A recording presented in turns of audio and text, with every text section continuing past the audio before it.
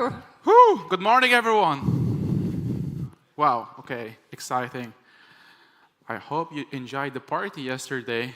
Did you enjoy the party? Who did?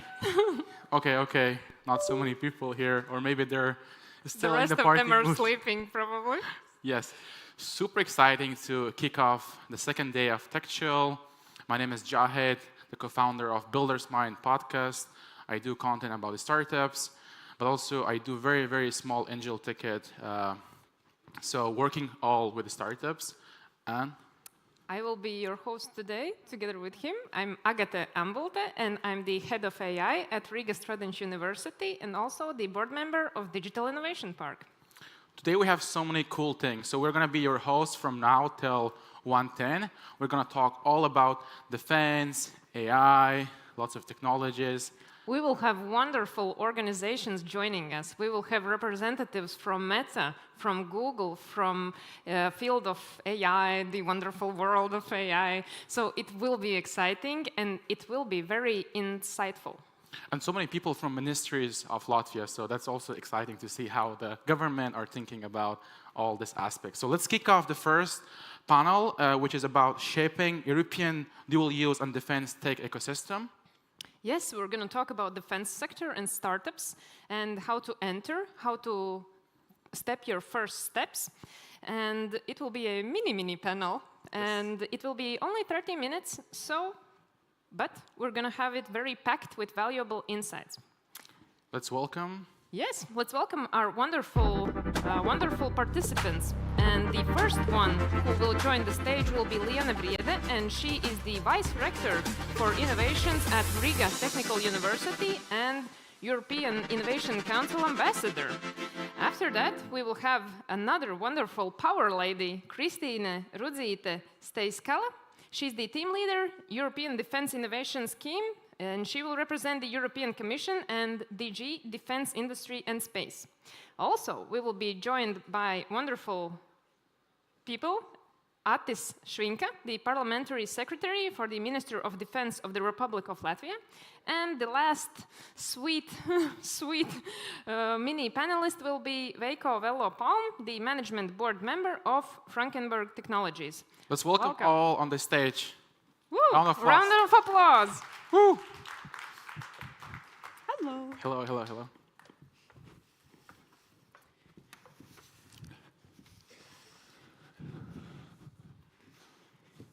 Good morning. Oh, I haven't seen nobody. Okay, so only 30 minutes to kick off this extremely important topic. And my panelists asked me before, what kind of questions you will ask? And I promised to surprise them. So that's why I will do it.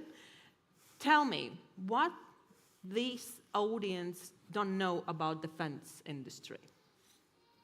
Where do we start with me? Yeah. All right. What this audience don't know about defense industry, I think my message would be that coming from European Commission, of course, I bring the message from the Commission that we want really to change the way how defense industrial ecosystem works in Europe. We want to give more space to new defense companies, so to startups, to small SMEs, so that's the reason why I'm here, to Deep Tech event. And there's lots of new ways how we promote and want to spin in civil innovation in defense. Okay. Ministry? From my side, I would say, as I look for white space analysts, it's white space. I'm ready to talk about everything. So we are always going in audiences to businesses, to funding organizations, and we can repeat and be patient to do it constantly, because military industry, defense industry, I could say, will be and is the fastest growing one. So we have an ambitious to reach in Latvia at least 3% from GDP, and it's big ambitious. And also looking for research, development, technologies, innovation. We are ready to invest a lot. So at least 1.5% and going up to in 12 years to 3%. So it's big challenges, opportunities, and so we are ready to talk and explain and give these practical things to audiences, to startups today.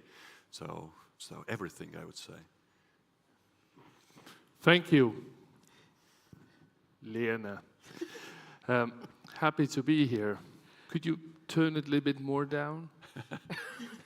Thank you.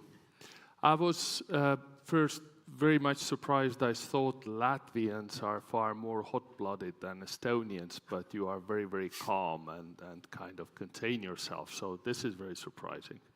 To continue what Minister said, I think one of the biggest misconceptions people do not understand about defense industry and warfighting is how much it is dependent on the innovation and fast and rapid innovation. It is literally a survival of the fittest on the battlefield.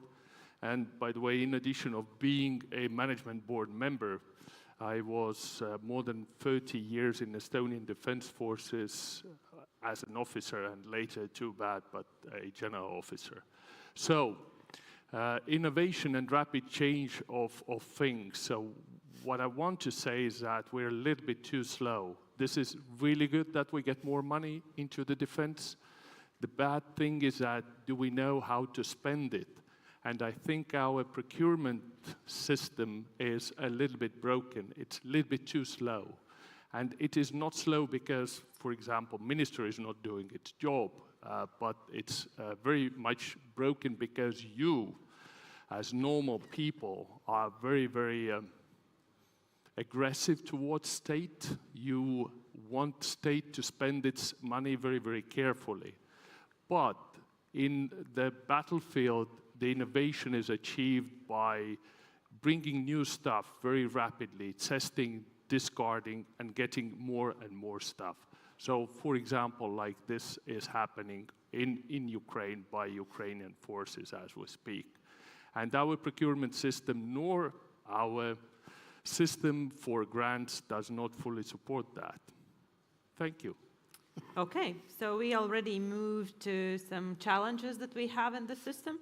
But I will a little bit bring you back. So just to be clear, what is the main difference between the regular startup and defense startup? Because I believe here in audience, there's many startups who's maybe thinking about this dual use approach, maybe, we don't know. But what we know that there's even, I would say, a huge place for the new startups in the field. So could you answer to the question, what is the main difference between the, let's call it, regular startup and defense startup? One of the main differences, in my opinion, is a market. For a regular startup, all of us are market. So basically, you can sell to anybody. For defense startups, there is only one market in principle, and this one market is a government. So you have to be very, very careful and be kind to government in order to be on the, not to get on the naughty list. In defense industry, it's also a very licensed and very permit regulated thing. So you have to understand really what you do in order not to be a danger to the other people. And even as a defense startup, when you are selling to a defense prime, to a large defense industry, even then your the end thing or the end buyer is a government. And maybe one more challenge is how to get to the end user is a challenge. So when you are in the iPhone business, for example, end user will give you immediate feedback. But in defense industry, it is hard to get to the end user, to the soldier who would give you a feedback on how your product could be improved. So those are the challenges in my view. Yes, if I could add to what you said, I think we always tend to think that your ultimate customer, and of course it is a warfighter, defense operator, but I think for startups it's equally, I think, interesting to look at the primes, because that could be also your user, yeah, to whom you sell your technology or product. But I also wanted to add that it's very important what drives for defense startups or dual-use startups, what drives your R&D, what drives your innovation. So you have to have some understanding on what are the capabilities, what are the markets, and therefore we very often see in defense startups former militaries, people who understand a little bit the sector. So that, I think, is an important point. I would like to give my perspective. For me, small context. Now I'm politician. Before, in my previous life, for 30 years, I was entrepreneur in business, as you, the audience. And when I came in politics, and now I'm in military sector and Ministry of Defense, I'm curious, how does it work, everything? I would say it's a big difference and very big specifics. I very much agree that if you want to be in military sector in business, you need to be former, so with experience of military, from National Guard or doing things, it will give very big positive things. You will understand where it's used, how it's possible to do, small the things. If you are completely out of military without any experience, I would say, of course it's possible, but it would be very, very hard to do it.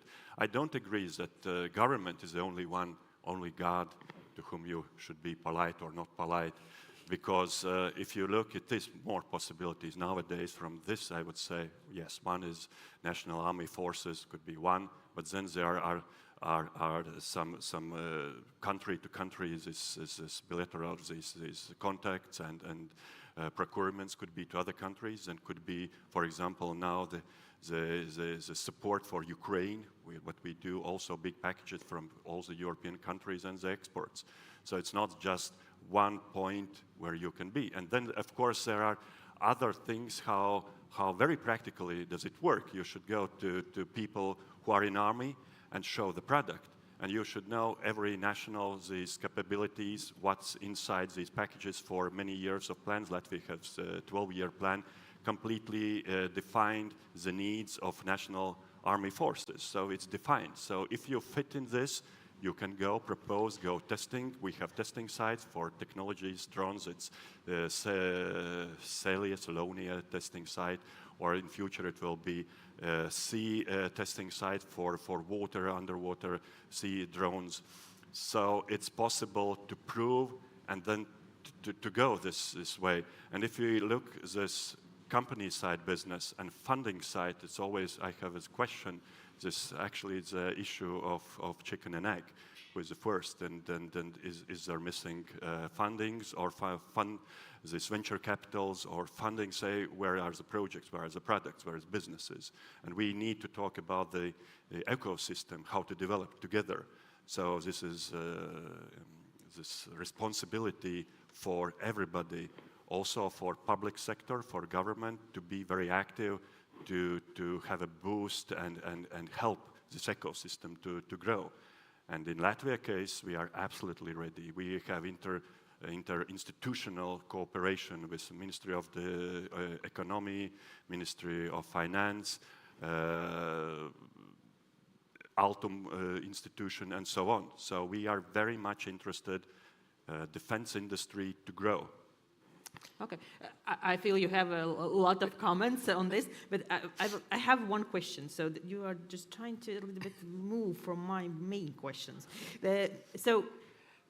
Okay, let's do quite practical, because you mentioned you need to just go, talk with the army.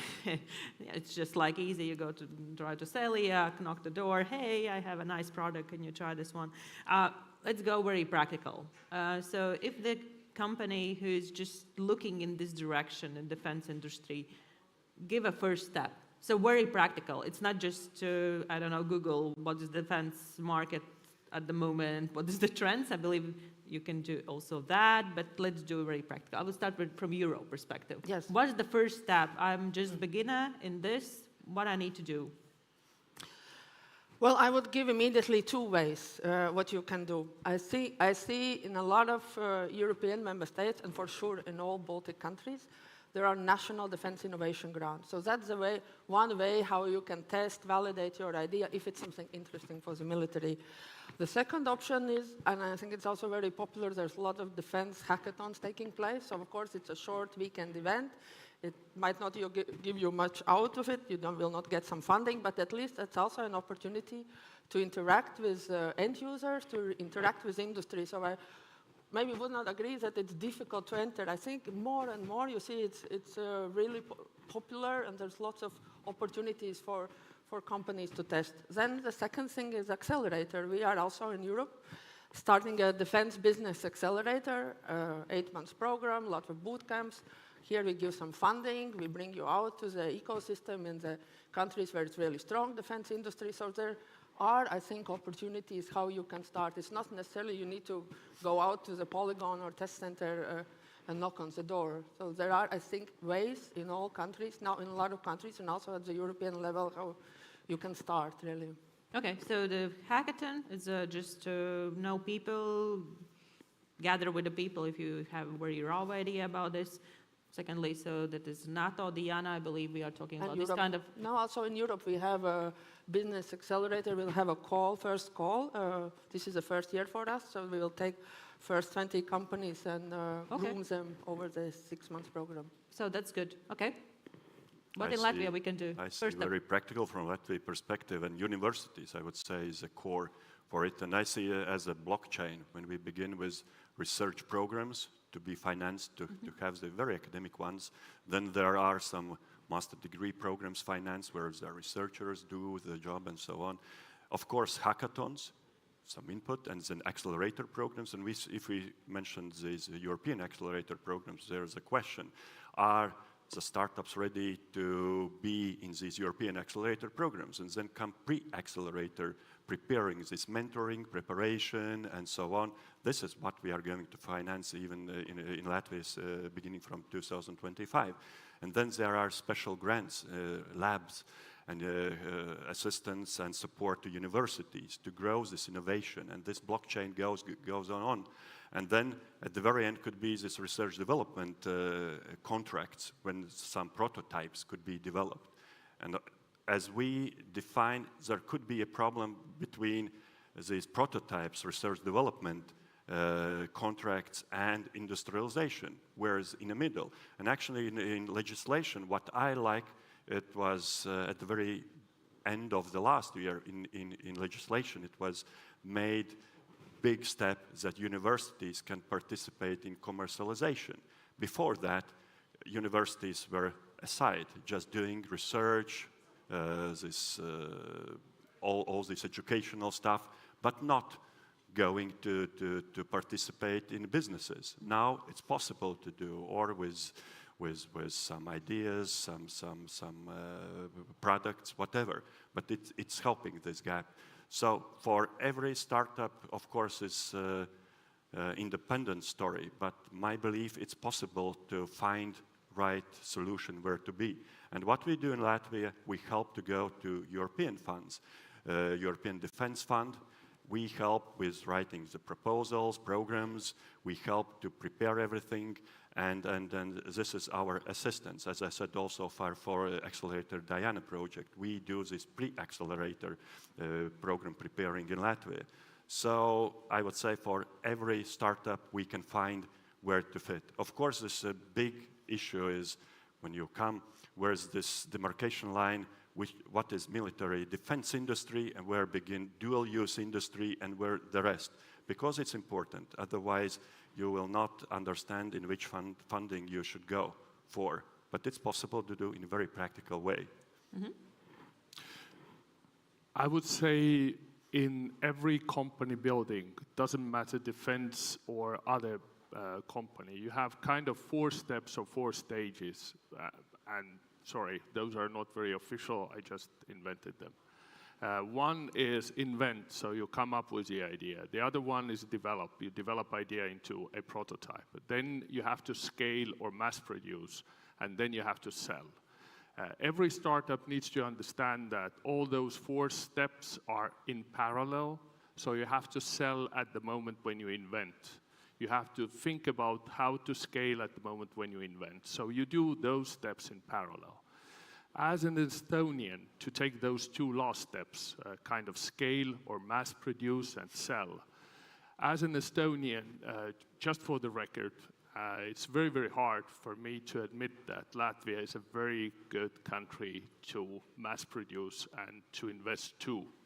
So Latvia has been very, very welcoming also to Frankenberg Technologies to support through different, incentives. And here I would strongly recommend to actually use Google LIA, Ministry of Economics, Ministry of Defense, and so on and so forth. So you'll get a lot of support. On the first 2 points, in addition to what has already been said, I think what startups kind of miss, and going back to what Minister said earlier, that you have to have people in the startup who know defense. Well, you do and you don't. What is normally really ill-defined is a problem statement. What is exactly we're trying to solve? So you have on one hand a warfighter who wants to do things better, but he don't know what are the possibilities on the market.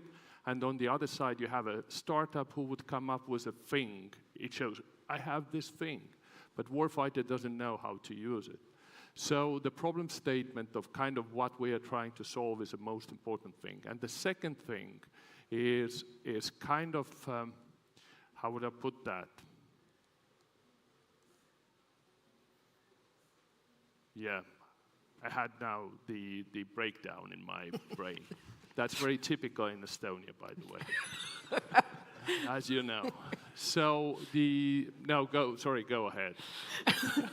No? No. Okay. I'll come up. You will come back. Yeah. Okay. Then if I may add, I think I want to a little bit contradict myself as well. Yes, you need the defense or military knowledge, but if you see the examples, the companies that came to European Defense Fund and managed to get 4-6 million and implement and lead cross-border teams with Estonian, German companies, they were actually civilian startups. So I think it was also thanks to the good cooperation with Defense Ministry, the support they got, and they really good examples. And we had 2 days ago these startups to testify, and I think these are excellent sort of learning examples. They start small, they get noticed, the industry, European industry starts to trust you, and you get involved more and more projects. So not necessarily you need to really be ex-military. Yes. No. If I may. Okay. Remember. Right. It came back. It came back. What most of the startups don't realize is that the invention is not only this kind of piece you invent, it's not only the technology. So in military, it lands into what is called technology, then TTP, tactics, techniques, procedures, and then changes in organization. So it's the same again with your mobile phone, a smartphone.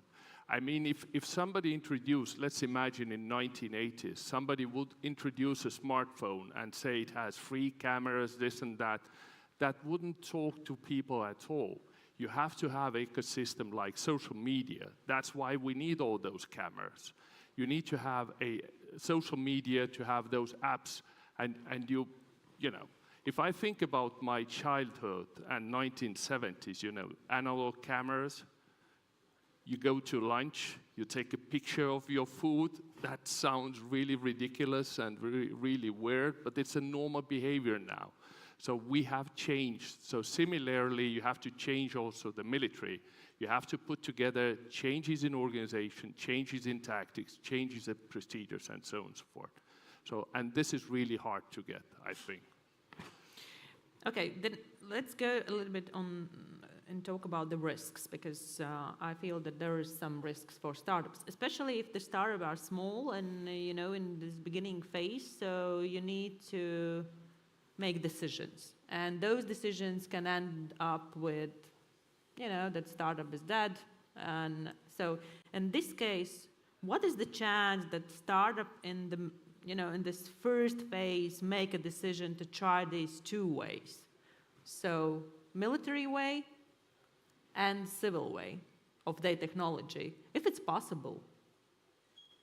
Of course it's possible, and I think it's in many cases we see, I think Frankfurt maybe is an exception. There's not many defense startups with that level of defense background, right, in Baltics or in Europe.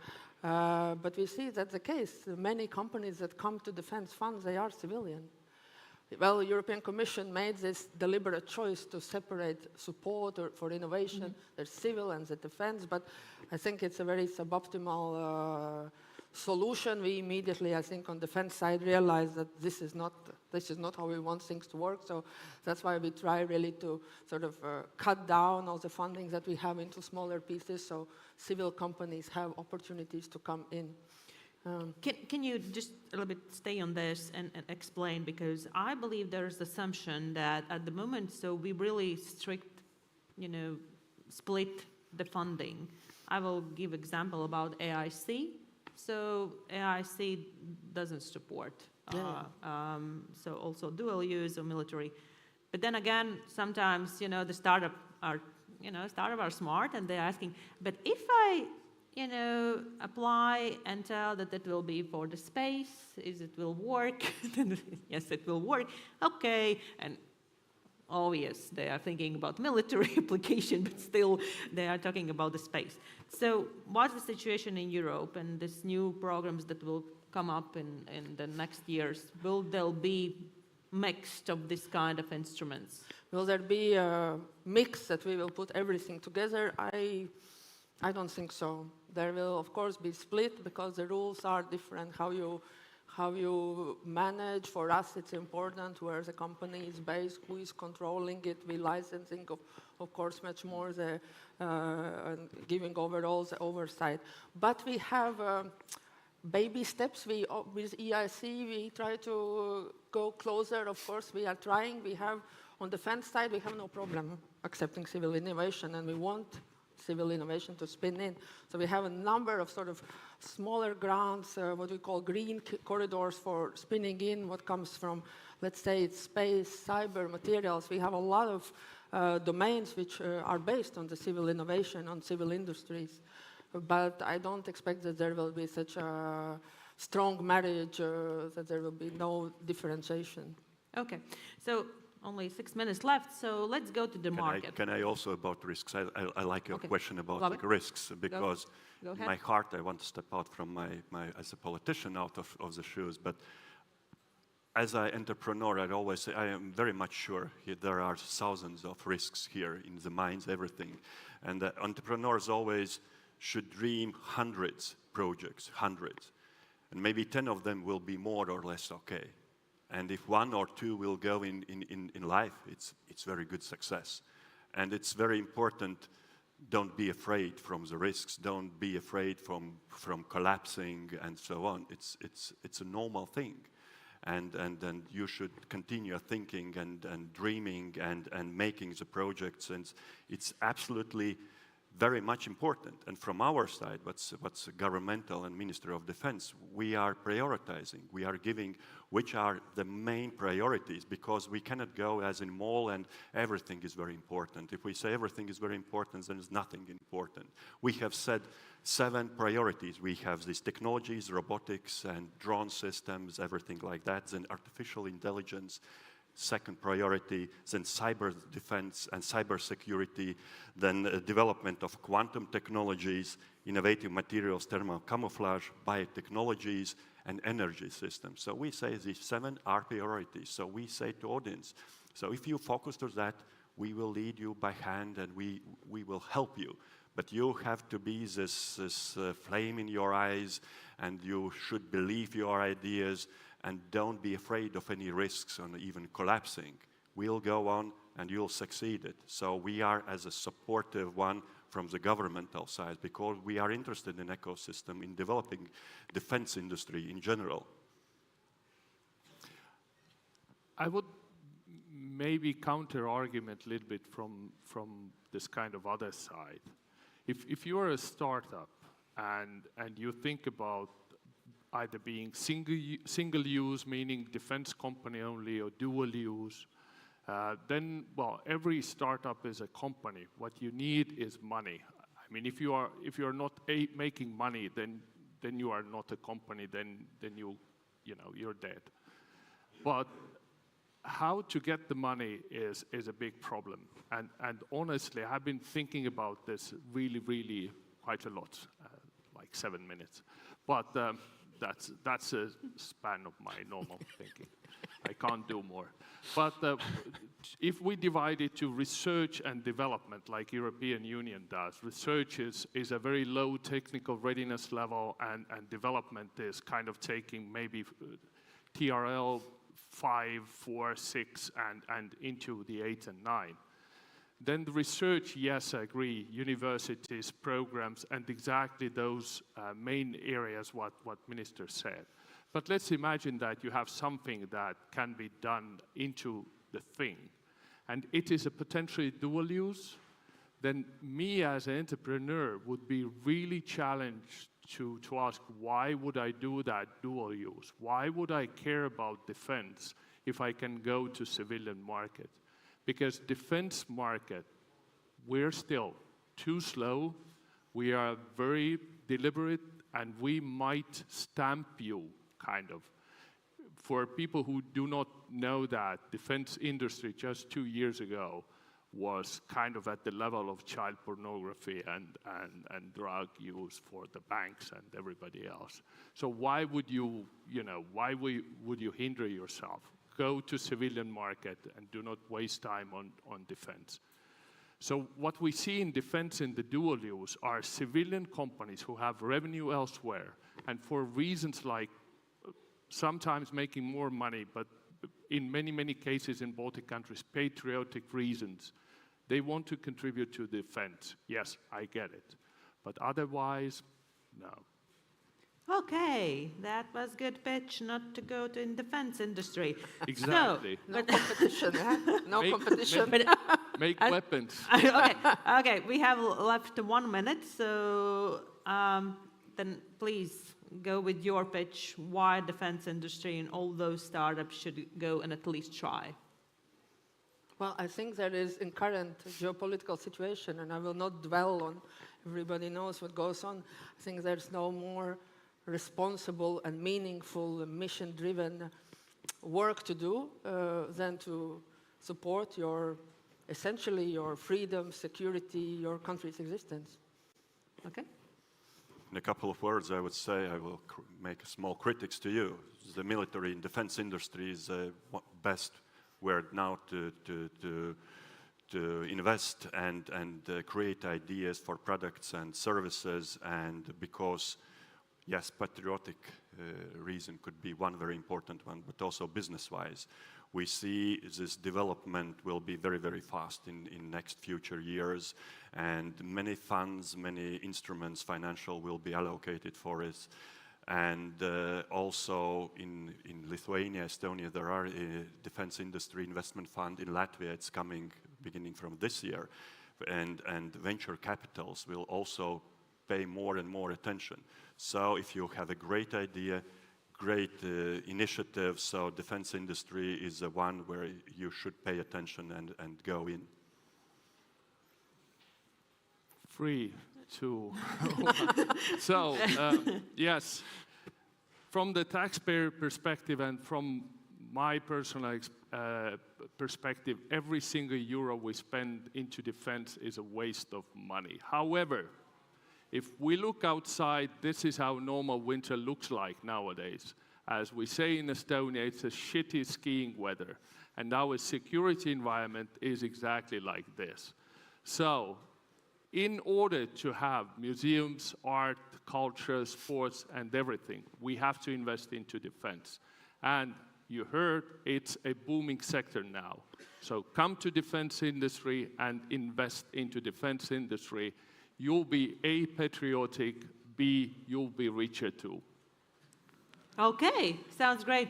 Thank you, thank you. So our panel have finished it with, really nice and warm welcoming words to at least look at defense industry as a big chance. Thank you. Thank you. Thank you.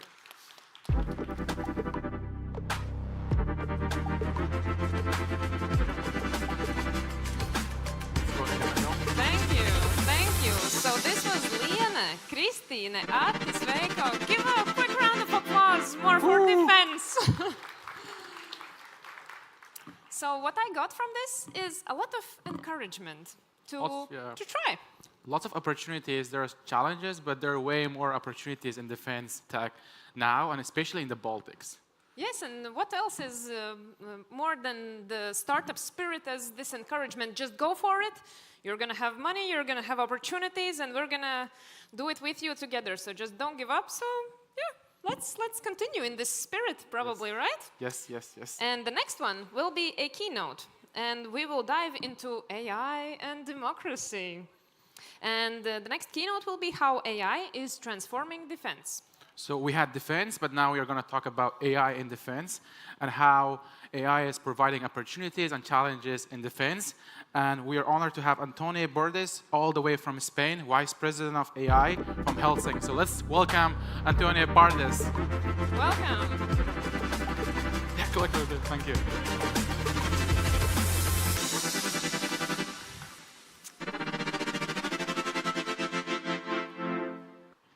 Hello, hello. Welcome, everyone. Thank you for staying. My name is Antoine. Everybody asks me how to pronounce it, so I will say it myself. Antoine Bord from Helsinki. Helsinki is a European defense company. We have presence in many countries, and we're here to try to build new technology for European democracy to defend themselves. One of the main vector we use to do this is artificial intelligence. So me, myself, by training, I am an AI researcher, an AI scientist. I've been doing that for 20 years.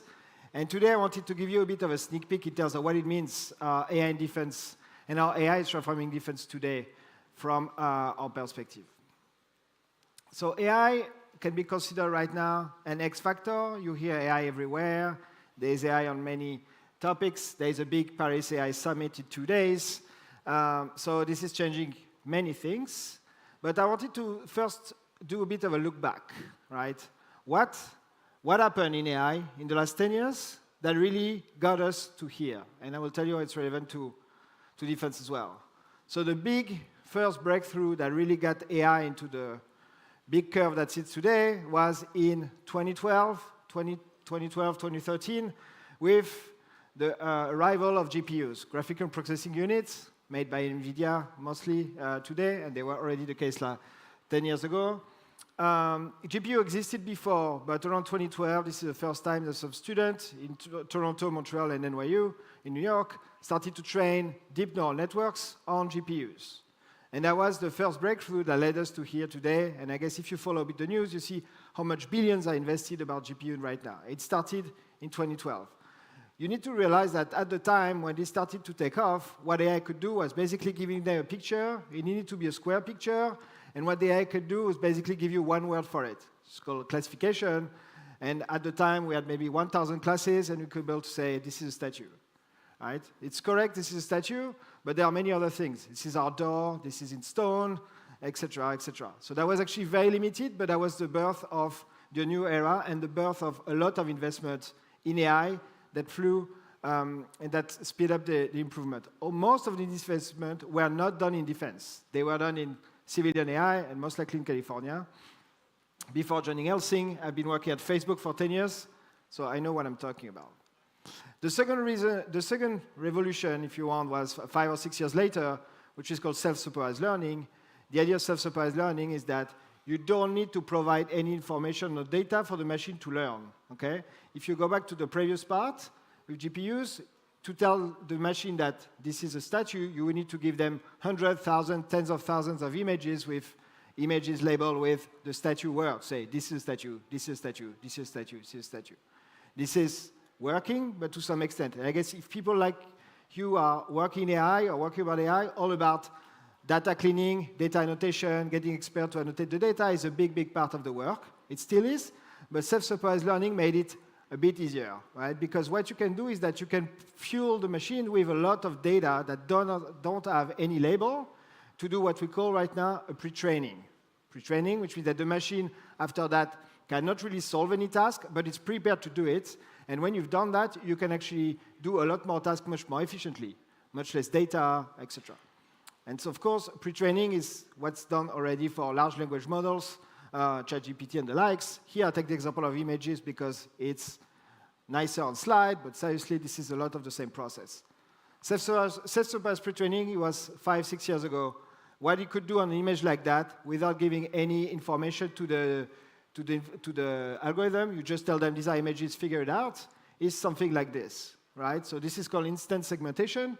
But basically what you say is that, hey, machine, tell me what are the pixels that are closer to each other and that look like they belong to each other, right? That's not a task. The machine has no idea that the yellow parts are statues, the green ones are trees. It just say, this pixel cluster, they look to belong together, okay? Of course, when you have a machine that can already do that, recognizing statues is becoming a piece of cake. Because then you can just give 5 or 6 examples about, okay, the yellow stuff, these are called statues. Now find all the statues around, and then you get much more efficient like this. So this was the second takeoff, and the combination of GPU computing and self-supervised learning unlocked the fact that you can train on web-scale data. You cannot annotate web-scale data, but you can self-supervise on web-scale data. So he's worked in images, he worked in speech, he worked in text, of course, for LLMs, and he works in code as well. The last one, which is the one that really got the latest straw, but I want to go back to the first two ones are extremely important, especially in defense. So we should not forget that we talk a lot about generative AI today. In defense, a lot of what we need to do today is bring defense to the GPU and the self-supervised learning era. That's already super important. So of course, the last one, generative AI, you all know what it means, but now, of course, in the image space, you don't need to provide image to have something. You give some text and it can generate an image or a video or anything like that. This is actually pretty old. This is like 2 years ago. And now you can do way more crazy things. But this is the same trend, right? The generative AI models, they've been trained on a lot of GPUs with a lot of self-supervised learning data. Okay? And of course, now we can make crazy stuff about it. So one word on generative AI, because I'm not going to talk too much about it after. How you can use generative AI in defense, there are some usage. But if you want to go in the tactical domain and closer to the mission, generative AI is actually still not completely ready for it because of reliability and robustness issue. What you can do, and this is something we try at Helsing, is that you can use them for evaluation or testing, right? So this is not a real image. It's been generated. It's been generated by this prompt. But when you do that, you can generate some footage that can allow to say, OK, I do a drone navigation or I do a drone detection algorithm. Will it work on this footage? Okay, and so you can generate a lot of it, and then you can basically test your different algorithm to see in conditions for which you cannot collect the data. This does not replace collecting the real data. This does not replace labeling the real data, but it can also expand the knowledge because you cannot conduct all the operation to test the algorithm in all the situations. So I think for me that's the main usage right now. It's becoming actually very big, to be clear. So now, going back to defense, why am I talking about all this and not talking about more defense specific? Well, the core of it is that military platforms are data platforms. Okay, that's really, really important. If you go on the battlefield, or if you go around in the intelligence services, there are gigantic collection of data that are being made available by sonars, by radars, by cameras, by drones, by satellite imaging, all the stuff. These are actually terabytes. The quantity of data is humongous. So the question now is who can master the data? Because who master the data first has the advantage. If I see you before you see me, then I can make the decision to engage or not engage, but I will have an advantage for you. This advantage can be 1 hour, 1 day, 1 minute, 1 second, right? This is all that can matter depending on the situations. And so, of course, how do you master data faster and better than the enemy? Well, with better algorithm.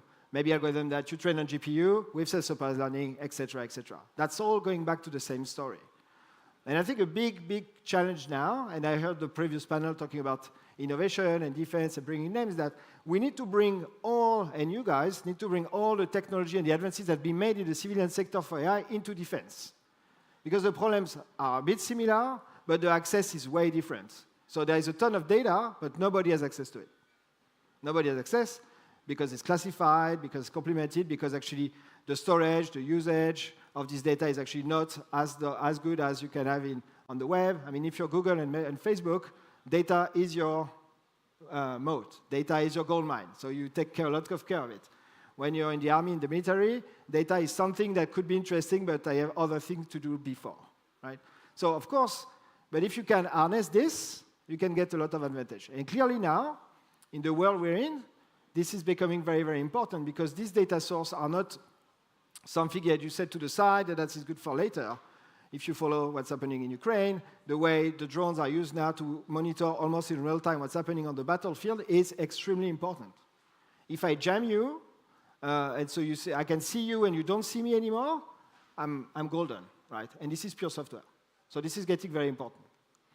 An example that we use, because this is not only about drone, right? Or this is everywhere. This is for aircraft, Air Force, right? So if you want to fly an aircraft into a dangerous zone, you need to know at any given time, and when I say at any given time, it's like at the millisecond level, what are the radars that are seeing you, okay? You have always radars seeing you. You need to know all of them. There are weather radars, civilian radars, friendly military radars, and enemy radars, of course.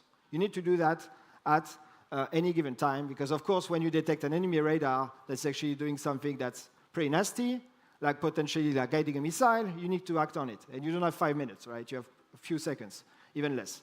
So what I show on this slide is something, so you have time on the x-axis, and on the y-axis, it can be a bit confusing, is the proportion of radar signal that we can classify right now with current methods, okay? Why is it going down? It's because the radars are becoming better and better at changing their frequency, having complex patterns, so basically hiding themselves from the current methods. This is the way to go. Technology is improving, and so of course, the problem is that radars on aircraft are pretty hard to change in the algorithm because it's the aircraft and you cannot change that easily. So if you keep going there, you will actually have the place where the aircraft will go in more environment for which they don't know if they are seen or not, or they might see that late. That's actually very problematic. The two inflection points that you see, first, explosion number of emitters is starting like 20 years ago. You have much more radars. So then you only have, it's more like, okay, I can recognize 1 out of 10, 1 out of 100, 1 out of 1,000, 1 out of 10,000, 100,000. So even if you have the method, it starts to be harder. But the second one, which is coming right now, is agile emitters. So these are radars that can change their patterns over time as well. So the problem is getting harder, so you need more algorithm. How do you solve that? Data, AI, algorithm. How do you bring that in the aircraft and fighter jet? Super hard. But if you don't do it, it's problematic. So of course what I'm saying is, and I talked about data, is we should confirm that it's easier said than done, right? This is classical. If you go on the web and you look for, I want to learn a tank classifier, you will have an image like that. It's come from ImageNet, which is the first benchmark in AI that really got all the explosion about the statue stuff I was talking about before. This was like this. So very nice resolution. The tank is right in the center. It's beautiful. It's very easy to learn. A piece of cake for AI. When you go to real footage, you have this kind of stuff. Okay? So this is also a tank, right? This is moving. This is shaking. This isn't annotated. So there's a huge work in terms. When I say bring the technology into defense, it's not just get access and get the contract. Like you need to make it work. And usually the compute is not very good. The sensor can be very expensive or can be hard, etc. So there's a lot of work in doing that. And that's a lot of things that we try to do at Helsing right now. For the second part of this talk, of this keynote, and the end, I wanted to talk a bit about what I call now physical AI, right? What I talked before and the LLMs, etc. It's a thing about this is I would say server, and this is AI in the digital world, right? I can digitize data, but what we're moving against in defense and beyond is the bringing AI into the physical world. AI is entering the world, right? And it's not a new thing, and it's not a new thing in defense, right? So we talk a lot about drones, and there are many people talking about drones, and so you have AI algorithm embedded. This is actually headlines from 2 years ago. 2 years ago, some of the first drones that were found in Ukraine, Russian drones, they already have GPU cards. Okay? When you have a GPU, it's pretty expensive to get and hard to get for them, is because you have AI payload on that. Right? So this is not, oh yeah, we need to put AI now in the drones. It's like 2 years ago, they're already using that. So what are they doing it right now? So it's really something about AI is already in the physical world, which means that handling different kind of data, running on batteries, being, I would say, good with hardware, etc. This is already the case. So you need now to build up good algorithm, but you need also to be able to put them in real condition very fast and very quickly. Why do I say very fast and very quickly? Because you need to work against very speed and quick competitors, right? And we are not used to that in defense, right? Traditional defense cycles, decades, right? I took the example of the Rafale plane. because I'm from France and we're proud of our plane. It took 30 years to make it, okay? 30 years. In the 70s, you say we need a new generation fighter. The first mission is in the 2000, right? 30 years later, okay? When you go in AI, you need to move from 30 years to 30 days. That's roughly that. If you follow the updates about what's happening on the drone space, it's basically changing every month or every quarter, right? The jamming techniques, the method, the doctrine, how you use that is changing. The effects are delivered are changing every quarter. How do you adapt a whole industry that used to work at the decade to work at the monthly basis? It's a huge challenge. It's a challenge that entrepreneurs and new companies need to take on together with the government and the primes, right? But this is a whole change of paradigm. And of course, who's able to go fast enough will be able to also bring the advantage on the battlefield, as I said at the beginning. Ukraine, for sure, is an accelerator for AI development because they need to have it, because this is a way to progress. If you want to overcome the enemy and just have a matter of months, you cannot start a new program to build a new aircraft, right? First, it's very expensive, but second of all, it will not land when you need it. But you can start a new drone development program. You can start a new jamming development program. You could start a new development about AI methods, because this could actually pay off in 3 months, right? And that's what's happening, and that's what's happening there. So, of course, they're doing it super well. Everybody else should jump on the bandwagon and on the train, because this is also what's going to drive the innovation, right? And of course, at Helsing, we are very big on this, and we are very big on trying to build the future of defense and what we call invasion deterrence, right? So now it's not about artillery, it's not about drone, it's also drone that can carry effect. The future of artillery is drone that can carry effect, strike drones. This technology was not existing at all 2 years ago. Okay, it was nowhere, right? And now it's basically mainstream on the battlefield in Ukraine. So we need to realize the change, and we need to do that. This brings a lot of opportunity for companies, for the countries. It brings also a lot of risk if you don't take the right turns. And finally, I wanted to conclude with a very old technology, electricity. Okay, so electricity is a pretty big one. So this is a paper that I really recommend from last year, 2 years ago now. And it's comparing electricity and AI and the impact on the military. And I think what's very important about that is that they show, and this paper is also looking backward in terms of the arrival of electricity in the battalion, right? Electricity was a big transforming technology, what we call general purpose technology, right? Electricity can impact many fields from communication, transportation, light, etc. And the army and the country that embrace that the faster, they build actually defensible advantage for quite some time, right? So on the left, these are all the different pathways in which you could actually put, and they use the example of the UK. Okay, you can use electricity from the first one, 1840, to actually the beginning of the First World War, right? And so you can have communications, you can have power, you can have lightning, right? So that's the example of how they've done it. And on the right, this is a comparison of electrical industrial base between UK and Russia. Russia started on electricity way later, and the penetration was actually way slower, and it gained a big advantage in terms for the UK compared to Russia in the First World War, according to this. So, of course, I encourage you to read the paper. There is a big parallel with AI today, because AI can impact communication, it can impact jamming, it can impact navigation, it can impact carrying effect, it can impact a lot of things, and there's a big barrier to adoption and porting it in on the battlefield because of the data challenge that I talked about, but also because, of course, of the challenge of robustness, assurance, quality, etc., which should not be overlooked. It's not because it's AI that you should overlook this, but it's not because it's AI that you should give up and say, oh, there's no way we can assure that, so I'm not going to look at it. It's because it's AI, it's important that you try to solve the problem of quality assurance and certification of AI algorithm. It should be solved. It will be solved, right? So will it be solved by us or by someone else, right? So that's the first and the most important point. We need to embrace AI in many parts of the defense sector. It can take small parts, big parts. It should be where it's strategic and tactical. And it should be done, I think, with a lot of conviction. And we don't have a lot of time. Thank you very much.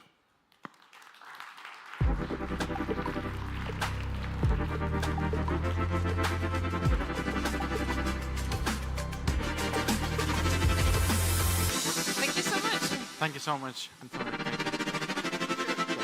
you. Okay, wasn't that wonderful? Such an insight, such different perspective on AI and how it impacts defense. But I think that we can slowly start to switch from defense to humans and AI. And AI. So AI has been impacted so many industries, so many areas, and of course defense is one of them, which is very early. But one thing that surely AI change is about how we interact, how we work, and how we collaborate with AI in our daily life. And one thing that I want you guys to take a notice that please think about AI behind ChatGPT. So, and for that, we're going to have a keynote, which she's going to unlock the human potential with AI automation. And yeah, so let's dive into low-code and no-code world and look at what's going on there. yeah, we're going to have an amazing keynote speaker. She's a YouTuber. She's making lots of great AI content. Follow her, subscribe her. She said me to tell this. No, she's amazing. She's Go. She's the founder of AI Productivity Hub. So let's welcome Go to the stage. Welcome. Woo.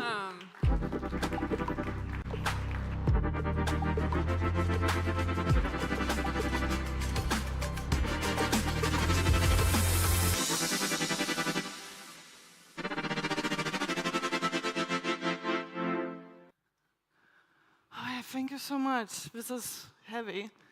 Sorry, I needed help a little bit. So I'm Go, and had prepared the whole intro where I'm going to ask you to sit back, relax, and maybe close your eyes, but security stopped me by the entrance of TechChill, so maybe that's not a good idea. But I got you something that I hope that you're going to stick for the next 20 minutes. But in the meantime, I do want you, for the next 20 minutes, to really imagine that you are taking off on a plane. If possible, can you put your devices, those metal little boxes that we carry with us, and imagine. Imagine a world that, while you have all the things going on, what if it was handled for you? Simply. So you can actually be here connecting with me, and hopefully trusting me to close your eyes eventually. Basically, I want you to imagine a world where you wake up, and one of the biggest problems all of us face, every single one of you. You wake up and your inbox is at 0. All your emails are labeled, classified, moved into proper folders. You get summaries of what is actually important to you and needs your attention, but also summaries of newsletters so you're ready for your day. Now, imagine that you are heading out of a home, you are getting your children out of home, getting into a car. How amazing it would be if you would just pull your phone, talk, and AI assistant handles all the little mundane things that we all do. Block time on a calendar, set a reminder, research this or that and save it as a note, send an invitation, make sure to remind me to connect with somebody that I met. Talking about research and researching stuff online, how many of you have researched information, analyzed that information, and then synthesized into some sort of like analysis or insight? Guys, if you haven't done competitive analysis at least once in your business, that should be more worried if you compared to you not using AI. Okay, so all these great things doesn't really matter. It doesn't matter. Because what I can tell you from talking with thousands of people and creating content online, that majority of people are overwhelmed, confused, stressed even, because you see, I have a private community, AI Productivity Hub, and what I did is basically survey people what is their main obstacle for not adopting AI. And mind you, it's 2 years since we got ChatGPT, right? They're not knowing how, or lack of technical knowledge is there. It's in up top 3. But number 1 reason is feeling overwhelmed. Not only overwhelmed with the thousands of options and you should do this and that, but overwhelmed because not really understanding like what's the real hype about AI. So for you to understand, and for people outside this audience, what is the actual big deal about AI, but not only how you could already use, and all of us use right now, but most importantly, why. I need your help, and that's why I'm here. Now, I want to tell you about pivotal day for me. And you're like, yeah, okay, got your light bulb moment. But this day involved my 3-year-old, Card 79 company, and Karim, which I know is probably watching live stream. Karim is our software developer, machine learning engineer. And Karim told me that, hey, Goda, I recreated Perplexity AI, in 5 minutes. Now, if you know Perplexity, it's a $1 billion worth company, challenging kind of Google, because you can browse smarter, research information also faster. Well, if Karim was here today, he would say that he, together with multi-agent systems, can do it in 1 minute. Now, 1 minute, 30 minutes, even if it's a couple of days, who cares? The thing is that for the last 2 years, all of you heard about ChatGPT and that you should use it, right? Then we heard about thousands of AI startups. I myself analyzed over 500 AI writing tools. Most of them do exactly the same on the same model. Now the new buzzword on the street is agents, and now you have to keep up with that too. And now here today on the stage, I'm standing and telling you that, hey, multi-agent systems. You see, for the last 2 years, we've been working on this vision, on this project called Multi-Agent Systems, and this is first time that I'm actually talking about it, and I wish I could have made YouTube videos about it, but I hope at the end of these presentations you will understand what is beyond the vision of productivity. And if I have your permission, because I think some of you are wondering, like, okay, great, what is this multi-agent systems?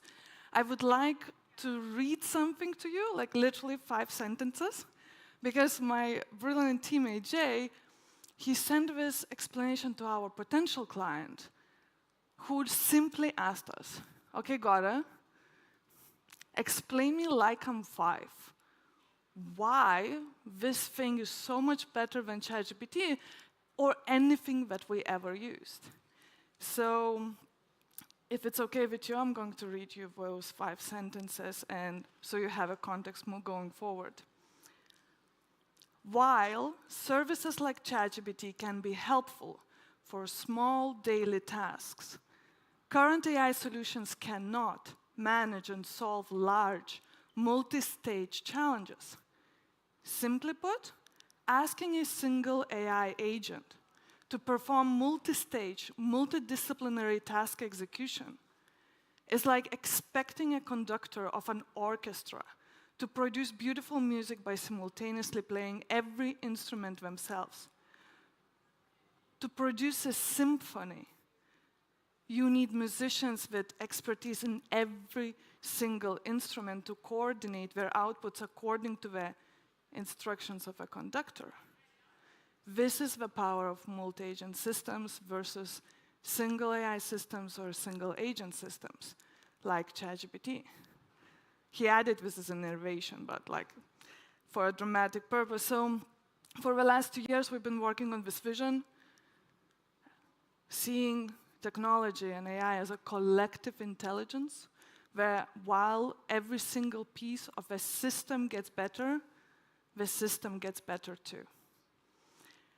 So to tell you about that pivotal day now that you have this context, it really started with a 3-year-old. I don't know how many of you have kids or even if you don't have kids, there is very fascinating thing you need to know about three-year-olds. A, they talk. They talk a lot. They ask these deep, soul-searching questions like, what do you do? Or why do you do what you do? But they also talk to other people and they tell stuff to other people. So it was a regular day. I took my 3-year-old to kindergarten, and I overheard this conversation where a kindergarten teacher asked, like, hey, what does your mommy do? And my beautiful baby girl, Mia, simply said, my mom leaves me, and then she goes to the office. And I don't know if any of you are parents, that slightly broke my heart. But the thing is that it really got me thinking, what is it that I do? What is it that all of us do all day long? You see, I bet you if Mia saw me actually sitting in the office, she would say that, okay, she sits from, let's say, 9 to 5 if you have a job, or 9 to 9 if you're an entrepreneur, by this metal machine or box and making funny noises, clicking buttons. Because kids are really, really good at reasoning by first principles. If they remove all the fluff that we adults put to have a meaning, and they say it how it is.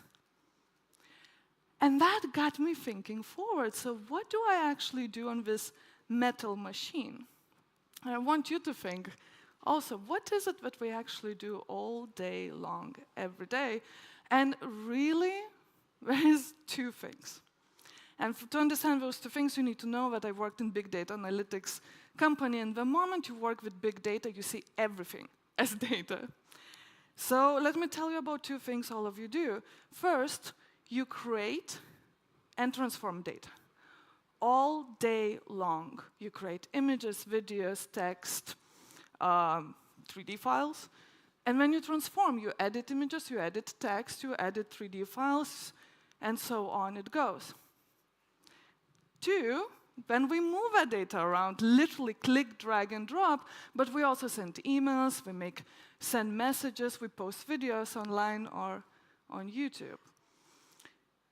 You see, when you really break it down to this fundamental 2 things that we all do, you realize that there is, or maybe let me ask you this, who else is really, really good at these 2 things? It's AI and automation. AI, all what AI does all day long is creating synthetic data. And then taking the data, text to video, text to image, and transforming the data. If you combine that with automation, you have a superpower. And next time somebody asks you, what's the big hype about AI? Just answer. Hey, we have this fundamental technology right now that does everything better what we human with our flesh fingers do on this device, but not only better, but it gets better every single day. So that was the first thing. Now I get to the office, and the privilege that I have as YouTuber, I get like exclusive reports. And I received a report about pre-release of Elon Musk upcoming model Grok 3, but at the end of the report, there was this image. And this image is from the company Card79. How many of you heard of this company? Right. I haven't heard of them too. But have you heard about Neuralink? Please, guys, don't get me worried. You should have heard about Neuralink. Okay, so the same company that designed Neuralink device, Card79, designed this prototype where you literally clip the thing on your ear, like you would put, let's say, AirPod, and you hear AI voice in your head. But not only that, AI hears your voice, or may I say, your thoughts. So I want you to think now. So we have something that we do, which is inefficient, slow, with fingers, and AI does it much better. And what's coming in the future is basically thought to action. What's in between? Many of you will dismiss, or people dismiss that, oh, okay, it's in the future, we will use our jobs where it makes no sense to do anything. Others dismiss that, oh, it's a hype and it will pass by, so let's not do anything. But I want to present to you, and if you run a business, 4 levels, what you can actually do today. So, first thing, the email inbox I told you about, I call it level 1. And in my community, people take quiz, we get to know what level we are, so we are not overwhelmed, so we tailor what we can actually manage. So my email inbox would look around 2,000 emails on a weekly basis, partially my fault, it's public. But you can use no-code simple automations which classify your emails, so at the end of the day, if people are trying to sell me, I don't even see it, because it goes in a specific folder. Now, use case 2, what about if I take a phone, click one button, scan my face, and I want to do not just solve one problem like email, but I actually want to do multiple things, control multiple softwares. Well, I have an AI in like a chat form interface, in Telegram, it could be in WhatsApp, in really anything. I can literally now send a message that, hey, I'm running over time. I think I won't make it just in time.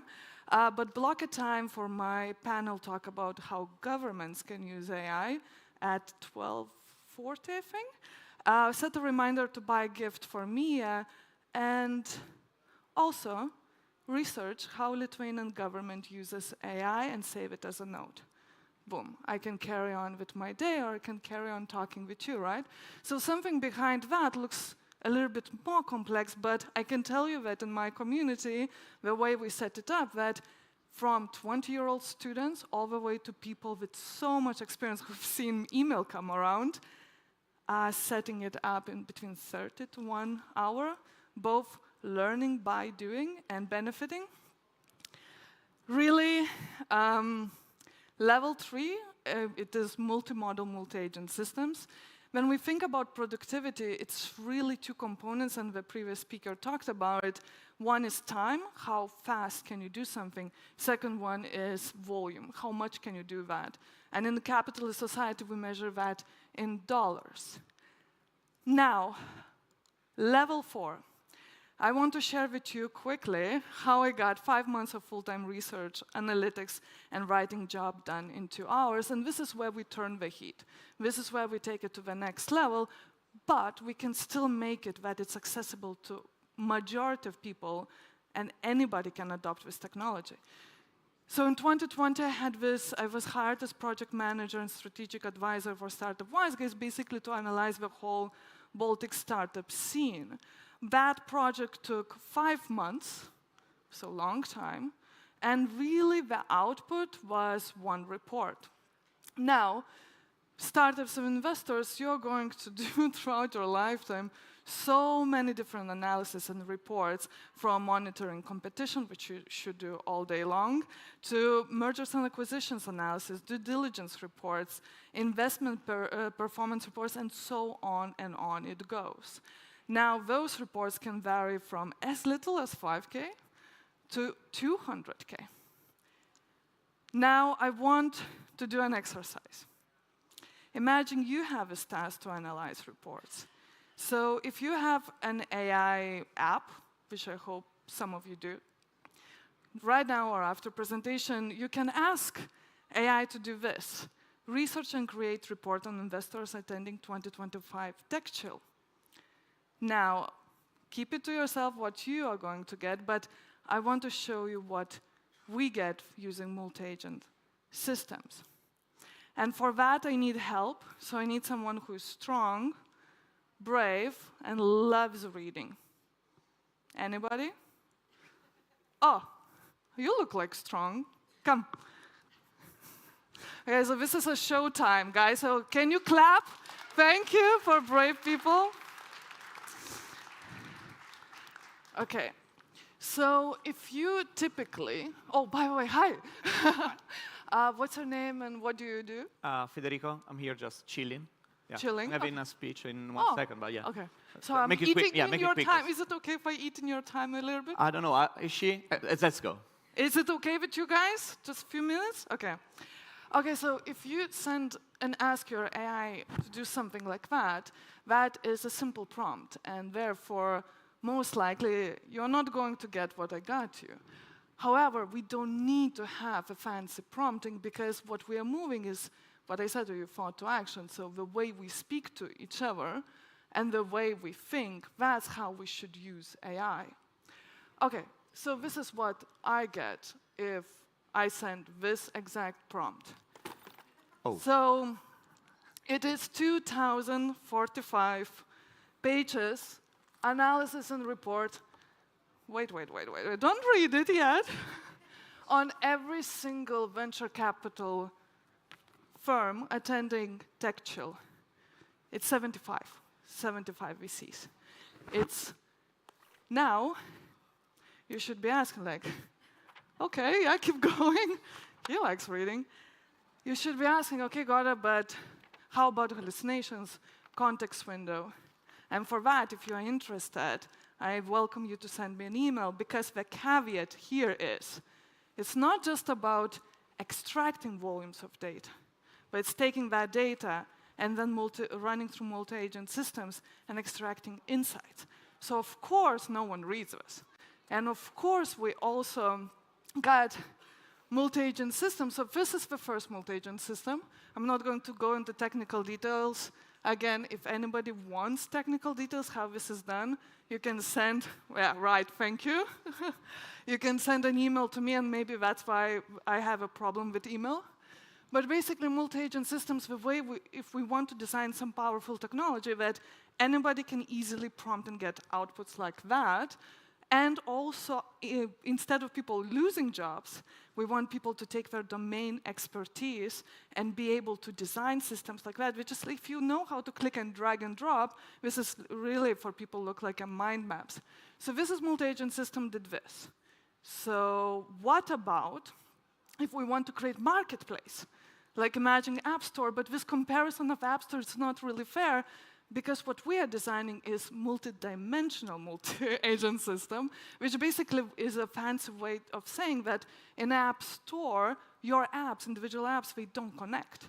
In multi-agent systems, it means that they do. So you can have another system that takes all the report and all the insights and basically draws a compatibility analysis. So for me, I now know which investors and VCs is actually, it's worth their time and my time to actually talk.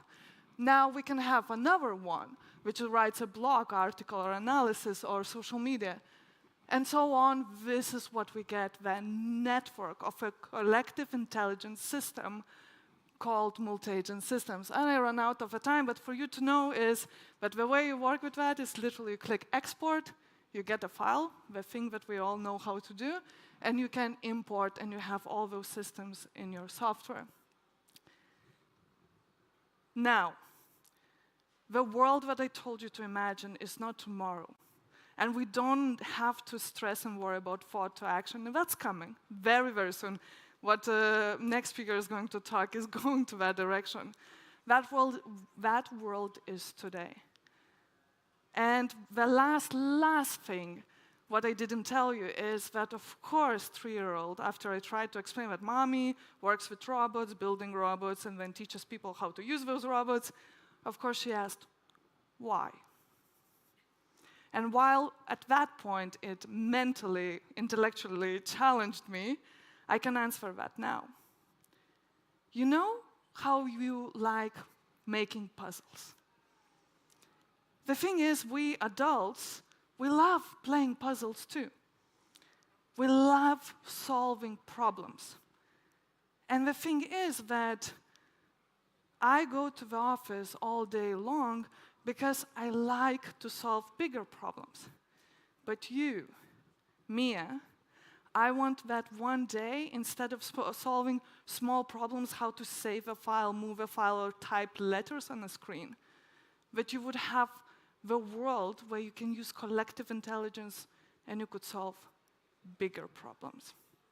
Thank you so much. start. Sorry, guys. Thank you so much, Goda.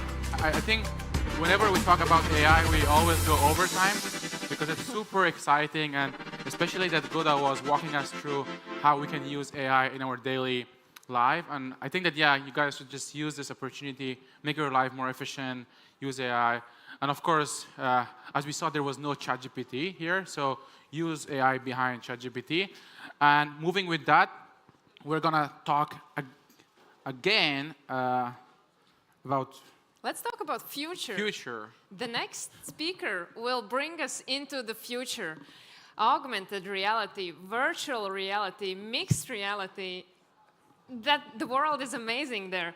And we're gonna step into it and we're gonna explore how these technologies, starting from artificial intelligence enhanced glasses with virtual reality fitness helpers, how these technologies can transform the way we act and behave in our everyday lives, how we use it for work, in healthcare, in art. So this will be exciting. This will be exciting, and the title of the keynote is Future Tense, Designing for a World Yet to Come. And we have Federico, who is Head of Digital and Experience at Meta. Let's welcome Federico. Welcome. Woo! You have 20 minutes. Huh? You have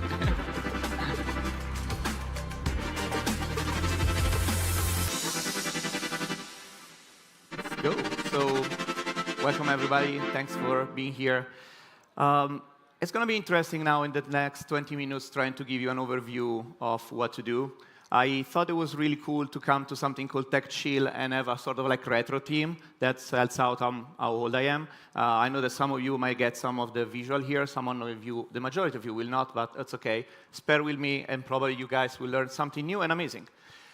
Who am I? So my name is Fede. As I do to everyone in the US, I say I'm Fede, like FedEx without the X, so it's easier to understand.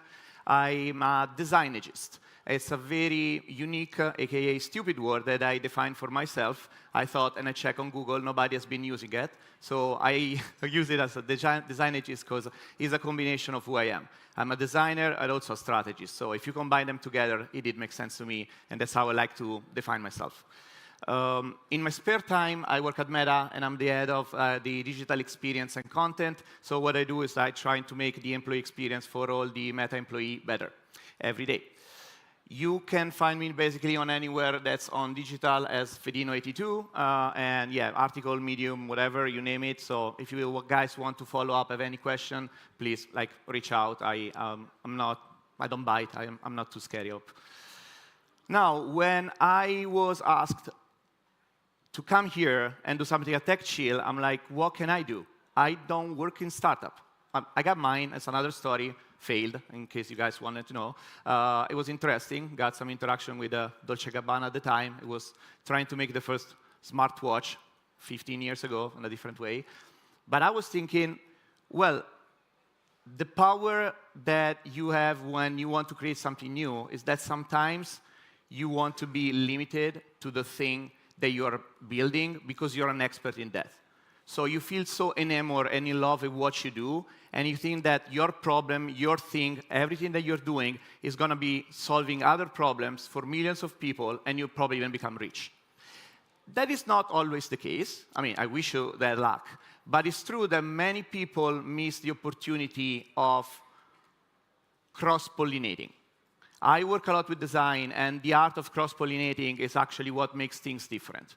So what I was trying to do, and what I'm going to share with you in the next few minutes, is a lot of example of what the new reality brings, so you can get inspired. If anything, you can get back after 15 minutes and say, oh, I didn't know that, or I never thought about it. Maybe you can get out with your new idea for your next startup. Great, then I'll be happy. If not, hopefully you didn't waste the 15 minutes and you can get a coffee.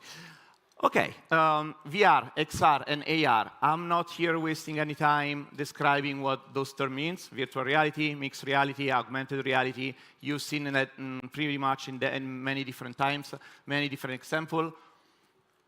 They are literally changing the way in which we live, digitally and also physically.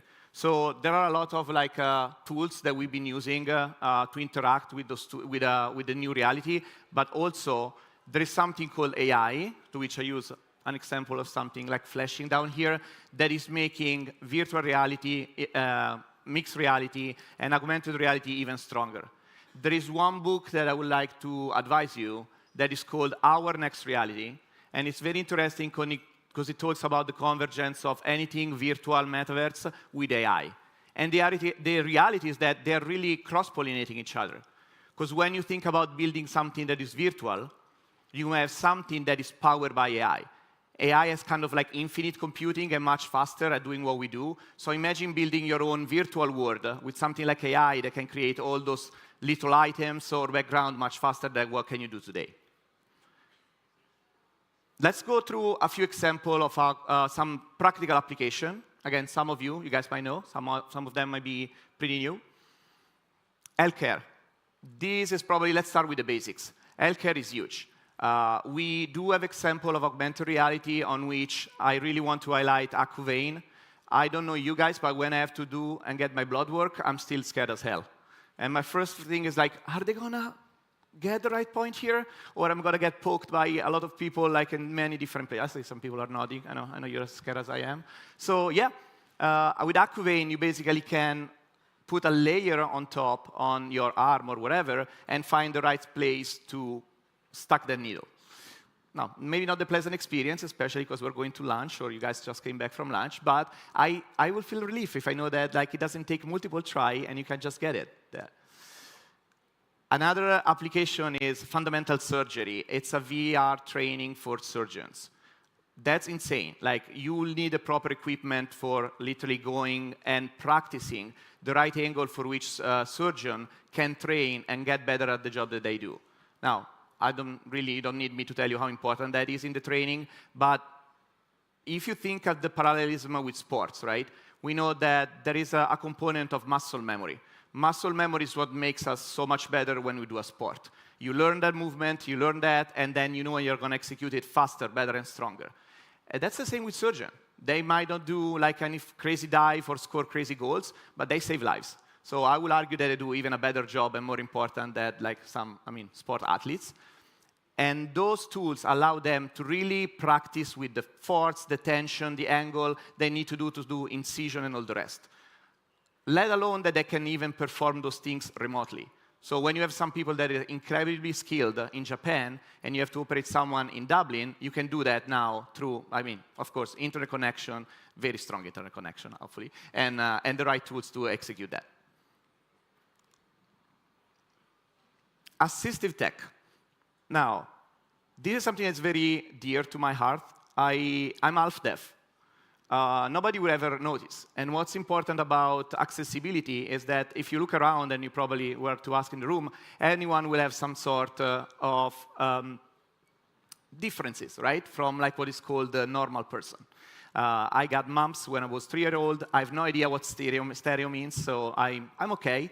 I still live a happy life. It's a really good, let's say, handicap to have, because I can go and sleep on my pillow, and I put my right on, and I will sleep in 5 seconds. So everybody can live with little difficulties. But assistive tech is actually really good in trying to make everyone's life much easier. One of the things that I love the most is Be My Eyes. It's something that has been launched like several years ago for people that are visually impaired. You can call basically this service, and they're going to tell you what you see, and they're going to help you do whatever it is that you need. It's like having your personal assistant if you cannot see well.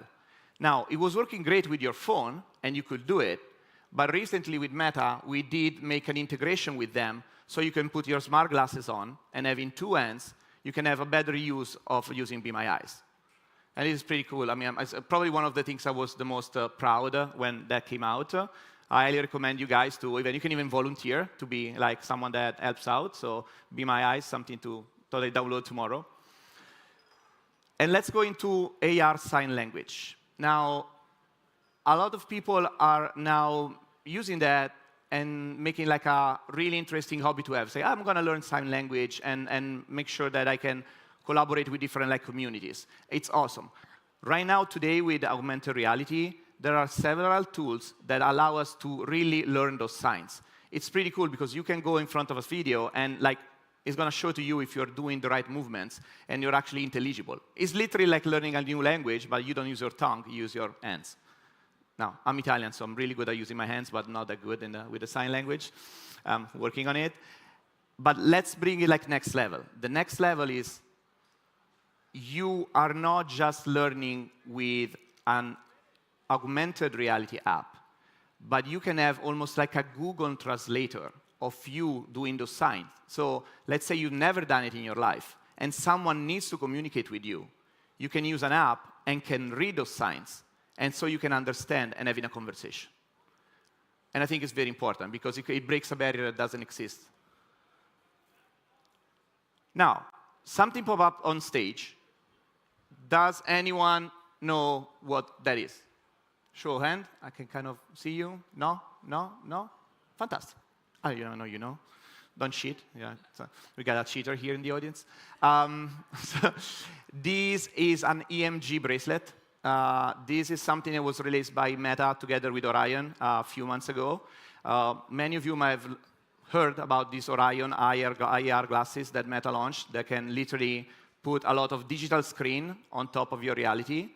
A lot of people have forgot that that device is powered by something that can, again, read our movements on our wrist, technically on our forearm, to perform action. So swiping, moving, doing different things. That, to me, is a good example of cross-pollination, because when you think about, oh, I'm going to create something super cool in AR, yeah, but it's not just the AR and the screen.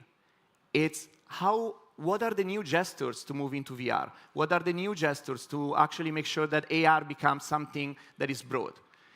And if you're not aware of the existence of some of those devices, you're behind. Because when you think about using your muscles and anything that can be biometric to interact, it becomes even more powerful. You have enhanced security, because it's something that's like on your footprint, right? So you can think about all those implications. And also, it's something that you mentioned the neural link kind of ish application before. It's going to make each one of our application even stronger. So that is a tool that I recommend. I did write an article about EMG. You can find like the latest white paper or article on how that works. But it's really intriguing to know how we'll be using muscles or even thoughts to enter this new reality. Art and design.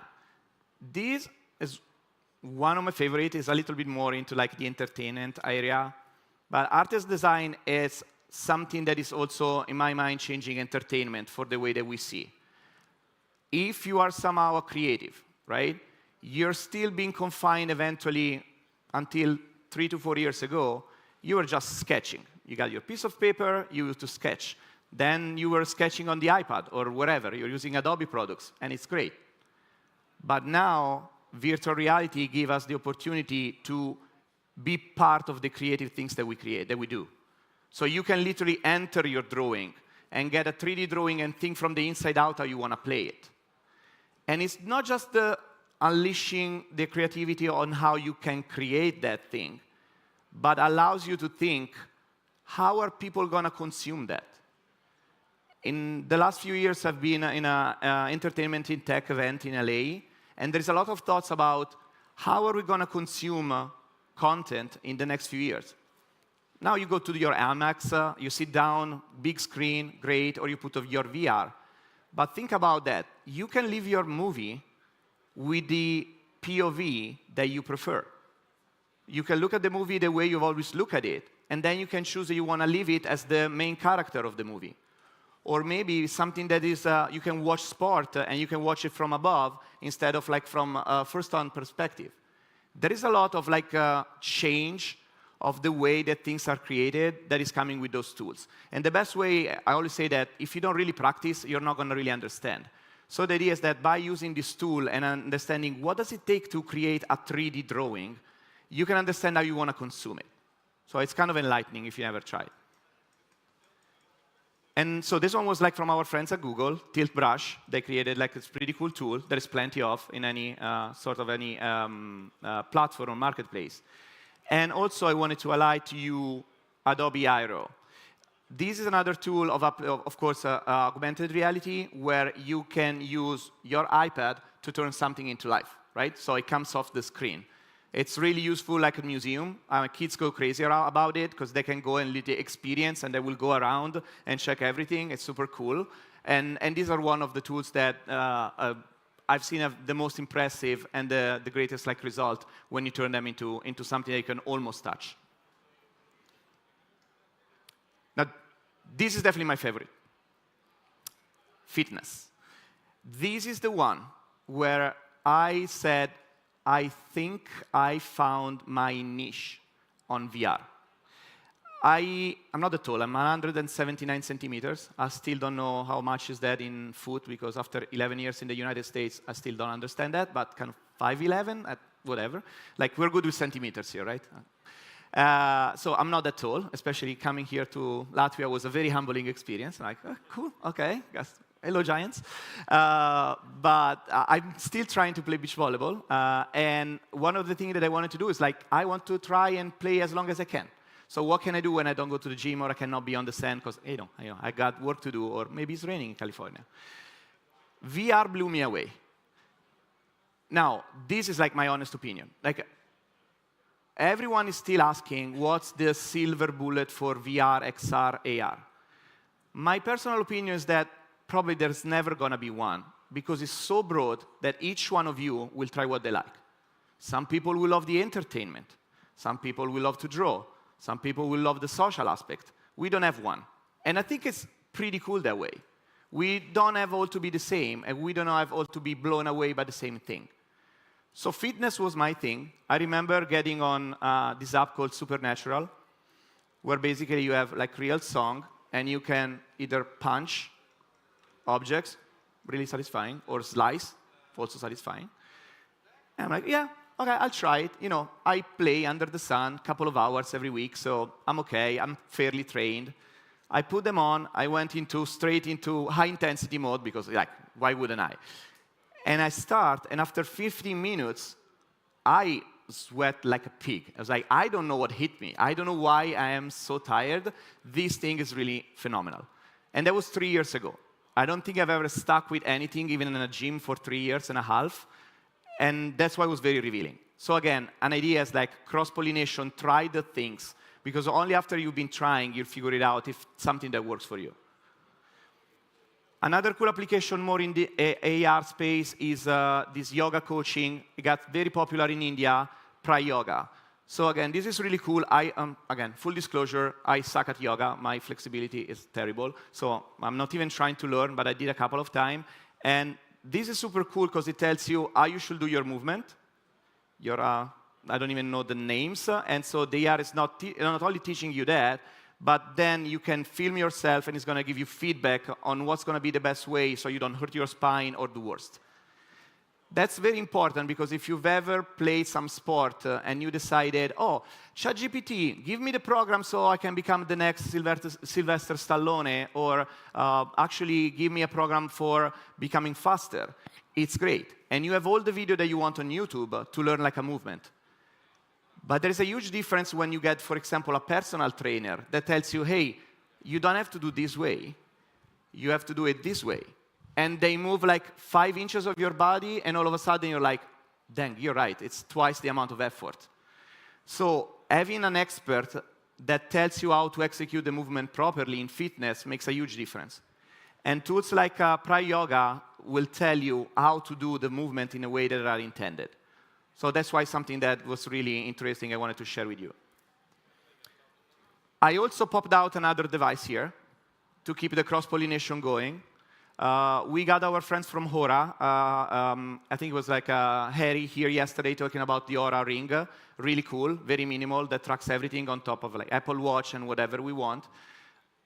This is called Voyager. It's one of the many things that you can put on yourself when you're in VR. Also very cool, because it brings an element of immersiveness into what you do. So if you're there and you're gaming and you're firing and you're zombies or whatever, you get hit. And it's way more fun. But again, in terms of being inspired and cross-pollinating the idea, you just don't want to do a fantastic zombie game. Think about if that zombie can actually bite your leg and feel some pain, not too much maybe. Don't turn into a zombie, but having fun about it. And that's the opportunity of cross-pollination and where you can get better and better. Now, past those examples, hopefully you didn't know some of them and they were useful. This is the bonus track.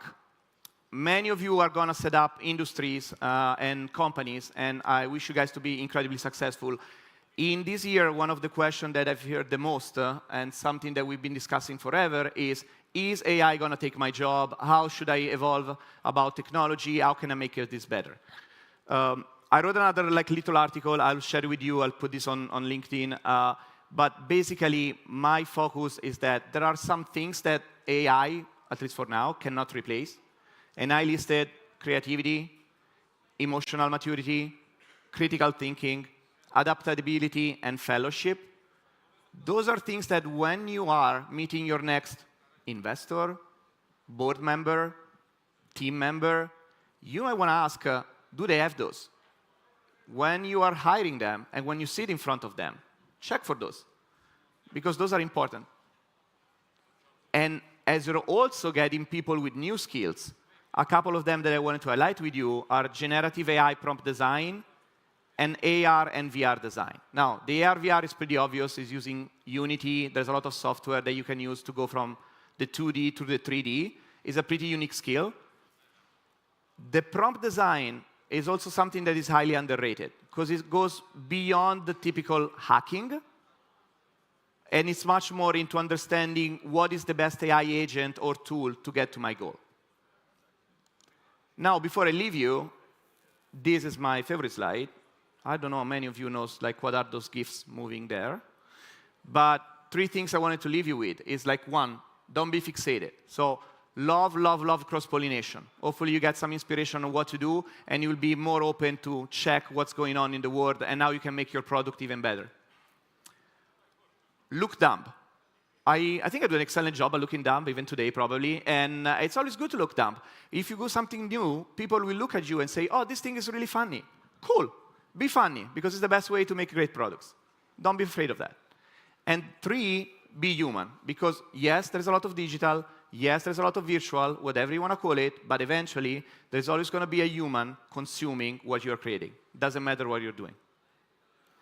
That's it, and I'll say game over, and hopefully we can talk later. Thank you so much.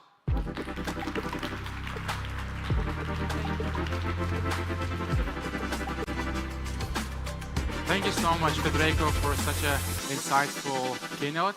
The more we see AI, all these things, we see that AI, everyone needs AI assistant and all these things. But from this keynote, I learned that actually, if you have AI and then you mix it with VR, XR, and other things, then you actually have a personal assistant, or you can have learning assistants. And of course, AR, XR, VR, AR, all of them are disrupting lots of fields, especially the medical ones, which I saw so many solutions are actually building these VR tools, which you can study the human body, and you can actually be a surgeon and see how we humans are being built. And we're, again, having AI talk, so it's all AI day. But today we're going to talk now about AI in the country level, so... Yes, next we're going to have a panel. The panel will be titled Running the Country on AI. And here we will ask the lifelong question, can governments be efficient and can they implement AI? And let's look into it. So we're going to have fantastic panelists here who are experts at what they do. And let's dive into, again, a bit the governmental side. Yeah, because it's so important to implement AI thoughtfully. And let's welcome our wonderful, wonderful panelists. And we will have the moderator, Evalds Urtāns, who's the CEO of Pitch Patterns. And, might I say, one of the best AI educators and developers in Latvia. Whew. He will be joined by Vytautas Kubilius, who's the Baltic Region Director for Google. And they will be joined by Gatis Ozols, Undersecretary for Digital Transformation and Government Chief Information Officer. from the Ministry of Smart Administration and Regional Development. And last but not least, a wonderful lady, Goda Go, will join them, and she's the founder of AI Productivity Hub. Welcome. Let's welcome all. Yeah, welcome. Join us on the stage.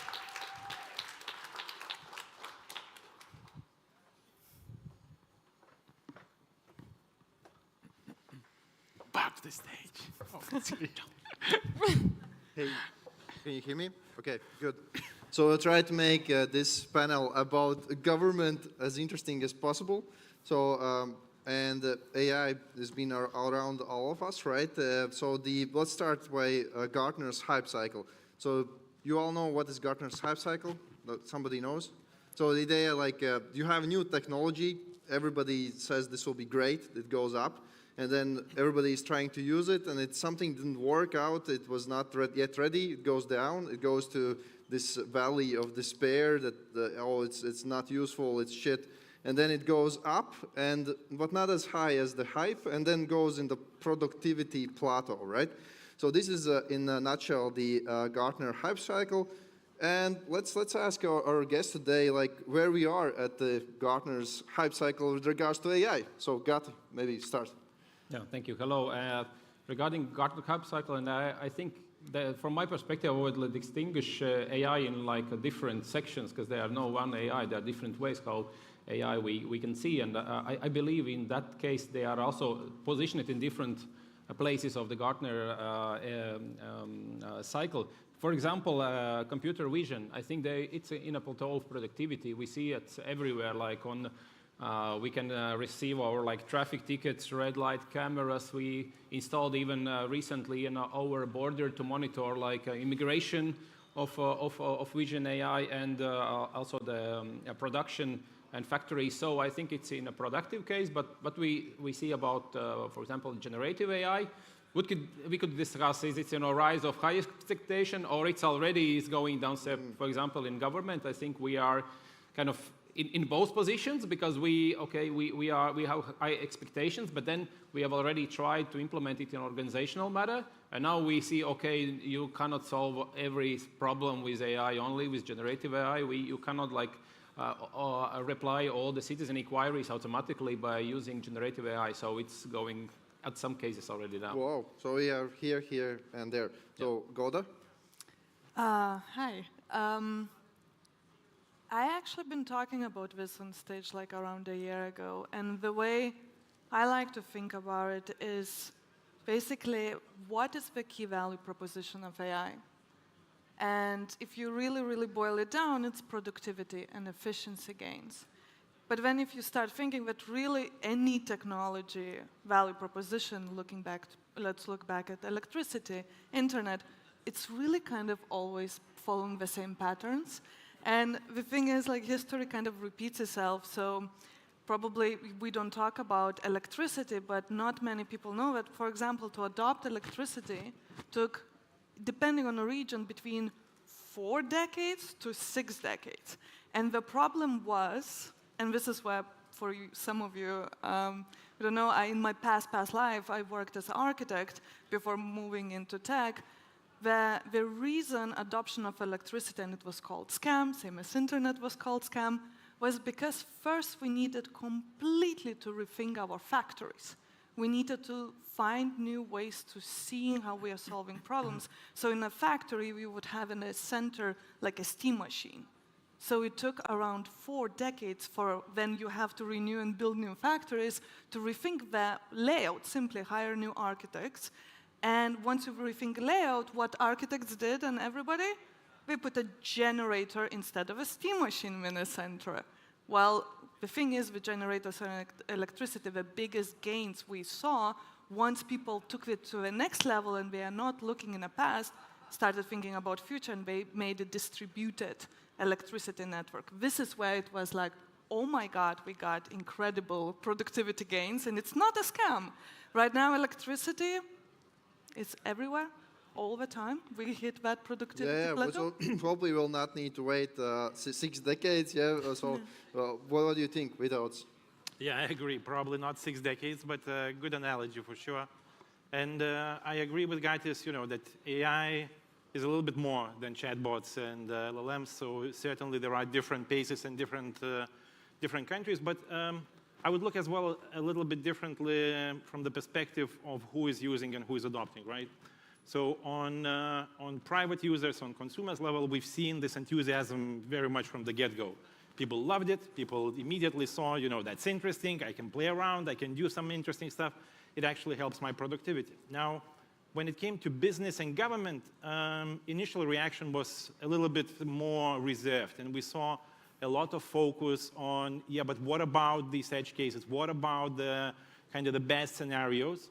And now we are starting to see that especially governments are turning really more towards, okay, there is a clear recognition that this can help the society, this can help the productivity of the countries, and there is a clearer kind of adoption, clearer case for using that. And last year we did, together with Implement Consulting, we did a survey, including in the Baltics, in terms of economic impact purely of the generative AI. And it shows that in the next decade, European Union can gain 8% of GDP if it adopts the tools quickly. And here are a couple caveats and a couple kind of worrying points for me. Is when we look at the large companies, they adopt much quicker than the small companies. So that's one point. We see as well that when different surveys are asking people, are you using AI tools in your daily job, 70% of employees are saying yes. I am actually using some of the tools in my day-to-day job. When you ask the company CEOs, are you actually using anything in your work? 10% are saying yes. So we already have 90%, the company executives say they don't use in business processes AI. And so that's already a discrepancy here. And then what truly worries me is that when we ask the question, are you going to be implementing that in your company strategy, the Baltic numbers are not looking great, to be very honest. So when we look at countries like Poland, when we look at Serbia, when we look at Romania, they are double the numbers of the Baltic countries. And for those of you who still remember the 2000s, the Baltic Tigers moniker, you remember what happened when we were growing like 6, 7, 8% GDP. Why did that happen? Because we adopted the digital technologies faster than everyone else. We really went there. Now we are one of the most open economies globally.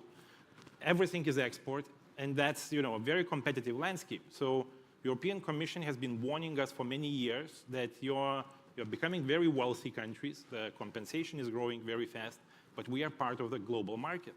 And there is this next, if you will, the tiger moment, but it's global. And other countries are becoming faster than us in adopting, and that really worries me. And I think that's the moment where we as Baltics, we cannot miss that moment. We cannot afford to miss it.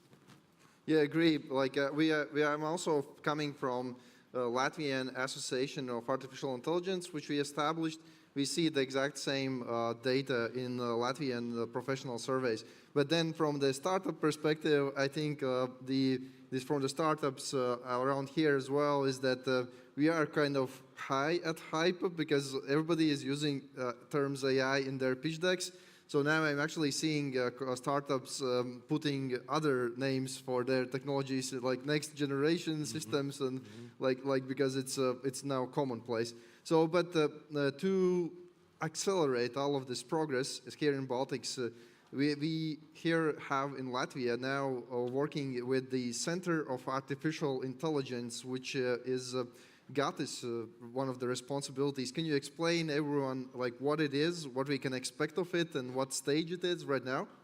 Yeah, I think from the state it's important to provide a balance, because when we are in Europe, we see okay, regulation, and of course our ministry and all the government institutions are busy of like implementing the regulation. But then what's on the other hand? Do you have some proposal for development, so it's driving and adoption? It's not a regulation. It's not a regulation, and it's not like an institution that will be monitoring and regulating, but it's about how we can drive adoption in AI and how we can help the sectors to transform the regulation to enable adoption of AI in the sectors, in the health sector, education sector, and so on. So we need to build this feedback loop between the sector and the government.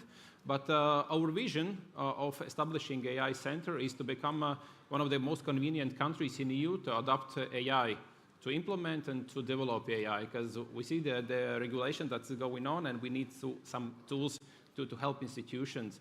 We see also as a gateway to the we see Europe is highly regulated market. So if we can make it more convenient to align with the regulation, so we can be a good gateway for the institutions or organizations all around the world. So this is our vision, and we also see that the center would help to organize our national capacity, like experts, associations, developers, research, and so on. So currently, we see that we have a thriving industry. We have like universities which work on that, but they are not very well connected in some. They are loosely connected at some point. So we see that this hub will help to organize and catalyze some cooperations and partnerships to enable quicker adoption of AI in the sectors.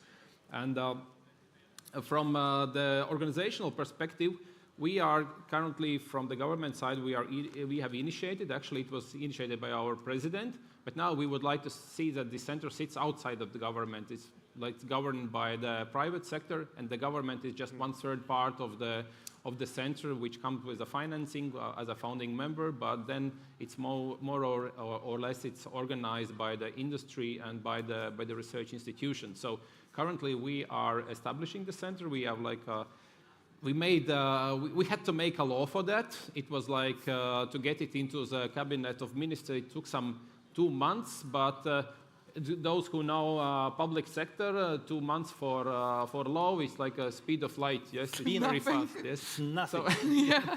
But now we are at the parliament, so we are in the second reading, and we have discussions with parliamentarians. So, but the benefits out of this process is also that all the community gathers together. We have a strong support from industry, from research part, and we are looking forward at the March, April to establish the center. So Vito, this from the global perspective, what are good examples we have of such AI centers, and what are their functions? I'll get to that, but as a basketball fan, I'm very good with numbers and the digital clocks.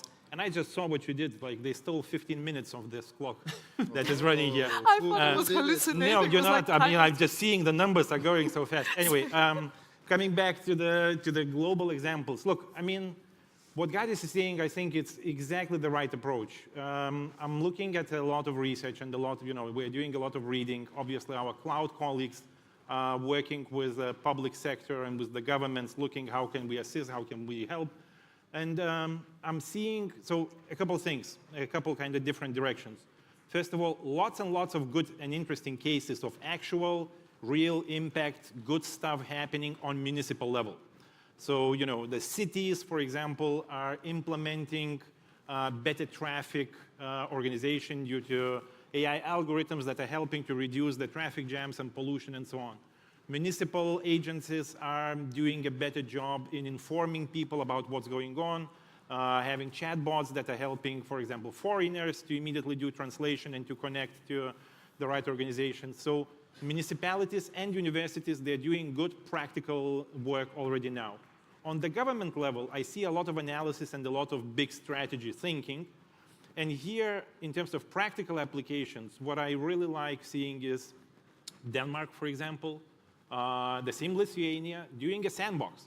Doing a sandbox meaning regulator is stepping up and saying, you know what, we're going to give you an environment where you can safely experiment. We're going to help you to actually, here is the data, here is the legal framework. You are not going to get fined immediately for doing something interesting and innovating. We're going to give you a safe environment to actually experiment.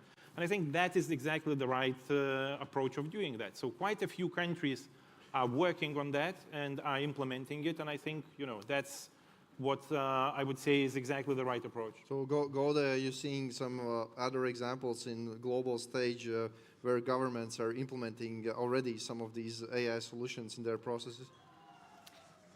Yes, I would say pay close attention to Singapore and United Arab Emirates. For example, in United Arab Emirates, the way law enforcement and police has been piloting mind-reading devices to solve crimes. Facial recognition is like, in airport when you're walking, they know exactly where you are, when you are, and who you are. So that has been that technology for a long time.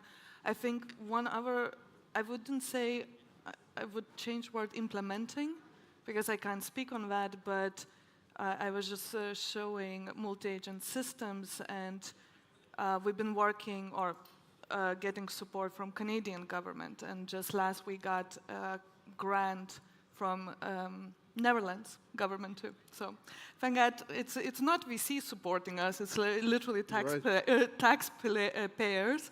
But the reason I'm sharing this is because talking about government, again, I would go back and reason what in a government, what are pain points to show people that, hey, you have this pain point. And I think it's Y Combinator put out that 4% of people do admin work, literally creating documents, analyzing data.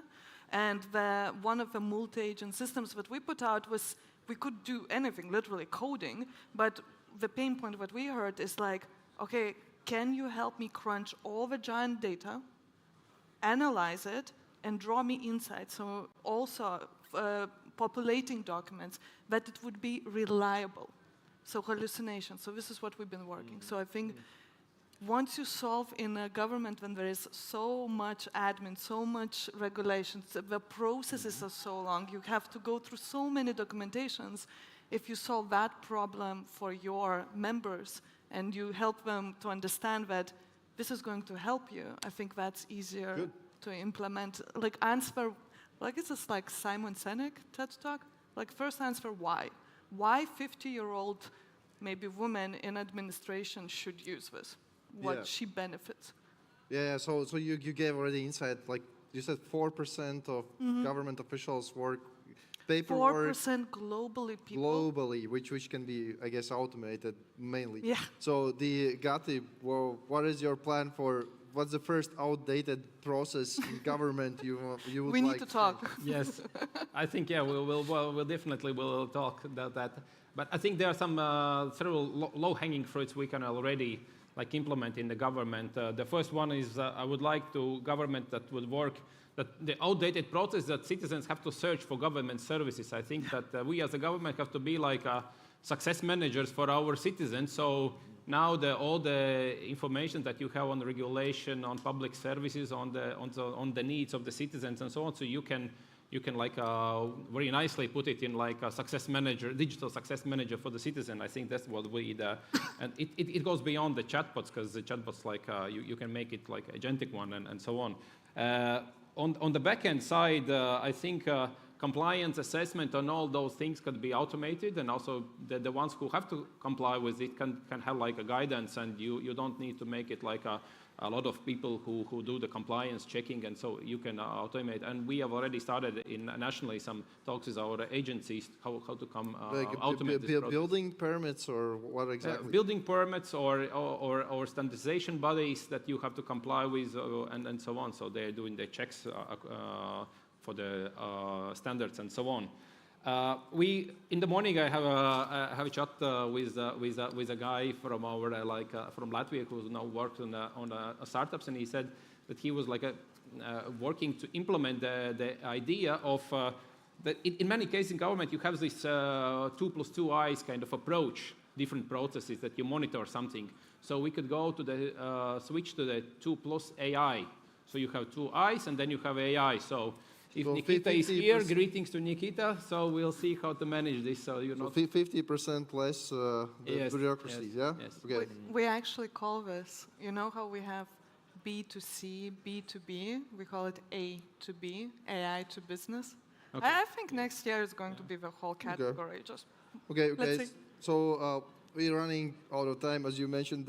So, but basically the regulation, you with others have this global perspective on these things. So, like, if you will have a say, what you would do with the EU regulations, regard to GDPR, AI? Would you implement them fully, change, abolish? What should you? Oh, geez, you're giving me a very big role here to decide upon those things. No, look, I mean, AI is too big of a technology not to regulate it, but we need to regulate it well, right? So we need to resist the temptation of regulating the entire technology and rather focus on the use cases and on the use cases that we do not want.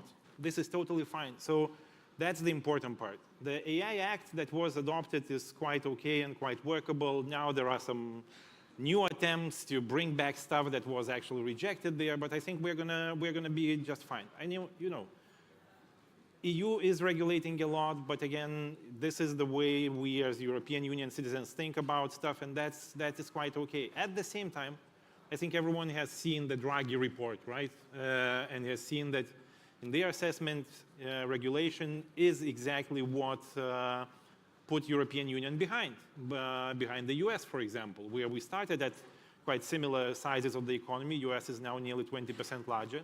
And this is, in a way, thanks to over-regulating. So in Europe, we are facing a productivity crisis. This is very clear. We are lagging behind in competitiveness. And we have the technology that is working on productivity. So I think for me, in my head, that's like a 2+2 situation. So it's very clear what is ahead of us and what we need to do. So we need to resist the temptation of over-regulating the technology. But general regulation, yes, this is needed because it is a very powerful tool, and you can go a little bit off the rails if you don't do anything about it. Okay, you want to add something? Yeah, just a small add-on, like a difference from the GDPR is that it's a risk-based regulation. GDPR is like a very generic, and in AI, there are some like estimations that almost like 70% will not be impacted by this regulation, like AI solutions. So you just with the people who are there from the startup scene, just have to monitor it. Are you on a high risk or the other one? Like, but a lot of majority is not impacted by this. So unfortunately, we're out of time. So just the last sentence from each of us, like how will AI change our Baltic competitiveness in, let's say, 10 years? Maybe just one sentence without. One sentence, yeah, that's not my strong suit. But look, my hope is very clear. We know how to use these opportunities. We know how to leapfrog. We have this competitive mentality. We need to catch up, and we need to take over. And I hope that this is exactly what's going to happen. Our governments are smart. They are fast. 2 months to adopt a law, I mean, that is freaking fantastic, to be very honest. In most of the countries, they wouldn't be able to believe that. So I'm fairly certain that we, being lean, small countries, we understand what's going on, and we are going to adopt the right approach. And I'm fairly certain that in a couple of years, we're going to be looking at those researchers, and we're going to be saying, well, we are back to being the digital front runners. We are back to being at the very front of the full crowd. Lean, small, fast. Right. So, Goda? Yeah, also. Lean, I talk on YouTube, so one sentence is also challenging. I think one thing that just popped in my head, just as takeaway. Last year, there was Peter, who is founder of Silo AI, and look up what he is doing. It's really impressive. He's championing Europe, but then he's funding also this research, I think it's called ELIS. And I was very excited, and I looked up that there is AI research and development centers across Europe, but not in Lithuania, not in Latvia, and not in Estonia.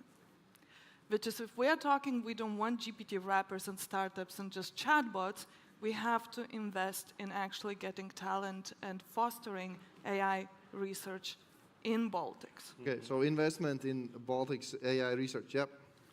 Thank you. I think as highly digitized societies and the governments, we have all the necessary preconditions to be at the forefront of adoption of AI as well.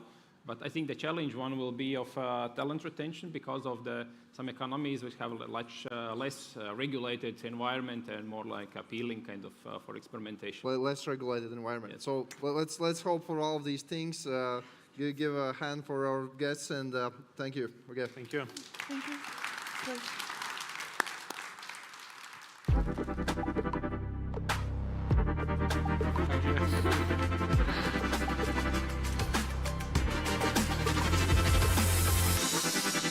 Okay, wasn't that interesting? Yes, a big round of thanks to Evils, Vestos, Getz, and Goda. And sorry for cutting your time a bit, but still, you guys went overtime. So we have some very cool conclusions. Maybe Agatha can share a bit.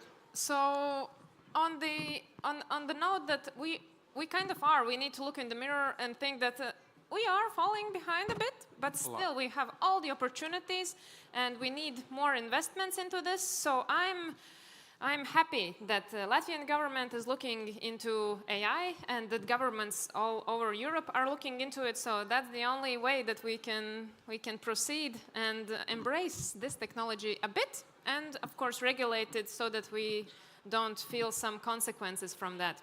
Yeah, and these are all opportunities for founders to build new technologies for more government efficient and all these things. So on this note, we are actually now moving from AI, but it still stays somewhere close to it, because we're going to talk about Apple, NVIDIA, and much more. So we have two fantastic engineers who are talking about the insights from working in these big technology companies. And they are... We will be joined by Kārlis Broders, who's the co-founder and CTO at TraceSpace, and Gints Klimanis, computer engineer as well, on the let's stage. welcome both. Welcome to both.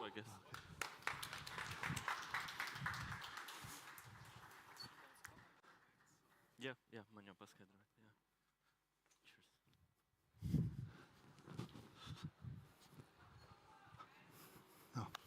Hello. Sveiki, sveiki.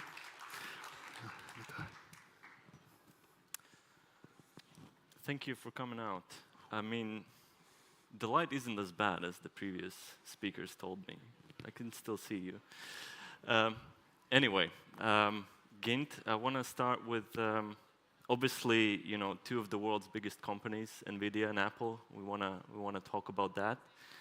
But I want to take a step back and talk about actually another really big company called IBM, and your father working there, and other Latvians actually working there at IBM, and that being a source of inspiration for you to pursue a career in engineering.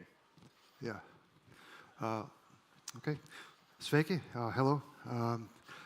Since that's the starting topic, I suppose we can begin with my grandparents were World War II refugees from Latvia. There was an obvious talent drain from the Baltic states. And they fled through Germany, ended up in New York with, well, they were in refugee camps in Germany for a while, and ended up in New York. My father didn't speak a word of English at the time, at age 13, but they managed to learn it in a year. And a number of other Latvians had the ability to learn the language very quickly, and just advanced in mathematics.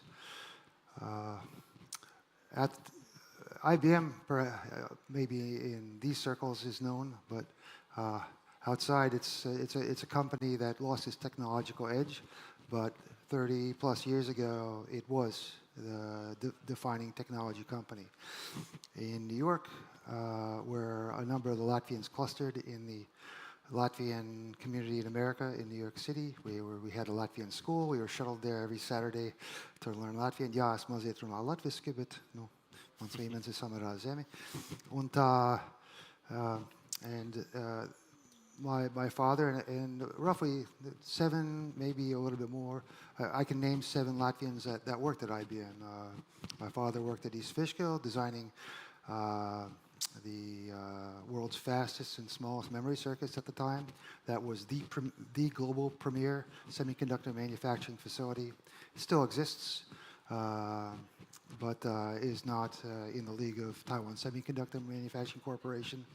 Another Latvian, Andris Baltics, was a CPU architect on the IBM 360, defining much of computer architecture, massively parallel systems, and whatnot. And there were others, Jānis Zārds, Jānis Ciguzis, and we all knew each other in that area. I would say, as a result of my father, I'm not an orthopedic surgeon. As a youth, I fought and broke a lot of fingers. That would be a natural career path for me. But I followed in my father's footsteps as an electrical engineer. Made it to Cornell University, studied computer engineering there with an emphasis on signal processing and parallel computing. And as a result of that choice in university, I had a lot of job opportunities, and I took the one that led me to California, Silicon Valley. Yes. All right, so right away you get, it's the year 2000, and you're working at NVIDIA. Could you tell a little bit of why NVIDIA, as like we all know NVIDIA's GPUs, and why does it matter for GPU to have somebody who works with audio and digital signal processing? Well, I have to understand that NVIDIA isn't really an AI company. It's a computing acceleration company.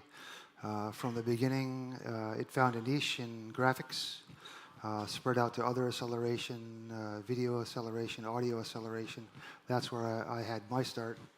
The company moved into cryptography for a while with crypto mining. There was a boom there, and now there's the AI boom. There will be others, but really what the company is about is massive parallelization at the microscale, the holy grail of computer code being the complete parallelization of serial code. At the beginning, really, it was about keeping the company in business. As Jensen, there were 300 people, 200, 300, 400 people at the time. So it's not like you don't see these people every day. He was famous for saying the company was 30 days away from going out of business, and that was really if they didn't make this contract, didn't sell these particular audio, video, multimedia accelerator chipsets and graphic chipsets, the company wouldn't exist anymore. So now they are literally the biggest company in the world, and something that you told me backstage was fascinating to me, that already in early 2000s, you as a company, you understood that this someday will be used for AI. It's an acceleration company looking for an application, simulating the brain. At that time, nobody could predict when it would occur. It's inevitable it will occur at some point.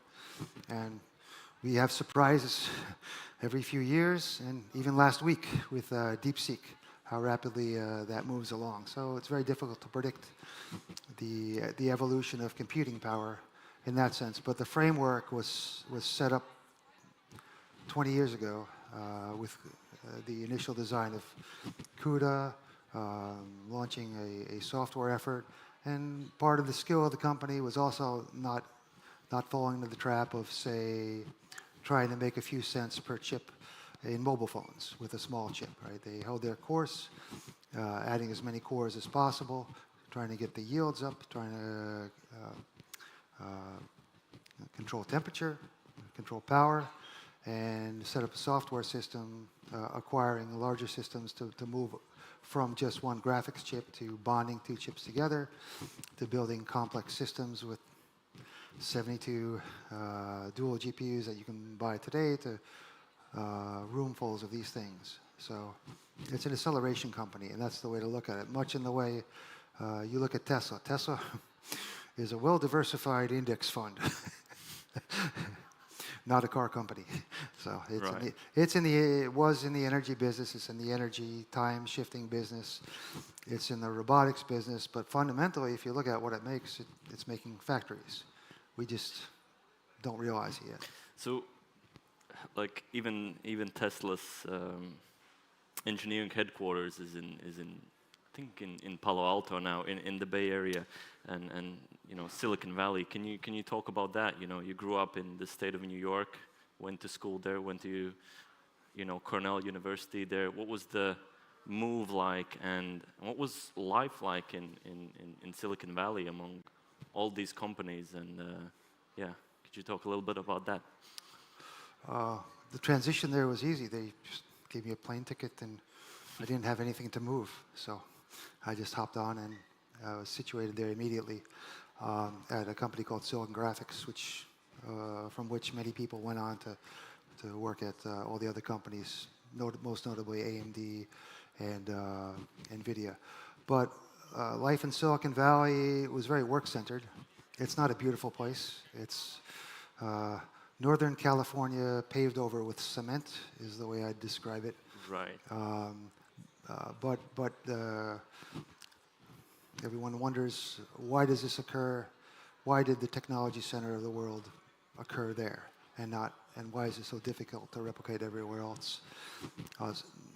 The simplest explanation for some of it is the proximity to Stanford University, which was, from Manhattan Project and other Department of Defense initiatives in the 40s and 50s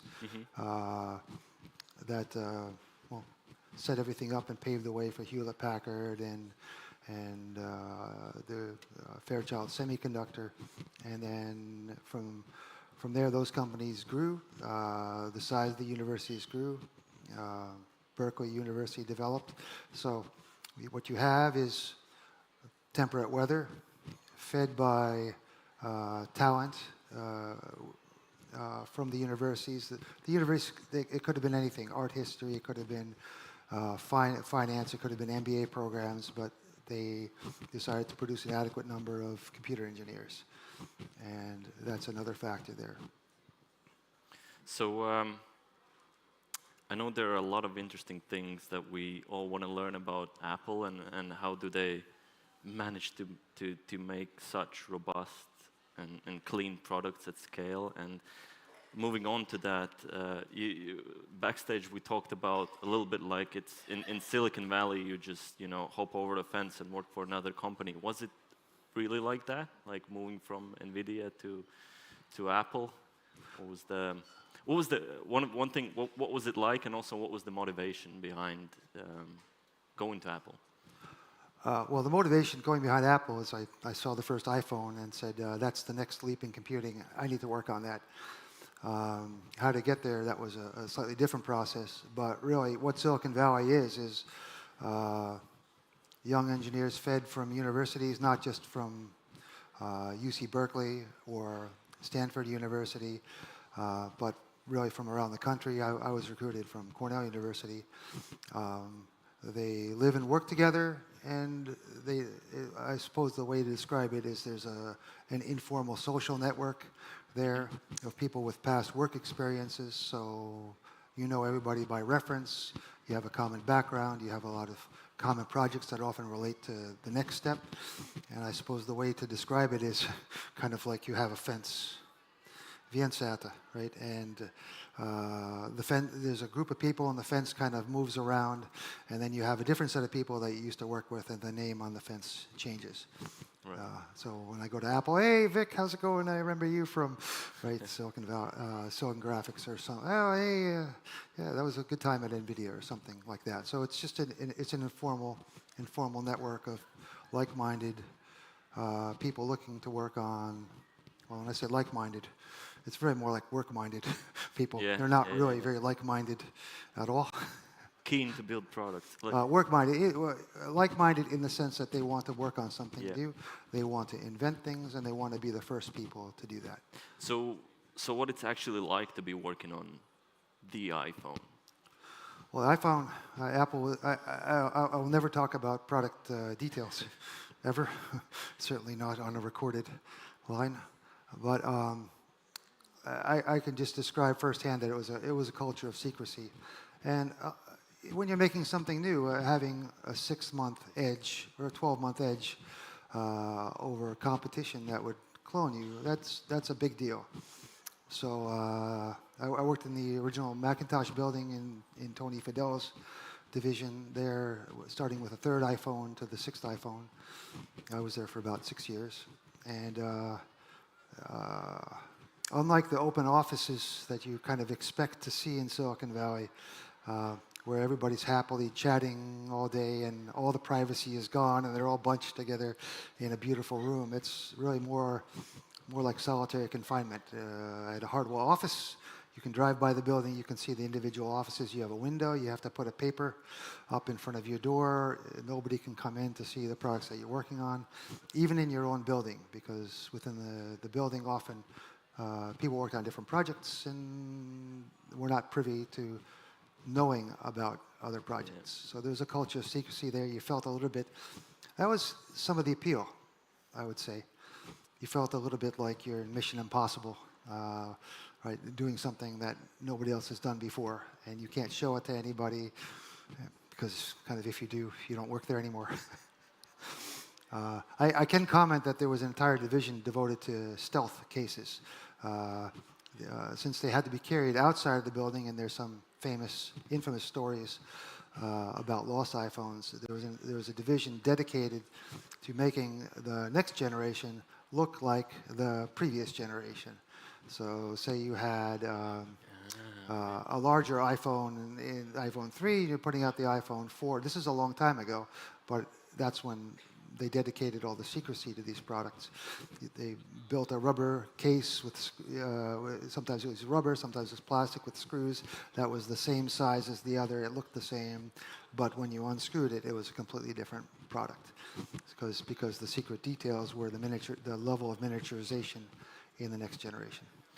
Can you talk about a bit about you hear these stories about engineers working 20 hours a day, coming in on Saturdays and Sundays to keep that 6 to 12 months advantage alive, and is like when a release is coming up, is that something that actually happens, and how was that? Yeah, that's like for decades. That goes on. If you're in the product pipeline for something that's shipping, you don't want to be the person that stalls an operation that ships 200, 300 million units a year. You can't be that person that makes a mistake. Just imagine you're the one that, I don't know, something as simple as making the sound too loud. You break the speaker on 0.5% of 200 million. That's enough to fill this room, right? Wow. If you think about the scale of things. So you definitely did not want to be in that line of sight or draw the attention of Steve Jobs there. So, and I did have one case like that. There was something I worked on that needed to be solved immediately. 10 directors and 1 engineer are on the problem. And to solve it. But yeah, that's just the way to get things done. But regarding the work hours, yeah, that's the way it was. The culture really is to keep the employees on campus at all times. There are a lot of reasons for that. One of it is, yes, to get more work hours out of them. The other one is just secrecy. Most of the successful companies, all the ones that I worked at, they invested heavily in community. One of the employee expenses that the finance department often looks at is subsidized lunches. They go, on the chopping block, that has to go. But Jensen Huang was adamant about the NVIDIA Cafe. Likewise, Apple has their own Apple Cafe, and they went so far as to build a separate cafe that only badged employees are allowed to enter. Mm-hmm. And the purpose there is you go, you eat, you have coworkers, and you discuss new ideas. Maybe there's some problems at work. We can't say that all the conversations were really about work. Sometimes they degrade into politics or somebody watching some 13th episode of a series. You try to move away from those and make your lunches inventive and functional. So a lot of patents were generated in lunchtime conversations. But also, if you talk about products and you talk about work, you cannot be within earshot. So going to nearby Mountain View or outside to Cupertino for lunch, you have a lot of people that listen. And you don't want to be the one responsible for a product. So you told me stories about engineers working on things, achieving something that they don't even know what it's gonna be put into. Oh, and like one thing that's fascinating in itself, but then also who are the people who kind of see the big picture, how it's all gonna come together? And we also let's talk about those two things, like having to work on something that's very particular and you don't even know what it's gonna be put into later on. And then also, why do you think Apple is so good at also putting it all together then, even with this secrecy, which essentially inhibits the work in some sense? Yeah, it does inhibit the work. Well, in many cases, there are products that will never see the light of day. They want to prototype them, build them, never really sure. There are some that I've seen, I'm not going to talk about, that 10 years ago may still come to fruition. But mostly they have to solve very simple problems in the beginning, and if it's a new product category, that's ultimate secrecy. So one example that I can talk about is a shipped product is the Apple Watch. At the time, nobody knew about the watch. We knew we were hiring for some sort of wearable, hiring for algorithm engineers, so I worked on those types of things. But for one of them, I suppose an example would be the watch. Into my office, bring in a board. There's a hump in the middle, and there's a black cloth over it, and 2 wires coming out, and I have to develop the sound system for this thing, but I'm not allowed to lift the cloth. So I agreed to that. I never lifted the cloth, never asked any questions. Fair. That's one story. I wonder who's the person who gets to lift the cloth and understand everything, how the product comes together. Because there's also another thing that you told me that was mind-boggling to me in a way, but it makes sense. That Apple actually had made products that were profitable, but even the shipping costs, it being something big or heavy, the shipping costs from wherever it was manufactured didn't make sense. And when you're at this scale, you have to think about all the pieces, even like things in logistics that don't seem immediately relevant to the product. Well, that's true. So I suppose an example of that would be Apple HomePod. You see it today, but it could have been 10 years earlier. At the time, shipping around a heavy product cuts margins. Apple doesn't ship on products with margins below 30%. They target 40%. Software is, of course, far above that. But when it comes to hardware, it's a profitable company, and hence the success of the company. Something like shipping around a heavy speaker, and if they're not able to sell it at a high enough price, there isn't adequate profit. It's not that it can't be made profitable, it's just that they don't make enough. So it doesn't happen. I suppose what happened with the Apple HomePod speaker is enough was added to it, voice recognition, and a bunch of other useful functions that allow them to sell it for, I don't know, you pay a lot for that. Yeah. So growing up in the state of New York, going to university there, and with all the Silicon Valley attraction there, that makes a lot of sense. Moving to California. Since we have a few minutes left, I wanted to ask, why the move from there back to Latvia? I have to say, in the Latvian diaspora in the United States, the fantasy was always to return to Latvia. Latvia was the golden place. They lost everything, left everything behind. So my grandparents pined, or I should say my grandmothers, because my grandfathers, one was killed before he came here, and the other one died rather early. They always wanted to return to Latvia. Latvia was their home, their place. My family tree, I find them all here. Right. I found all the cities and all the church records. They want to return, so I share their fantasy. Some were able to reclaim some property and live here, but if I look at one point in time, it would be with Davis Sixnants. In 2013, I was working at Nest Labs Google at the time, and I met him, and he's a super connector. That's how I would describe Davis, and he made a case for my returning to Latvia, gaining citizenship through my father, who is a Latvian. My parents are Latvian citizens, but I actually started the process through my father. Without him, I don't think I would be here, or I would be here much later. So what are the plans now here in Latvia? Anything interesting overall in general, but also in the engineering and tech space? Well, I'd say overall, what brings me to Latvia, šie mani dzimte. Šie mani cilvēki. So, despite my not growing up here, never being here, I, in some way, feel like this is the place I was born in the wrong country, is I suppose the way to say it. But what am I doing here? I do have some personal goals to pursue and achieve. Beyond that, I would like at some point to start a high-tech company. I did pitch one great idea to Tesla about machine hearing, but they wouldn't let me open a Latvian office just yet, so I'll probably have to start that myself.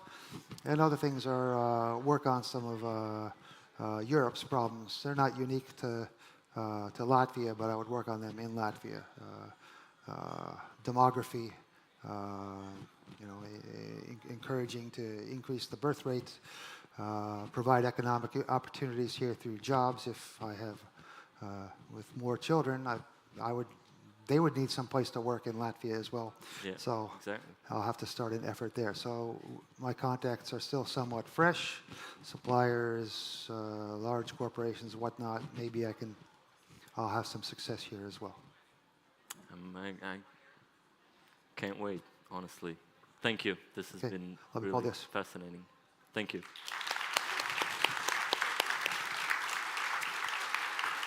Namaste. Thank you so much, Carles and Gens. And this is it for the early morning session. So we're gonna go for lunch and then see you guys all in 30 minutes. And we have so many food for thought. So see you all after the lunch. You'll have a new host. So see you next year, actually. Bye-bye.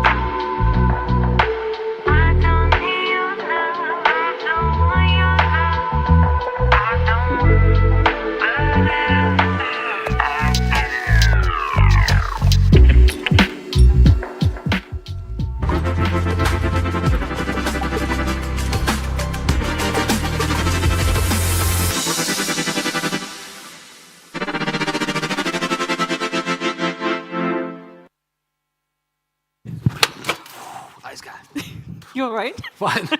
Oh. Hi, everyone. Welcome. So we will be the next set of the hosts for next 7 sessions. Welcome, everyone, and we hope that you will enjoy next sessions all. And Gigi will make a short introduction about yourself. I'm Kristaps, founder of a few startups, so quite hands-on understand what we talk about. Gigi? My name is JJ. I am from Black Unicorn PR. We work with PRs, with PR for startups, but you are here not to listen to us. Obviously, you'll have to look at us a little bit. Before I introduce our next speaker, I would like to ask you guys in the audience, how many of you ever felt that you are stuck in your career and that you might need a change? It also means maybe right now you can raise your hand. Everyone. Okay, so we have quite a few people that were stuck. So today we'll have a very inspirational speaker. So we'll have a CTO of Amazon Web Services, Ursula Koski, who will talk about her inspiring journey. How is she working? How did it help her to get from A to B? And without further ado, I do expect everyone to give a very massive round of applause. After all of you had lunch, you have the energy, to Ursula Koski, CTO of Amazon Web Services.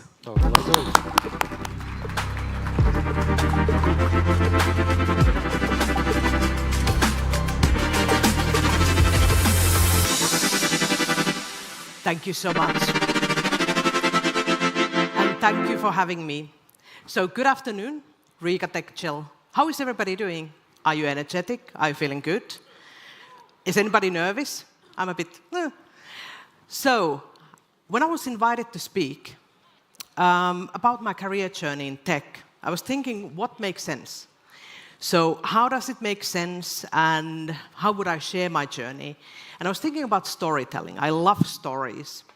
And I love the way that people share their journey, personal, professional, in ways that you have a storyline. So today I will share my personal and professional journey, and I will share a few skills that I think have made me resilient. So how I have navigated through the journey. So I have a confession to make. So my mom used to be very afraid that I'm speaking I don't speak enough.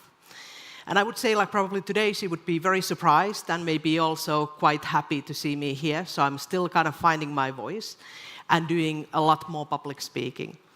So I have had the opportunity to witness a profound change, a technical change in the industry.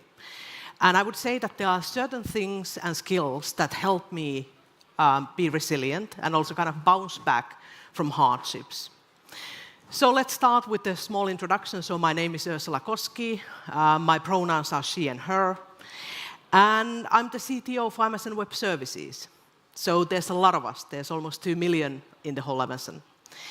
I'm responsible for Nordics and Baltics. And I've been a woman in tech all my career. So I've been the first of many in multiple occasions.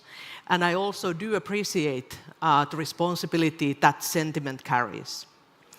So over nearly 30 years, I witnessed a profound change in the tech industry. And the quote behind me is something that I actually believe in a lot, which is, live as if you were to die tomorrow and learn as if you were to live forever. So this is the core essence of what I truly believe in, so lifelong learning.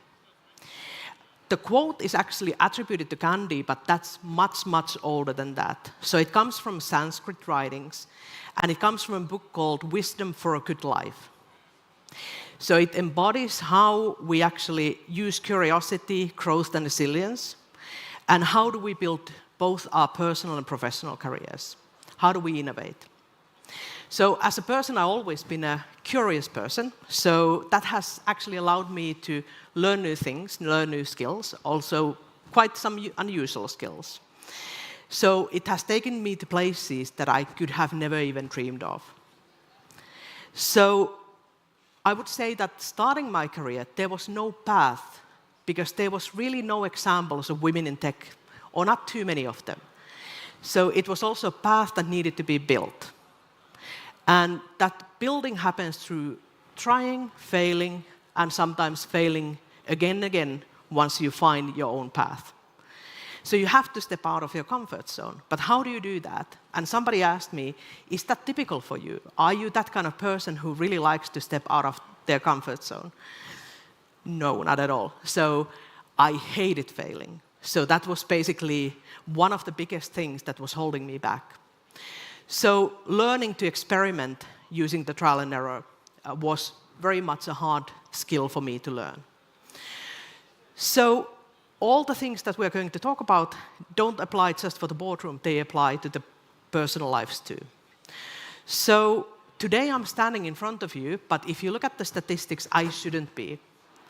And that means that if you look at the statistics, it's not about just being a female in tech and having a long career. It's also that odds were stacked against me in more ways than one. So if I start from the beginning, from childhood onwards, I was born into a family that was entrepreneurial. So we had all kinds of businesses, hotels, restaurants, and bars. So it seems very successful. So from the outside, we had a big house, scary dogs, you name it, we had it. So the external, financial, successful signs. But beneath the surface, it wasn't so successful. So it was a different reality.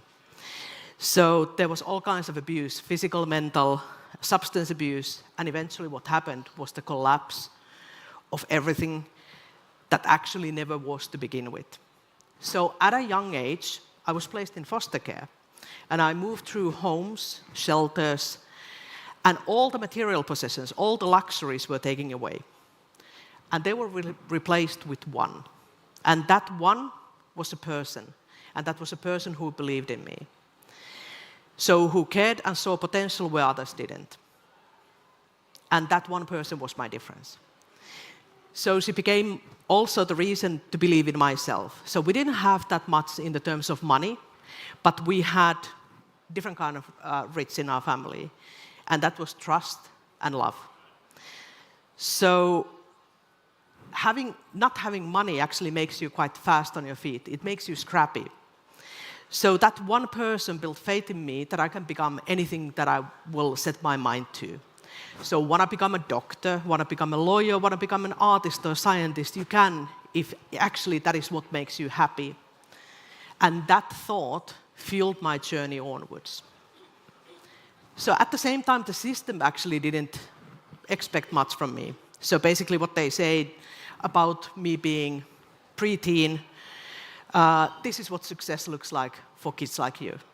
So don't have babies before you're 16. Stay away from drugs and have your basic education done. That was it. That was the path. That was success. And I wholeheartedly disagreed with all of it. So I was fortunate that I found my passion also for technology quite early on. So I knew what I love. And I found a path to develop my skills. But I had challenges. I hadn't actually discovered a way for me to learn and to actually access the skills that I have because I have a somewhat peculiar brain. And that made my journey harder. So talent wasn't enough, and I knew I needed guidance. So one day, being pretty much in the middle of my teen years, teachers sat me down to a very uncomfortable reality check. And they said, despite how talented you might be, the raw talent doesn't do much for you if you're not willing to commit to actually educate yourself.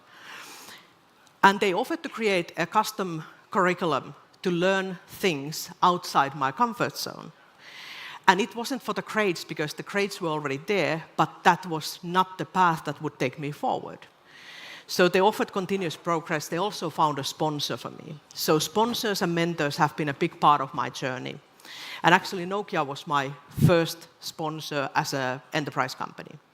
So that gave me a spark to move forward. But there was also another challenge, and something you may not actually consider as a challenge for me, I'm standing in front of you, is that I'm introverted, and I had social anxiety. So I actually was silent in ways that the Finns can be silent, but that put on steroids. So I was silent even in situations where I knew I had the answer, but I couldn't bring myself to speak. So it took me years to understand how my brain functions and why it functions the way that it does. So it took me years to unlock access to the skills that I have and learn how I learn. And how do I actually tackle that anxiety? So let's fast track. So let's move forward to the first career opportunity. So I got my first career opportunity at the age of 18, and I know I'm extremely lucky to say that. And it wasn't actually because I had great skills or necessarily that they saw the capacity in me. It was one thing, and it was reliability. So it came down to straightforward thing, reliability, doing what you're saying you're going to do, and being on time, for example. And at the time, the tech industry was growing, the boom was huge. And I was offered a chance to step into the education world, also in academia. I was teaching in the local university, also vocational institutes, and they made no promises. There was no package deal. So they said, be here on time in the mornings, and we will see if we have sessions for you to run, so you will be replacing people who might be out sick today. So I covered everything, from my favorite topics, from programming to graphic designs, to things far outside my comfort zone. So for example, technical drawing. And it actually gave me that progress that I wanted to see. So at the age of 20, I was so lucky that I landed a tenure. So sometimes you see that the opportunity is not neatly packaged, and you have to show up. But if we go forward from that and look at what happened next, was that fast forward to 2000, I got a call to interview for a position at Siemens Germany. And the position came with a bonus, not necessarily as money, but education. And access to training program that would be very hard to get into if you didn't have that sponsorship. And I knew I had to take that opportunity. So I let go of the security of the guaranteed job, and I actually jumped. And my colleagues at the time thought I was nuts. Why would you leave? You have a career, you have a tenure, why would you leave? But I knew in order to grow, I needed to take that opportunity, that leap. And it feels sometimes like leaping out of an airplane. So was the tech industry beautiful and balanced and nice in the beginning of 2000? Absolutely not. So there was the dot-com crash, there was the volatility of the stock market, and we had changes happening around us that shook us to our core. So if we go to September 11, 2001, when the Twin Towers fell, I felt it on my own skin, what it's like to come back from a journey when you're youthful and happy and young, and I had to travel back from the adventures, not knowing if my team got out in time. So not knowing who's hurt and who's dead. So we lost the sense of safety, and the world changed around us. So from Siemens onwards, I eventually moved forward, and I actually went into a startup life. And I have to say, not all the risks always pay off. So we had a startup with brilliant minds, and we had groundbreaking ideas, fantastic, amazing. The only thing was that we were able to get a first funding that was about 2 million. If I look at it now, from this point backwards, we would have needed about 200 million to be successful. So it was about timing. So the time wasn't right for what we were building. So innovation without the correct timing will not function. So we had the spark, we didn't have the correct timing. So moving forward, in 2010 and 11, I was actually working for Oracle Corporation. And I found myself in Silicon Valley, and I have to say I'm a tech geek at heart, so I worked with databases, and I was there when the Sun Microsystem was merged with Oracle. And it was one of the major and more tactical and more debated mergers of its time. And I started negotiating for a new position. I wanted to become a product manager. I wanted to be responsible for one of my favorite products ever. And it was the real application clusters for Oracle databases. So working for the Oracle core team and also working for something that is high availability and maximum availability. And I felt that was the culmination of everything. So that will be my goal. That will be my next big leap. But life happened to have other plans for me. So when I was going through the interview cycle, at the beginning of 2012, I was on my way to Budapest for a speech. And it was about 4 hours before my flight left. I got a call from an unknown number. And the voice on the other end was from a first responder. And the person who had believed in me and who had stood by me through all of it, that one person had collapsed on the street and was being rushed to the hospital. So in a matter of days, my life shifted from being somebody who was a globetrotter to becoming a caregiver. And the person who had always been on my side, always been on my corner, needed me as a caregiver. But I didn't know, I had my doubts. I'm technical, I have a career, I'm fast-paced, but can I be that caregiver? And in a matter of weeks, it became clear that we had really challenging times ahead. So we actually got to diagnosis, and it was Alzheimer's. And those of you who don't know that disease, it's quite cruel. So it takes your loved ones piece by piece with their memories. And even though this chapter of my life was really painful, I learned a lot. So it made me go through a profound change. And what is interesting about change is that it's not something that just happens to you, or you can look at it that way, but it actually happens within you if you give the opportunity for it to mold you. And you're much stronger than you believe. Of course, as humans, we would always like to know what will happen next. We even want to know if it's bad news, we would like to know beforehand. So we don't like the unknown, we don't like the curveballs that happen throughout our lives. So it's easy to look at somebody who's in a leadership position and say, well, they will have it all figured out. Trust me, they don't. So when I was faced with those hard decisions and the world shifted and my career shifted, I didn't know if I was strong enough, but the life and the world around me showed that I am. So when I returned to my professional life, I noticed that my perspective had shifted on a fundamental level. And perspective is everything. How do you look at life around you? Are you actually somebody that the life is happening to, or is it something that you allowed it to change you, to mold you, to make you better? So we know life is not linear, and there's a lot of learning. So I was thinking, what does it make sense? Like, what do I want to share with you today? So I would actually love to give you 5 key takeaways from along my journey. And I would start with the perspective that we have on the screen behind me. So the world shapes your reality, but the challenge is that you sometimes believe things that are not correct. So look at the thought loops you have. How do you see yourself? Specifically, how do you see the world around you? How do you see people around you? So have a think about what is causing you to look at negative or positive sides of the world. How do you see yourself, and how do you teach your kids, if you have kids, how they look at themselves? Also, pace. One of the most important learnings I've had so far is how do you slow down your thinking?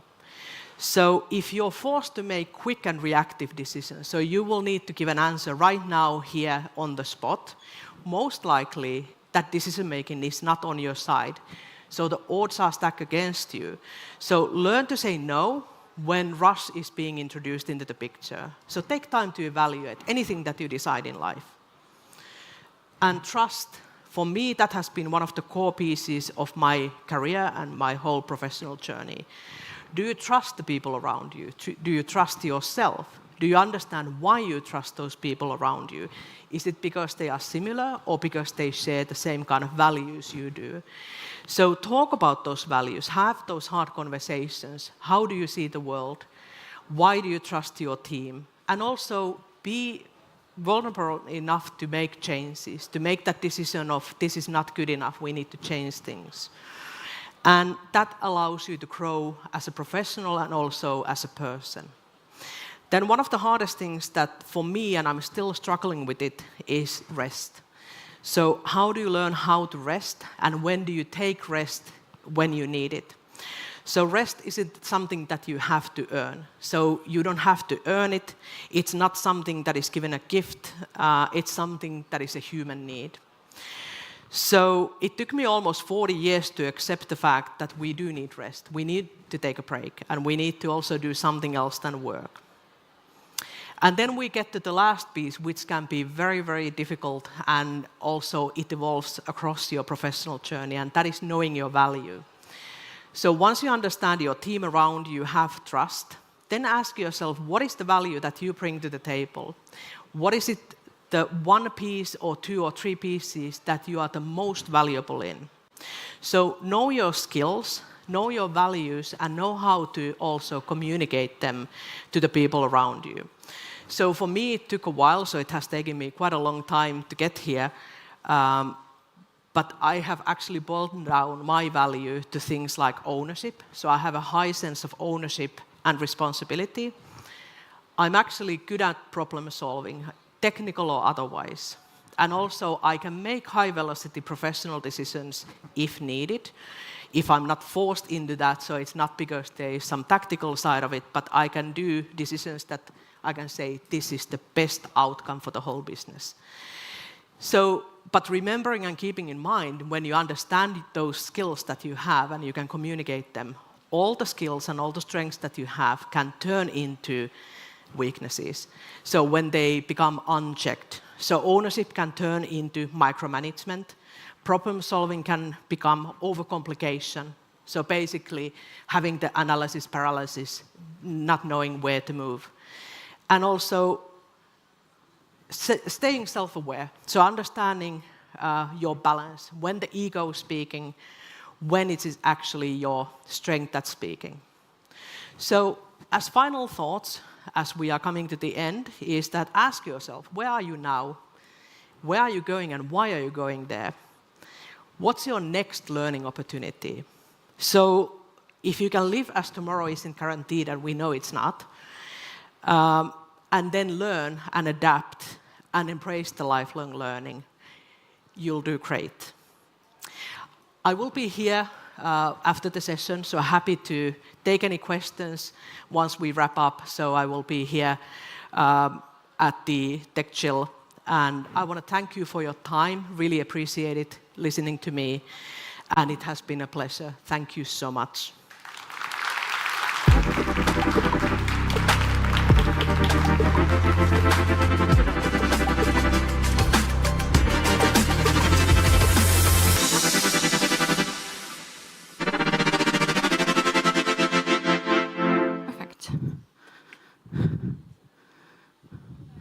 Okay, guys, can we have another round of applause, please? Yes, for Ursula, and do take your chance and grab her to have a conversation. The next session is going to be very interesting, and I would like to start by asking how many founders or founders wannabes we have in this room. Just raise your hands. Okay, how many of you think that it's very easy to be a founder, because that's what you naturally do? You just wake up and you're a founder all of a sudden. Okay, how many of you think that it's very difficult to be a founder and it's like hell and going back in circles all the time? Okay, 2 people, you and me. We know how it feels. So the next session is gonna be fireside chats. And as we just discovered, we know that being a founder is not a very easy and smooth ride. There are a lot of challenges, there are a lot of setbacks. And Mintos, who I'm pretty certain all of you guys are aware of, have faced its fair share of difficulties, starting with COVID, the Russia-Ukraine war, which has significantly impacted the financial markets, and it also created uncertainty for investors. However, who doesn't like a good challenge? And as all the founders that are here, you know that you have to persevere and to push forward. So Mintos not only stabilized, but emerged much stronger, evolving into Europe's leading platform for passive income investing. And I would like you to give a very, very welcome and warm round of applause to the co-founder of Mintos, Martin Sulte, and founder of Future Education, Sebastian Tupi. Please give it up. I know you have it in you.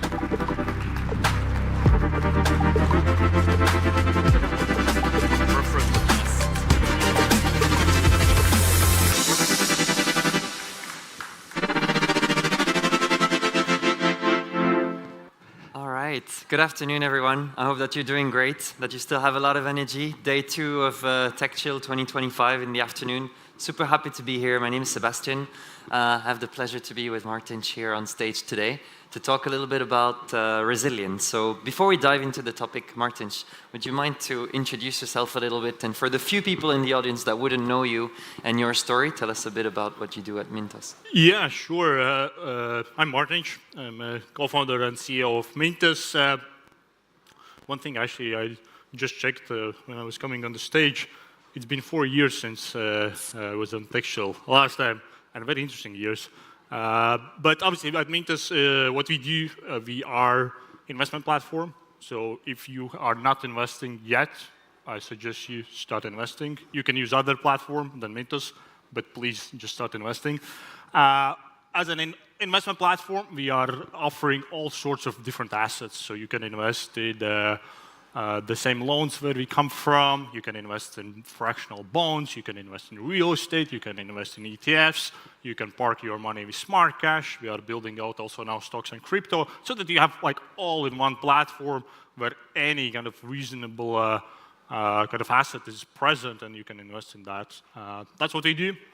Been going like this, rough times, going like this now again, and very excited to be here and have a conversation with you. Very good. Well, it's great to hear that you're back here after 4 years away, and I think 4 intense years from the little chat that we've had before. So we'll try to cover some of that for the audience here. Also, really love the comment about everybody should start investing kind of regardless of the platforms to some extent. I think we had someone here on stage yesterday from Lightyear that had a very similar comment. Is like we're not really fighting other competitors in the industry. We're more fighting banks and people not investing rather than some other competing companies.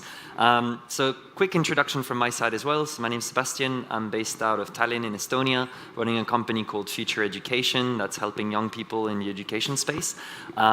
Very excited to be running this session, particularly when the TechChill team asked me, because it's about resilience. It's about like working through challenges. It's about coming on the other end stronger. And I think it's very easy, as we've discussed, to have founders on stage that are on this amazing curve where everything is going well and up into the right and kind of only highlight those moments. The reality for all the founders in the room, I'm sure you know already. For those of you who are just starting out, it's definitely not like that. Most of the time, it's a challenge. It's really hard. Nobody wants to give you money. People don't give you the time of day or stage time for that matter. And only when you're really successful, then people kind of invite you again. So here we're here to talk a little bit about what happens in the challenging moments and how you actually build a strong company there. So I would like to kind of start with what are some of the key moments or key challenges since you were last here that have really kind of defined the trajectory of Mintos, if you can highlight a couple.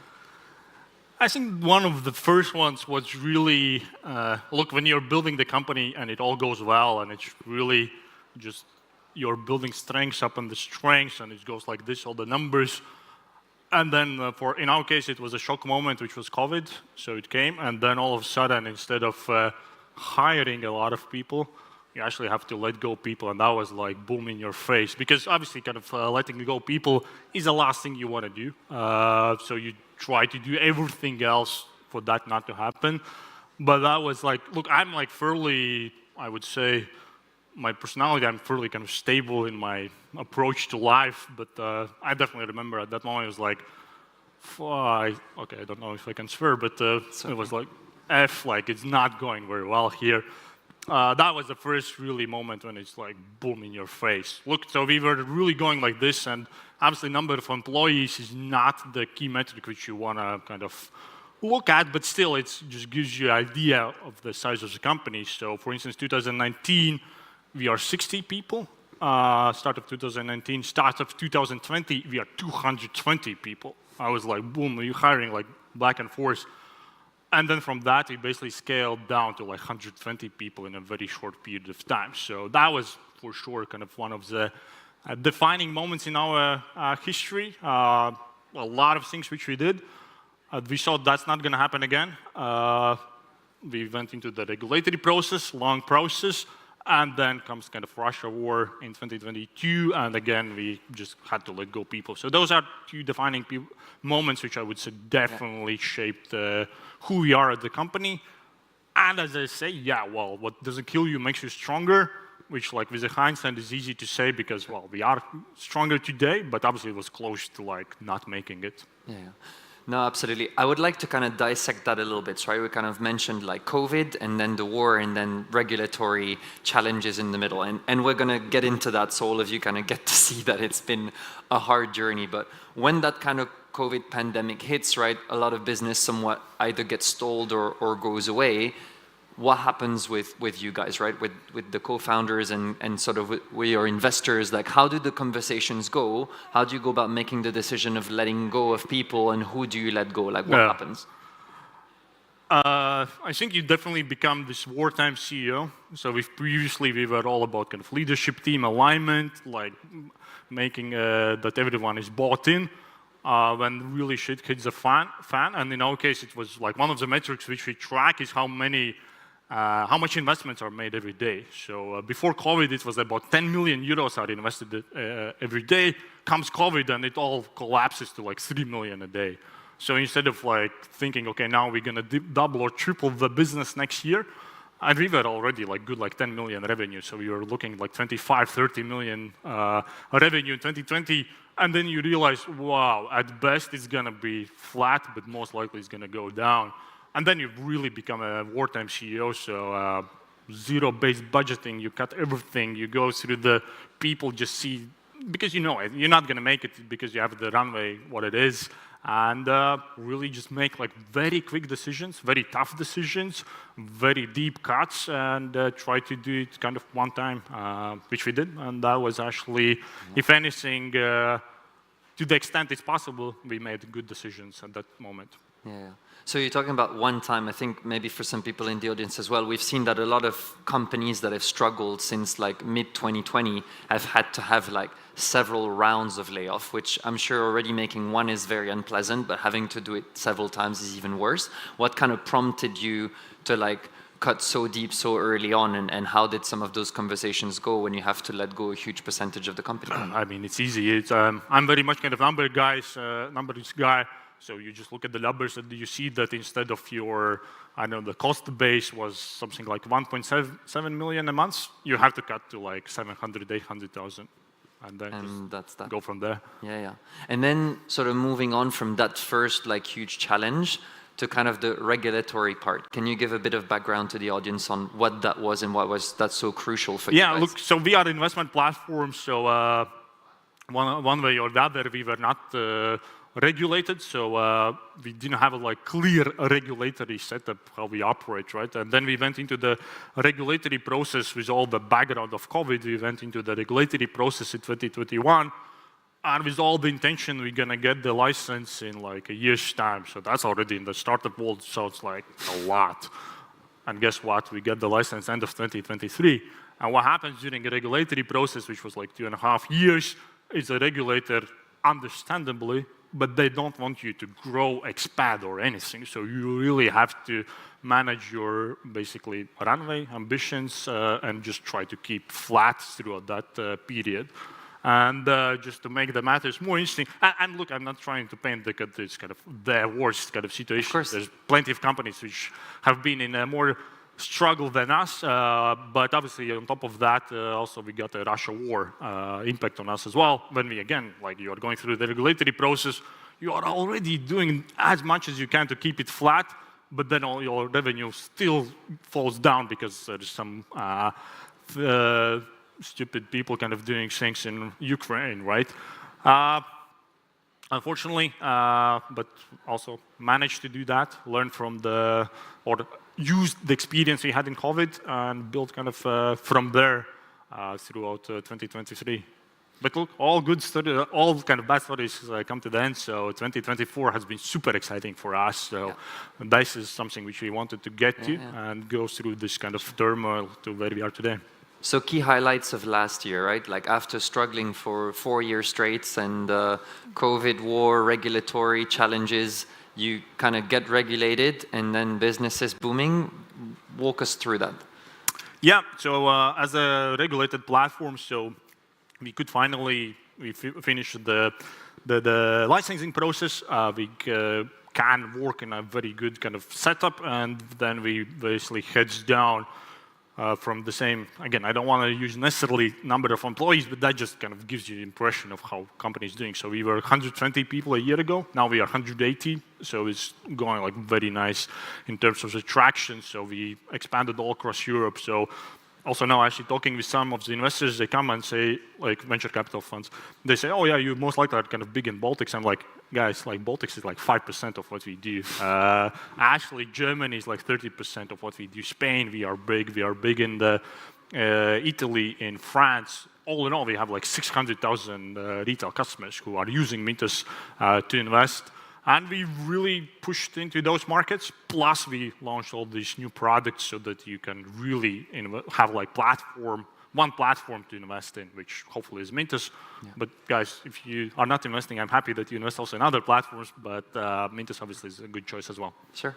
I want to kind of talk a little bit about culture now. So we kind of talked about the resilience, kind of from the founder perspective, trying to keep the company afloat. Yeah.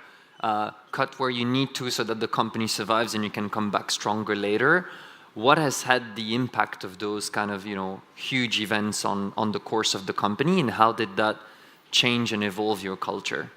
It's obviously tested the culture, that's what I would say. From day one, we were very focused. So when I think about the company building and with the reverse engineering, one of the frameworks which I have adapted is you start with people, you focus on getting great people gonna build great product, and then only the great product gonna bring you great profits. So you have this framework of people, product, profit in that order. There are other ways to build a company, and you can do it. Otherwise, we decided, okay, this is a framework which actually makes sense.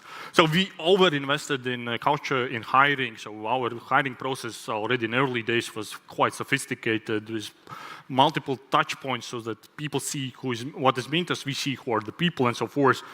And then in those moments, it was like testing this culture, like what we have built, right? And it was very, to the extent I can say, kind of heartwarming when you basically say to people, hey, well, great, you left your job to join this rocket ship, but unfortunately we have to let you go. And obviously there are emotions, but then after a few hours they come to you and say, well, you actually did a good job of firing me. I'm like, well, this makes sense, right? It's not the happiest day. So that was definitely what tested, and we still, I think, treated people very well, both in COVID and Russia war. And then the other one was, look, when people come and say, hey, yeah, at Mintos you have this great culture, and we do. I mean, if you go on the Glassdoor or somewhere else, check like what is Mintos, like there's like a lot of like good reviews. But I always thought like, what does it mean? I mean, yeah, well, every company has a good culture, right? It should be so. But then what really struck me is once we started rehiring, at some moment I just sat down and looked like, okay, we are 150 people, and how many of those are those who actually we fired and they are now rejoining? And guess what? How many? It's like 10%. Like 15, 60 people were those which we let go, and they were happy to come back to Mintos just because they like the Mintos. And we have one girl who has actually, unfortunately, we had to let go her twice, and she's now back and doing like very well at Mintos. So what was said to her the second time around when she was let go? Russia war again. So basically we had to put on pause some of the initiatives with the new products, and unfortunately we said, well, we cannot really, we're not going to invest in that. So she was determined she was going to work for you. So what is she doing now? She's very good. She's in product. She's building one of the products which we have at Mintos. Okay.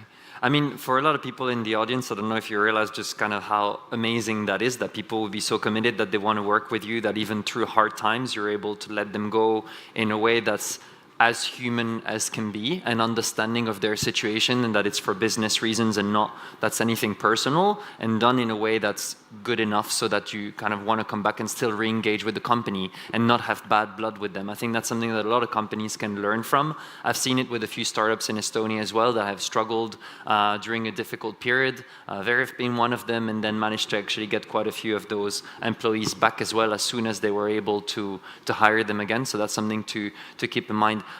We've talked about, has that inspired any other people? Have you had other founders that coming to you for advice when the times were difficult?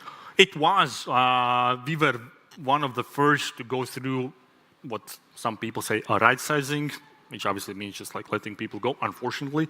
But we were one of the first who did this, not because of the crunch in the VC kind of basically space where the money was drying out and people could not raise. And in 2022, if you remember, and also in 2023, a lot of people actually had to let go some people. And through one connection or the other, they knew that we did a good job. It kind of feels strange to say that we did a good job letting people, but well, that's how we can phrase it. And they came to me and asking like, okay, how you did it. And even I went there and said, okay, this is a script. So you have the, I know, conversations in the morning, you do announcement, then you do basically one-on-one conversations, you explain the situation, you give, okay, these are all the rewards and everything. So we had like a good setup. I hope we're not going to use it again. But, no, of course. But we had a good script. But you've also talked about like the importance of transparency and communication, right? Like I think we've had quite a few speakers on stage yesterday that mentioned that that was key. Whenever it's rebranding, whenever it's crisis management, like having a very straightforward, transparent and direct communication, especially when things go wrong, is quite important.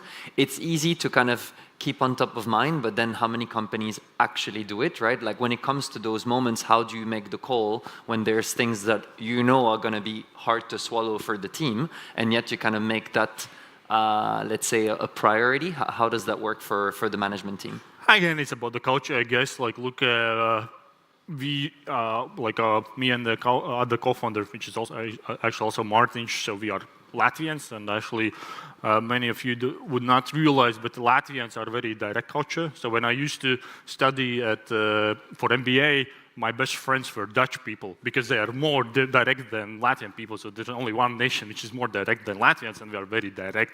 And my personality as well, I'm like very direct. I don't kind of sugarcoat or anything. I just here to say. And from day one, my approach has been, look, if I give more information to people, then they gonna be able to make better decision. And there's never been kind of a question what you can share or what. I mean, there's obviously when the company grows, unfortunately, there are things which you cannot share anymore. But in general, we are like sharing everything. So we have all hands meetings. You have all the quarterly reviews. You do have access to all the metrics, everything, so that you can make the best of the decision. And this is more actually the thing is that.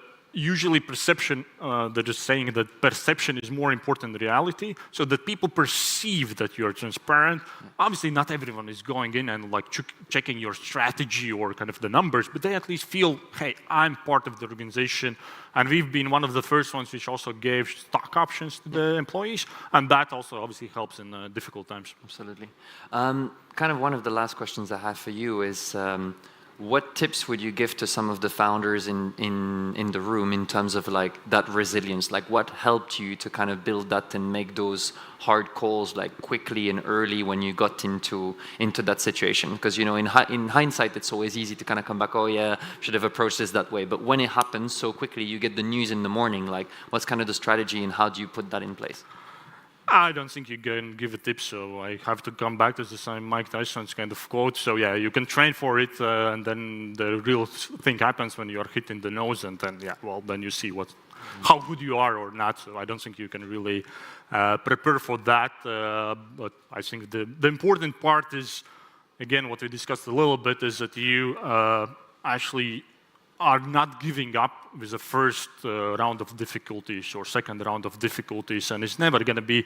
There's plenty of examples when you believe that all the companies have been going from strengths to strengths, and it's always like this, and always it's not like that. So what is written in the books and what you read somewhere, it's true. So it's going to be struggle. So you don't want to give up.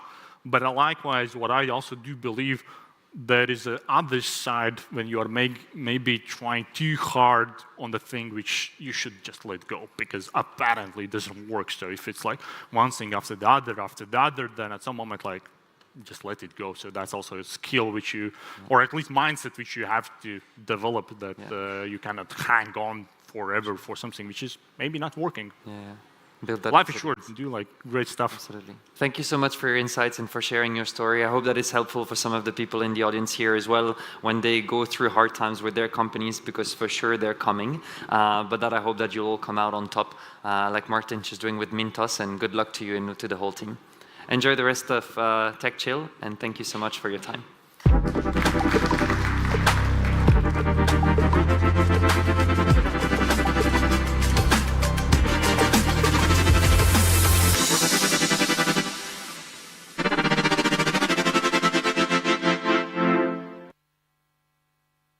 Okay, you guys, so I see some people standing at the back next to the doors. Please come in. There's plenty of space for everyone to share. And we're in for another treat. So we are going from passive income investing into animations. How many of you are using animations in your day-to-day business, in your day-to-day life? 1, 2, 3, 5, 10 people. Okay, I have a feeling that after the session, it's going to be at least 10 people using it, 10 people more. And we have a very special guest today, Rita Steimane, who will deliver a keynote on everything that is related to animations, the very basics, how you can use it, the essentials.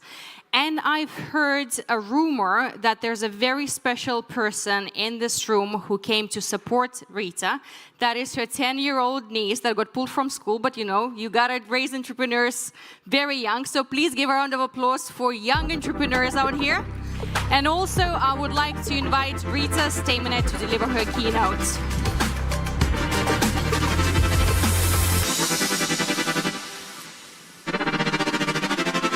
Hi, everyone. I hope you're enjoying and having a blast at TechChill.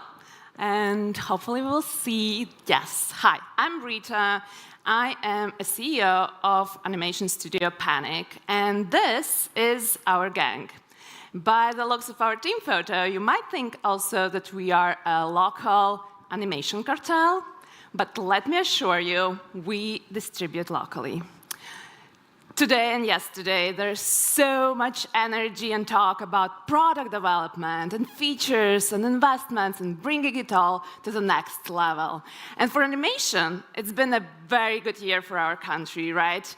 I have nothing to do with that, but I'm just a proud citizen for the Golden Globes, first time for our country. And today, I'm just really honored to talk about animation from the commercial side and how it can elevate the brand and brand stories for the marketing needs through the power of animation. You might think that animation is like a fun add-on to your brand. Let me assure you, it's actually a serious business. These are statistics, devastating statistics, that we see in advertising every year, and every year it's getting even worse. Last year at Cannes Lions, the research was showed that only 6% of marketing spend was actually effective.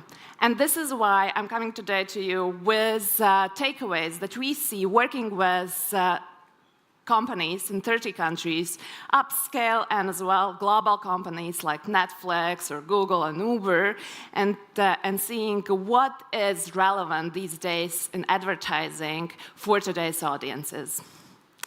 Takeaway 1, escape sameness.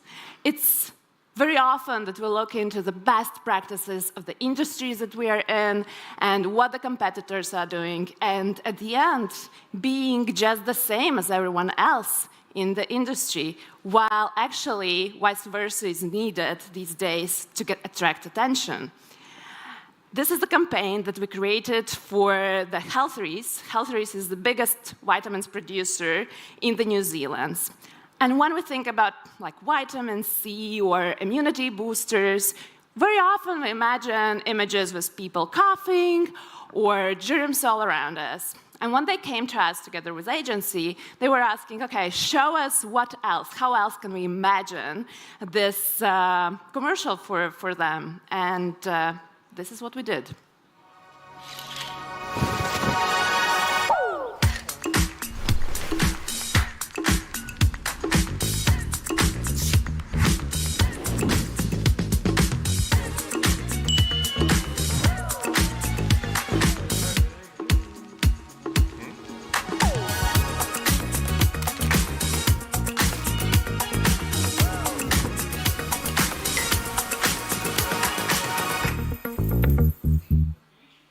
Do you feel energized?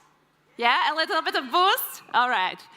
And that's exactly what's needed for the industries to be a little bit disrupted, starting from how we chose the visual style to designing this character. This is our cheeky Riley, who is a non-binary person representing everyone, because we all need these vitamins and a boost in our day to take it on.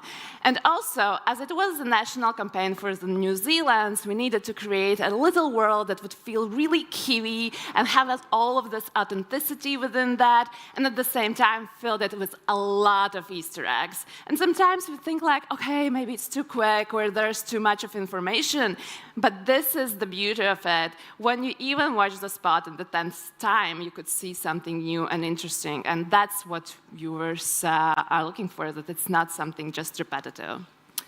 Takeaway 2, stop hiding your personality.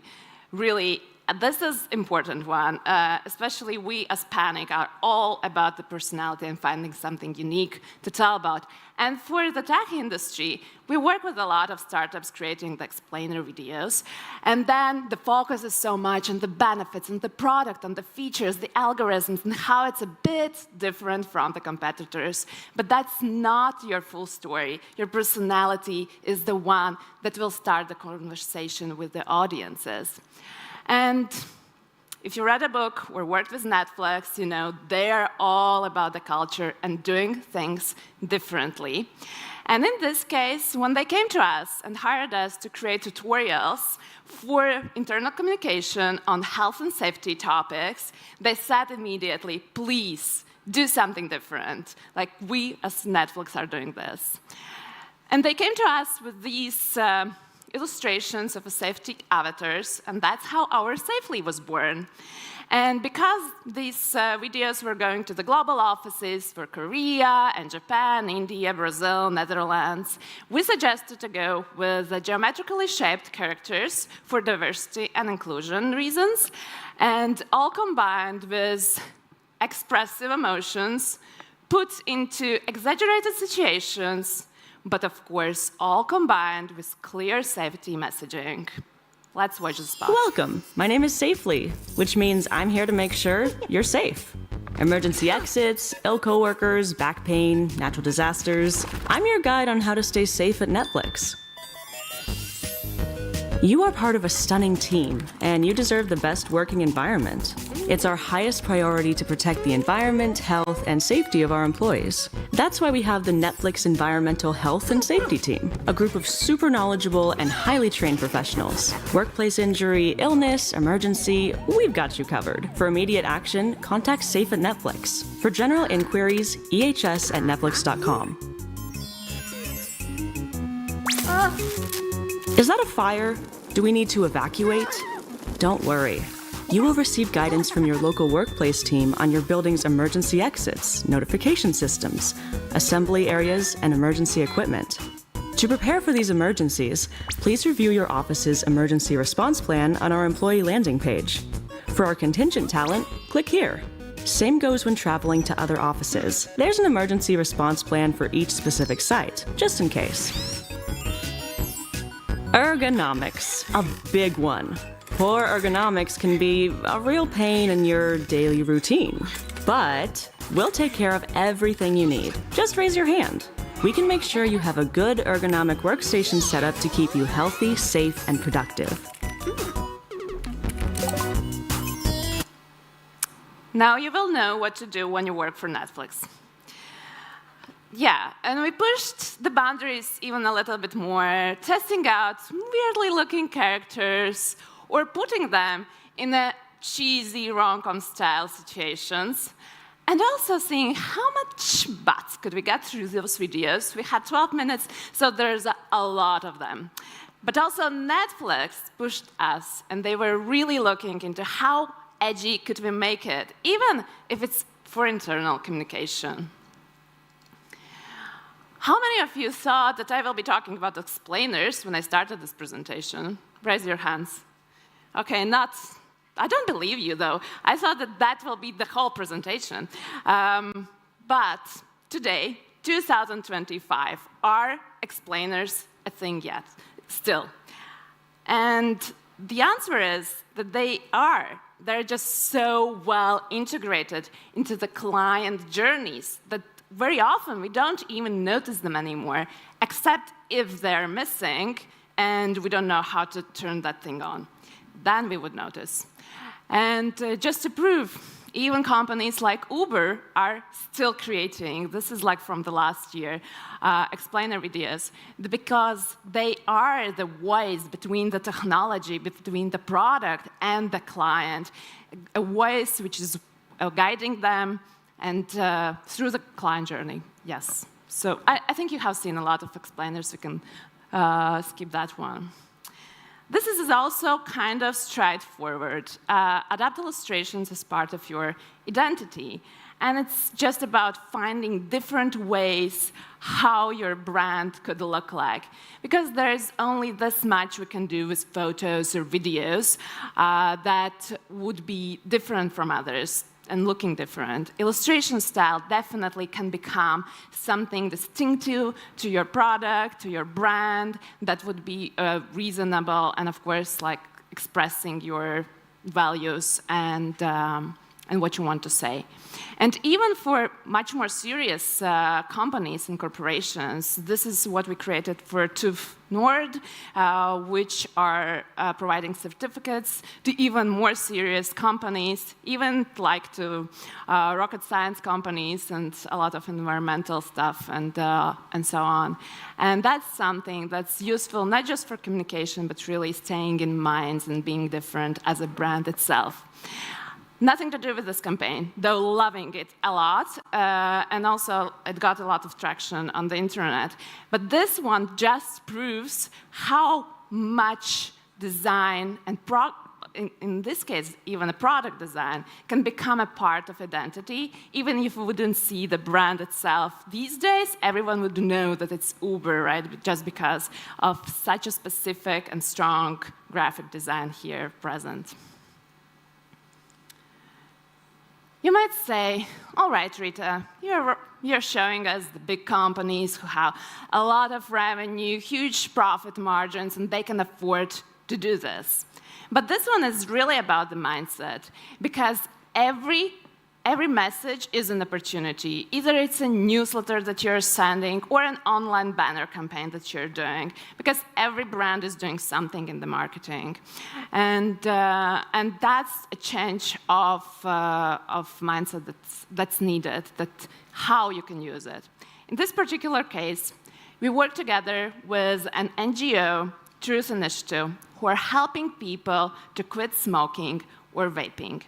And they wanted to do an OLV campaign and really be just straightforward with saying, hey, if you want to quit, then we can help you. And it was supposed to be just a simple OLV campaign with a text written. And they came to us and asked, can you find a way to make it more emotional and personal, understanding how a person is feeling at that moment? Because if you have gone through the process, you might know that it's not once and done thing with quitting. And this is what we did. Work out your quitting muscle. Each time you ditch your vape, you get stronger. Text Keep It Up to 88709 for 24/7 quit support. Slip up and vape? You don't have a time machine, but we can help you start your quit again. Text another try to 88709 for 24/7 support. Any New Year's resolutions? You know where to write if you want to quit as well. So sometimes just finding a little twist, a way how to add this personality and this emotional part can be really a changer. And we heard from the client as well that it's actually been one of the most successful campaigns for them. This is the last one, but definitely not the least one. We could even say that it's the biggest one. TikTok has changed things, that's for sure. But not only what type of social media we are using, but changed how we perceive what is content and how we are deciding what to watch or not, and where we spend our time. And advertising is just part of the content. It lives online, and you can skip it these days quite easily. And content should be entertainment. We are fighting for the eyeballs of our viewers. And so let's have fun and make more of the entertainment. And one of the brands which doing this excellent, again, nothing to do with them, though loving what they're doing, is Liquid Death. If you haven't heard about Liquid Death, it's a water in a can. So a lot of disappointed people in the morning after party have taken it and thought that it's a beer. But after realizing that it's water, and this is what they do with their branding, they wanted to make water attractive. And again, finding a different way, perspective, how to create a brand and communication around that. And overall, just go through their social media, see what they're doing, amazing stuff, and doing really great entertainment while advertising. And let's watch one of their spots. Look, it's a murderer! It's a man! No, it's Murder Man! Yes, it's Murder Man, the hero with murderous superhuman abilities. He was created to be the ultimate thirst-killing machine by an evil beverage corporation who wants to take over the world and recycle the human race. What the are you talking about? Use your voice thingy. Can't I have employee health care?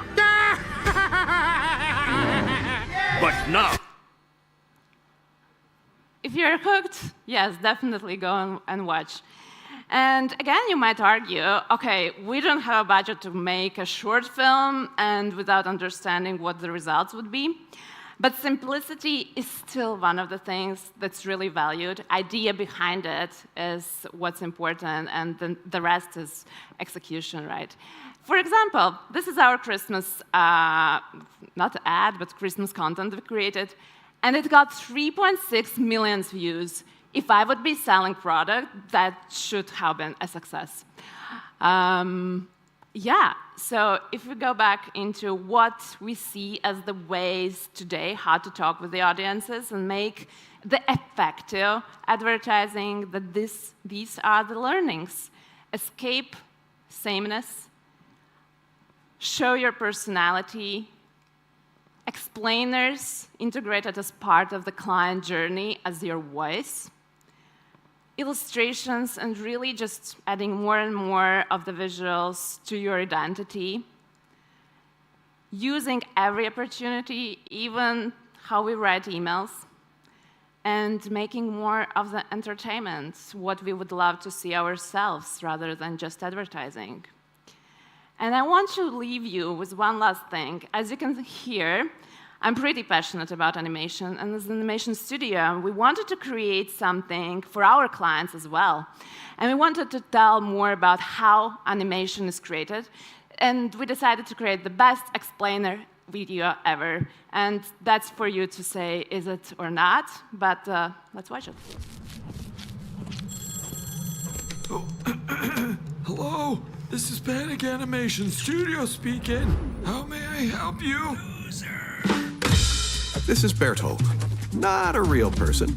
Just a fictional character we made for you specifically, like we do everything for our partners, including this explanatory video, so you get a perfect sense of what awaits you at the Panic Studio.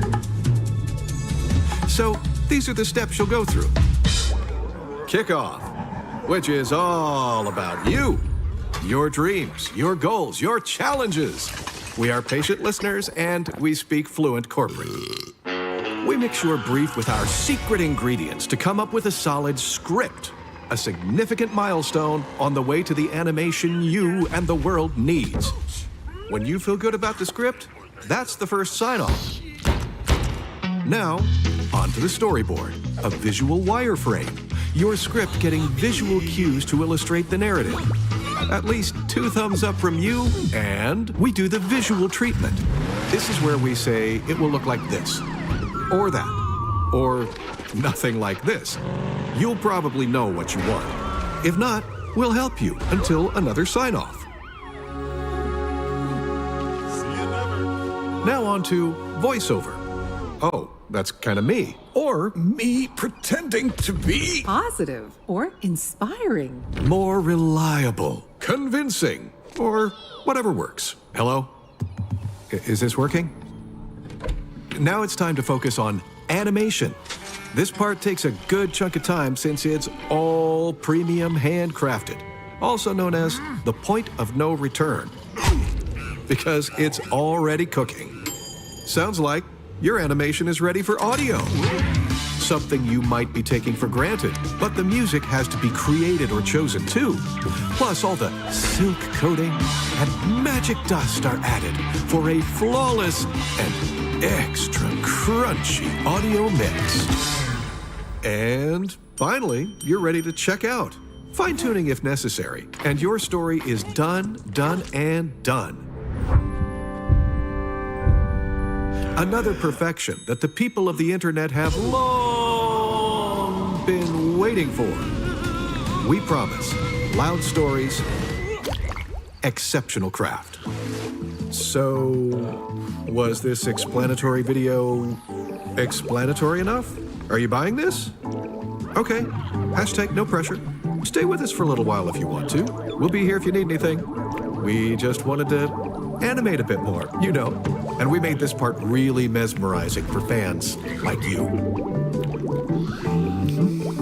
Okay, we're cutting here. Talk to you soon. Thank you, and enjoy the rest of the conference.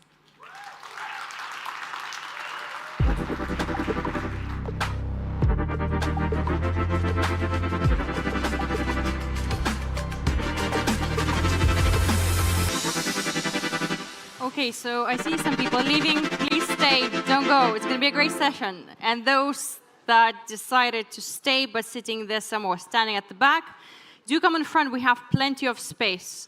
And as you can see, I have my co-host finally back, so he didn't ditch me. Yeah. Okay, so next session I think is quite crucial, important. Each of the founders here was at least one time in life in this position.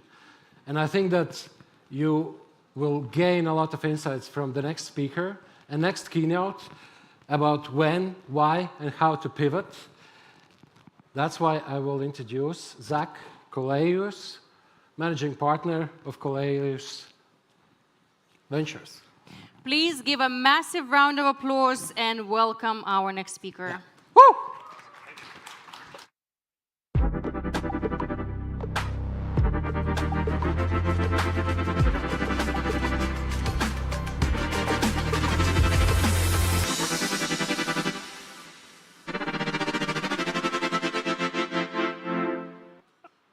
I really think they need to make the couch with the rockets on the bottom. That'd be really cool to ride and just get on and up you go. So first of all, thank you to our hosts. This is an amazing conference. This is my first time in Riga, my first time in the Baltics, and it's been absolutely spectacular. The hospitality from landing to every moment has been really, really spectacular. So thank you very much for having me. So my name is Zach Koleius. I'm a San Francisco-based investor. 10 years ago, I shifted over to the dark side, and so I've been now investing for a decade, deployed about $100 million into 80 different companies, and then I'm currently running a fund of about $100 million that I write checks all over the world into startups. So I've been doing this game for a long time.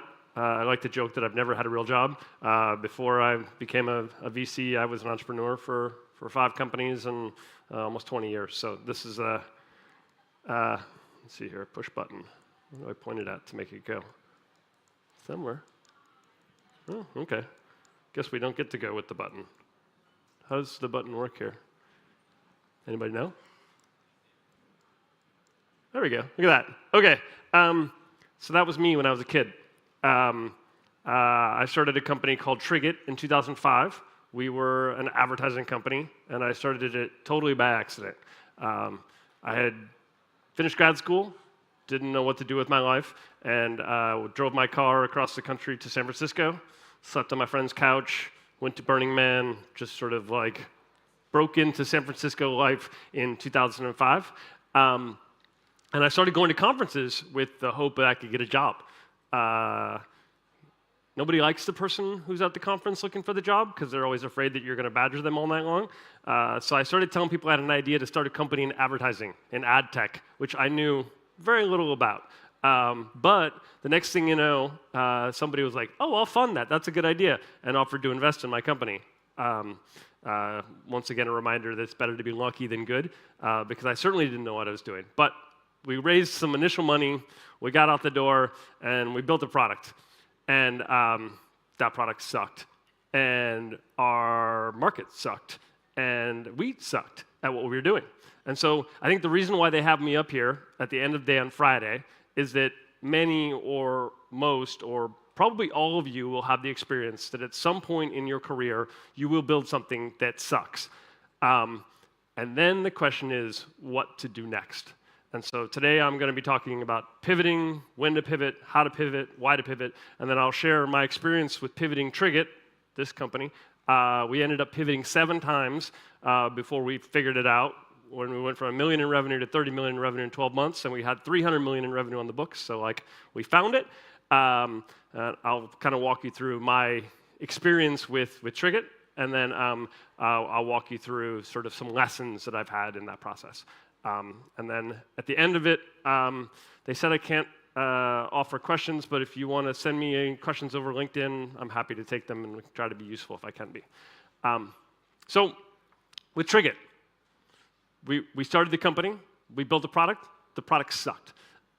Customers didn't love it, it wasn't really all that exciting. So we started looking around for what to do next. We built another product, that product sucked. The customers didn't like it. And we looked around again. And then this is in 2007, 2008, right as the financial crisis was occurring, the market was ending, the world was ending, everybody was like, oh my God, this is the end of all things. And we had just raised some more money, so we weren't quite going to go out of business, but we knew we were well and certainly fucked as we stood in that situation. And so we saw the beginning of this thing called real-time bidding. So what real-time bidding is that in online advertising, in the old days, if you wanted to buy ads, you would literally pick up the phone, you'd call up a website, you'd call up the New York Times, you'd call up somebody and be like, hey, I want to buy ads from you. And then they would be like, okay, we'll sell it to you. And it would all be transacted manually over email, very complicated and very hard to scale and doesn't sound very internet-y to me. And at the time, everyone realized that wasn't very internet-y. And so we invented this protocol called real-time bidding, which enabled computers to buy and sell transactionally from each other without having to have a human in the loop. And so we saw this coming. And at that point, our company was going to go out of business anyway, because we had built a bad product and we weren't in a great market. And so we said, OK, let's bet on this crazy future, which is what startups are all about, betting on crazy futures. And we took all of our energy and we poured it into this, and we were right. Real-time bidding went from 33 million impressions a day auctioned off across all of real-time bidding to now there's something like 33 billion impressions a day auctioned off of real-time bidding. And so if you're a startup and you're on that scale, you're going to end up probably in a relatively good place. And it's amazing. When you find a market that's growing that rapidly, the market will pull you into basically where to go and what to build. You don't have to imagine it. You just do what the market's telling you to do. And that lesson for us was profoundly impactful, and it's a lesson that I will always remember. And for every startup that I work with, I'll ask them, is the market pulling you or are you pushing? Because in this case, we were being pulled along like you wouldn't believe. Unfortunately for me, and unfortunately for the company, I was quite young at the time, didn't really know what I was doing, and we got our ass handed to us in that market. Our competitors were older, wiser, smarter, better, and they won, and we very quickly lost. The chief competitor at that time is a company called Trade Desk, now worth, I don't know, probably $50 billion in the public market. The CEO was formerly a peer and is now a billionaire, and I am not a billionaire. But I got that lesson of getting to see what that market looked like, and it was a profoundly exciting experience. As we were kicked out the back of that, we had to then pivot again. And in that experience, I got what will be a lesson that I'll share now, which is that those pivots are all about a series of small but incredibly important steps. Each one you can map and you can think about, and if you don't have it, you should go back to, and now I'll walk through those steps. The thing about this process, first and foremost, is like anything else in entrepreneurship, it is a skill. This is not something that you can just make up on the spot. It's not something that you can just read about in a book. It's not something you can like listen to me and then go do. It's something that takes experience and practice. And it's incredibly important that as you go through this process, that you understand that there are other people who've gone through it before. And so the entrepreneurs that are in your life, the founders that you know, they've gone through this before, just like anyone else. And if you go and talk to them as you go through this, you're going to find out that they will give you good and useful feedback throughout this, and they can help you. And so my advice to all of you who are going to go through this pivoting process is take advantage of the other entrepreneurs who've done this before, because it is truly it's a painful skill to get, but if you get it, it's very, very powerful. So step one, the secret to this business is about building big outcomes. It is about building companies that are worth billions and tens of billions and hundreds of billions of dollars. And there's a simple lesson that I would like to share here, which is that the internet, it gives you phenomenal scalability. So you can build a company here in Riga that everyone in the world could use tomorrow.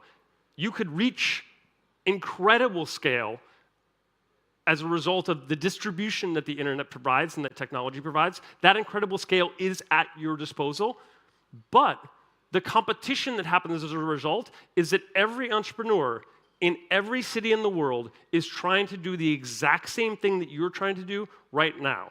And so what that means is that unless you find the magic that your customers really want, unless you find the thing that they really care about, nothing will happen. Nothing will work. No scale will materialize. You will not build a rocket. You will end up basically not succeeding. And so the process of building a great company is to search for the thing that causes your rocket to lift off. And until you find that thing, you need to keep searching.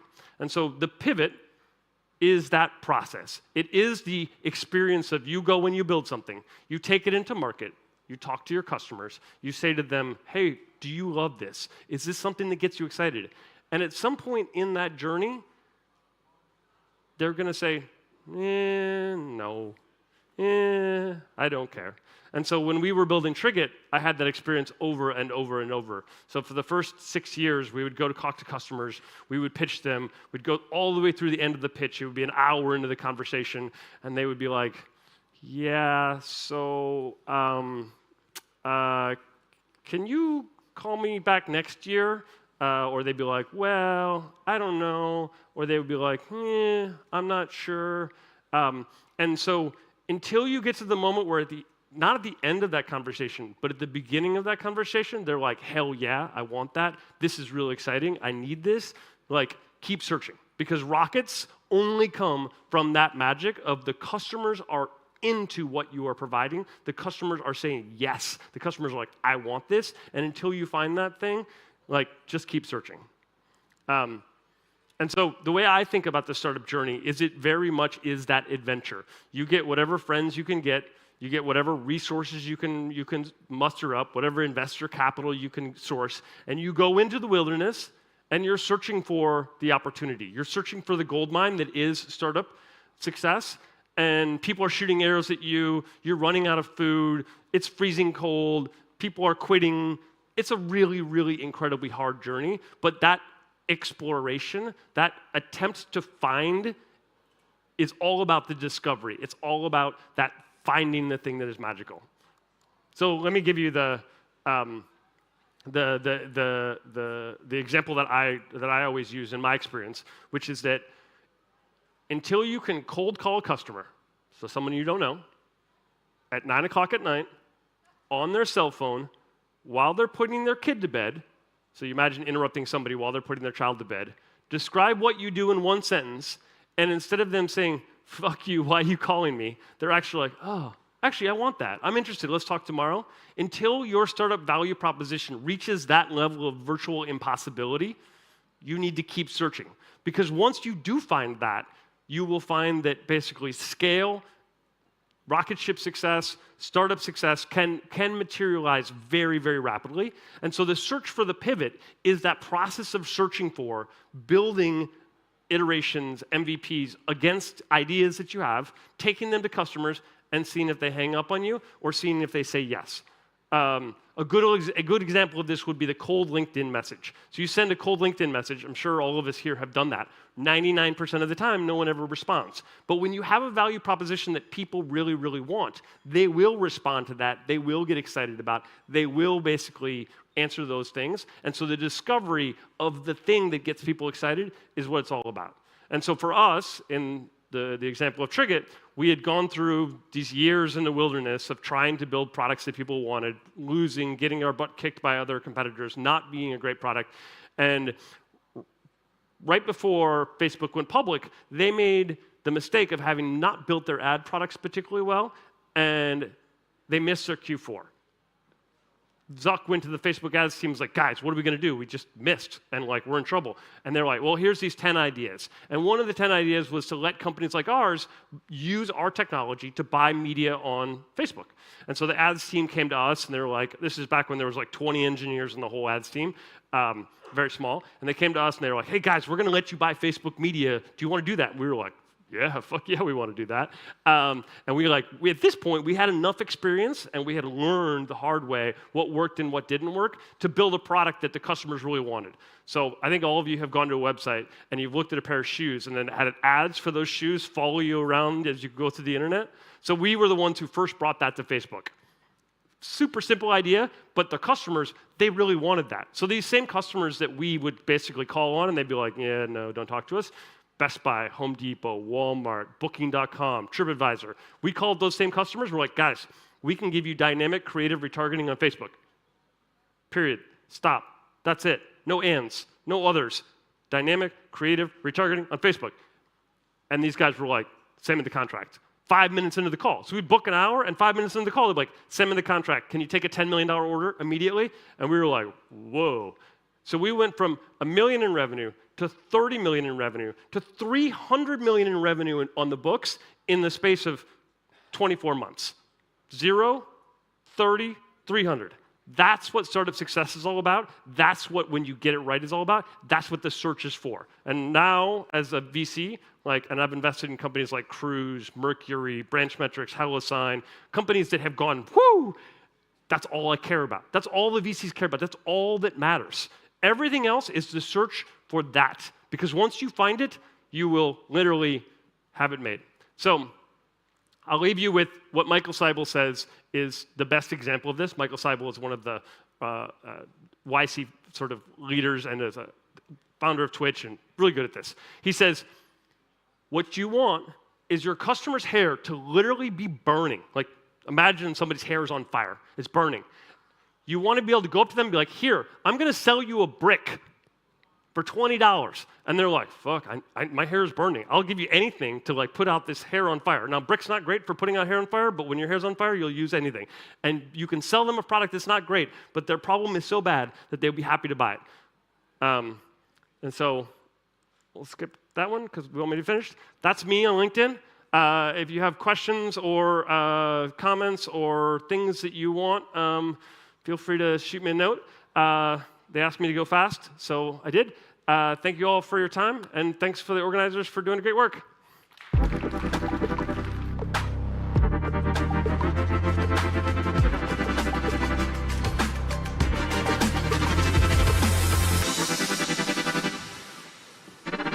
Okay, guys, so we have another 3 sessions, so I hope all of you will stay because we have some very practical sessions. Once again, those that are standing, please come and sit down. There's plenty of space. And now we'll introduce the next session. Yeah, I think that the exciting part about the next all sessions is that these will be only keynotes. So no fireside chats, no panel discussion, just pure insights. And the next one I think is quite important for any startup. And in kind of in the early stage, we always make these things very often and be part of those, similar as this event, TechChill, so space of events. And the brand exposure in events will be the next keynote, which will be presented by Ben Constantini from Season. Give a very, very big round of applause, you guys.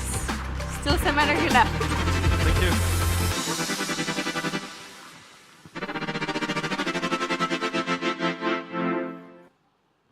Hi, everyone. Please raise your hand if it's your first time here at TechChill. Can you just do this raise your hand thing? OK, we have like a good 25% of the room. After Zach's keynote, you pivoted, you have your company figured out. You're going to need to master this subject, brand exposure at events. Entrepreneurs can change the world if they attend the right event at the right time. I've been praising this for already many years. And let me tell you a little story. You know that Uber was created, the idea, out of a conference in Paris back in 2008. It was snowing. It was a madness to get a cab. And the guys were like, can we find a better solution? Fast forward today, 150 billion company. So this is the power of events, right? And also Zach, just before, was telling about his own experience where he got his first startup out of going to a conference. I've been working with over 3,000 speakers for the past 10 years, more than 500 events. And really, like at the end of the day, the work that I did with my team got experienced by over 1 million attending. I think we're getting closer to 2 million right now. And if you are interested on this subject, just go to cesarmas.com. You'll learn more about it. So I was saying the events are very powerful. Do you know that 80% of marketers believe that events are more powerful than digital channels? And it's becoming even more the case nowadays with AI-generated content, the challenges around GDPR, and also the fact that the traditional marketing funnel is kind of broken. It's not very much like a multi-touch point type of journey. And so field marketing, which is that particular aspect of marketing, is back. And it's a very powerful aspect for startups, and that's what I would like to share with you today. So giving you practical information, stuff that you can take back home and apply so that next year when you're here at TechChill, you master your brand exposure of your company. So it's tailored more to startups, but I hope it's useful for others. First question, why do you go to events?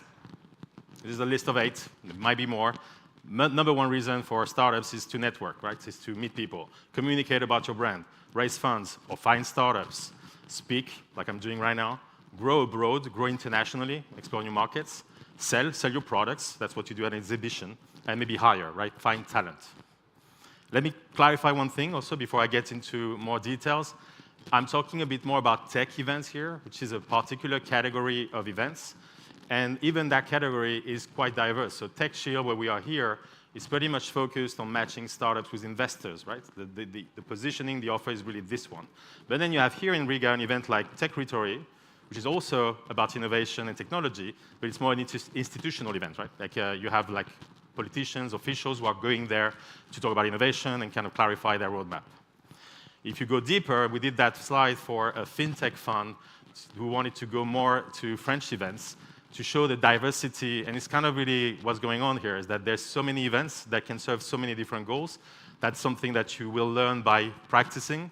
And just here you can see events that are made for startups, events that are more specific to vertical, exhibitions, meaning places where you're coming to sell your product or service, events that are really focused around network building. So if you go there, you don't really have a network already, you're screwed, basically.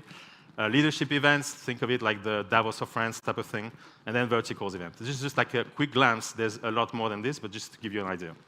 And this is not getting any better. Number of events is growing, post-COVID growing. There's more events everywhere. People are figuring out, OK, which one are the right one? How do I get ROI out of it? We say this to founders, especially early-stage founders. One thing that you need to master from the get-go is how much time you spend preparing. There's a very simple formula. Test it. It works. If the event is 2 days, multiplied by 3, you have to spend 6 days planning, right? That's it. If you're not able to do that, you're not going to be able to maximize the value that you could get out of it.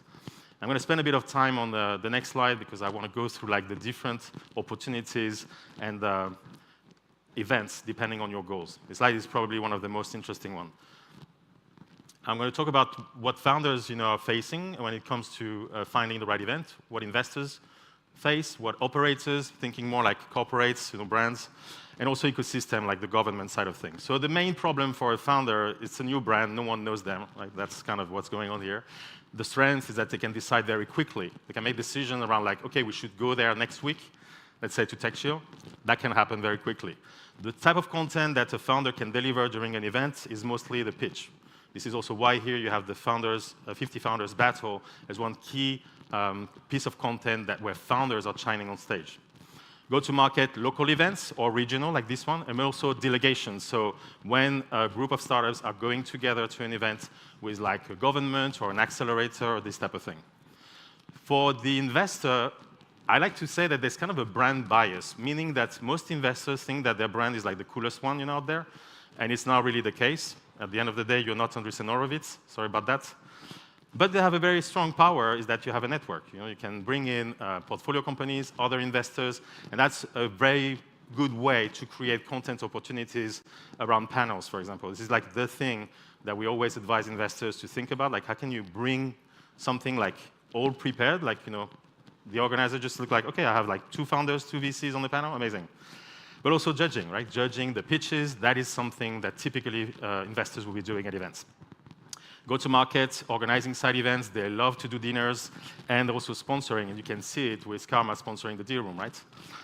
A good example of an event that investors love is Slush. I know that a lot of people here know the event. It's really optimized for the investor experience. Operators, big problem if you work at corporation, you don't really have ownership on the subject, meaning that you don't decide really the event strategy, the event roadmap. It's corporate communication, marketing, someone else. Power is that you have a strong brand. So a lot of events will be interested in having that logo on the speaker list. Go content-wise, it's a panel type of format, and it's also workshops, either that you are organizing on your own booth or that you're sponsoring and having as part of the official program. Go-to-market, sorry about that, but it's sponsoring. Every single event on the planet will expect a brand to spend money to support their initiative towards startups. And again, startups don't have money, so someone has to pay the bill. Good example, VivaTech. Fantastic event tailored to the needs of big brands and corporates, and like kind of a pleasure for an operator to experiment. And finally, ecosystem players. I was talking about government, this type of organization.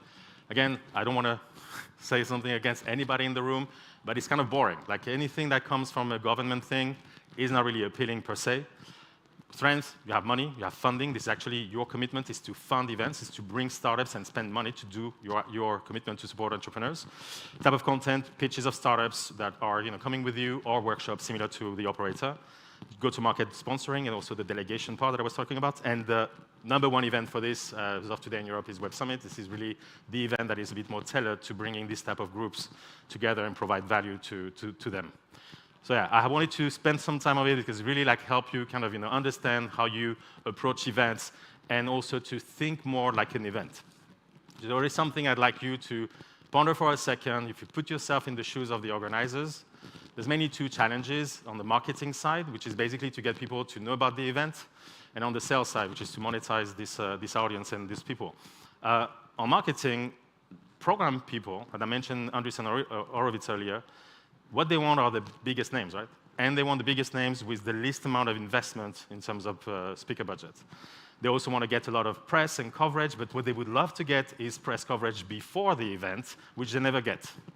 And then there's the partnership barter side of thing, which is basically you're looking into communities and organizations that can help you spread the word.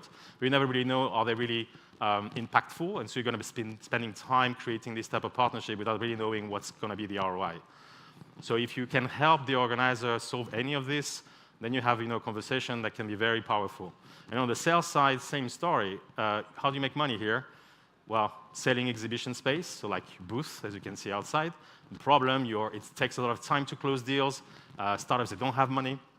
The sponsorship side, I was mentioning earlier that VCs, they really love to do their dinners, but they're not paying anything for it. So you're as an organizer, you're really stressed out to be able to monetize this as well. And basically the growth, again, specifically for tech events, it's very hard to renew your contracts. It's very hard to get clients already today for next year events, which is the opposite for the exhibition industry. And so basically, you have to constantly chase new contracts, and you're just dreaming to be able to have multi-year contracts like Web Summit is doing.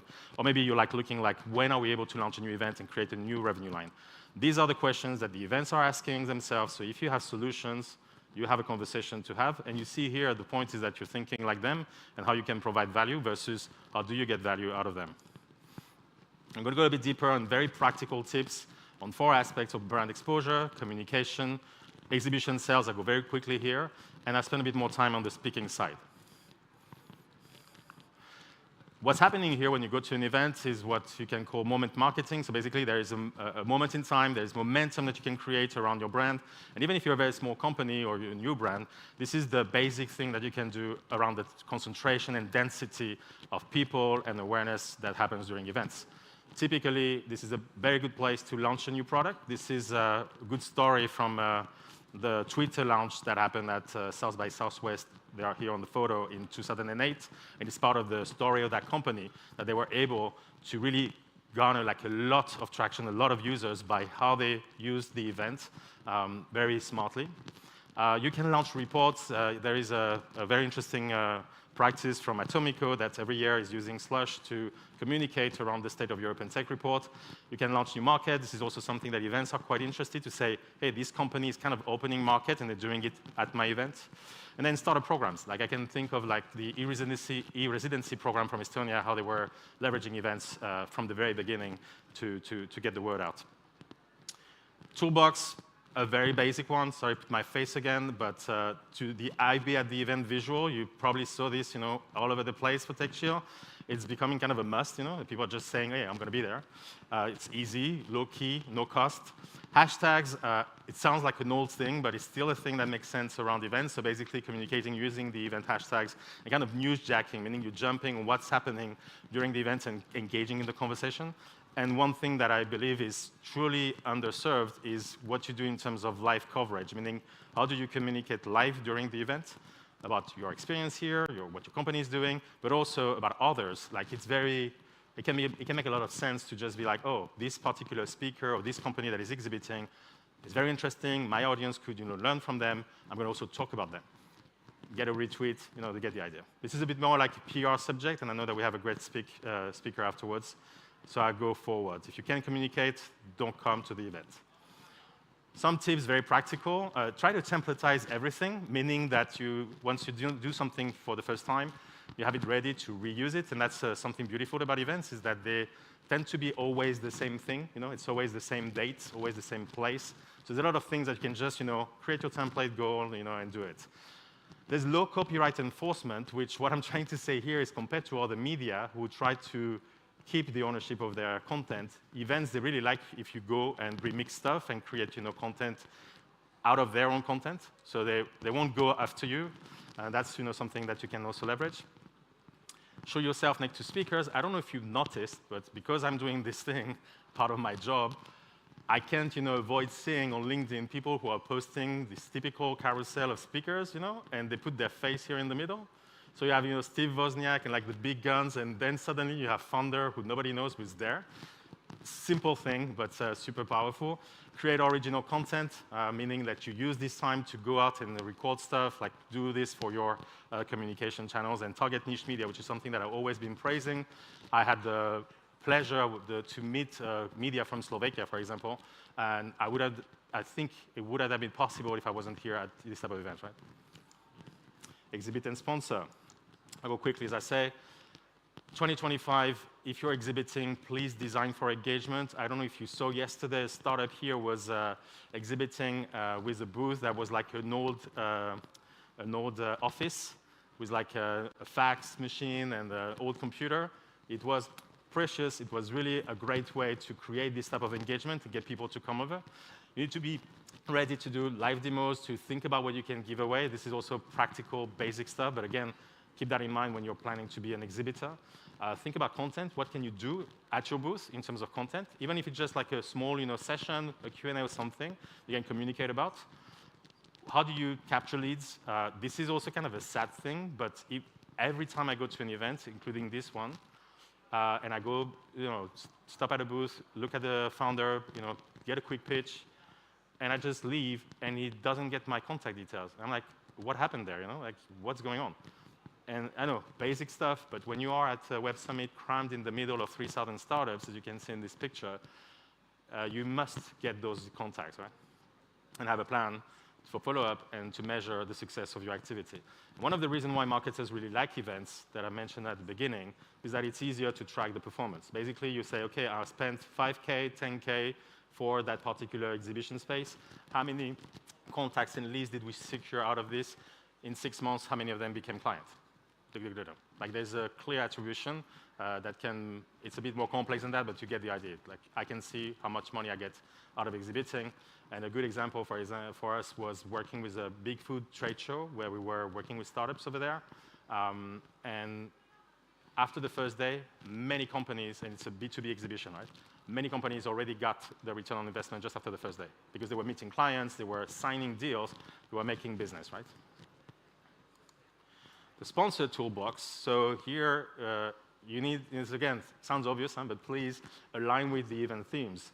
If you're coming here to TechChill, as a brand, what you are supposed to be supporting is the next generation entrepreneurs. You want to help educate founders, and whatever you're going to be doing in terms of activities and engagement should be about it. You can create custom activations. You must be on the stage. You must be a speaker. If an event tells you it's not possible, they're lying.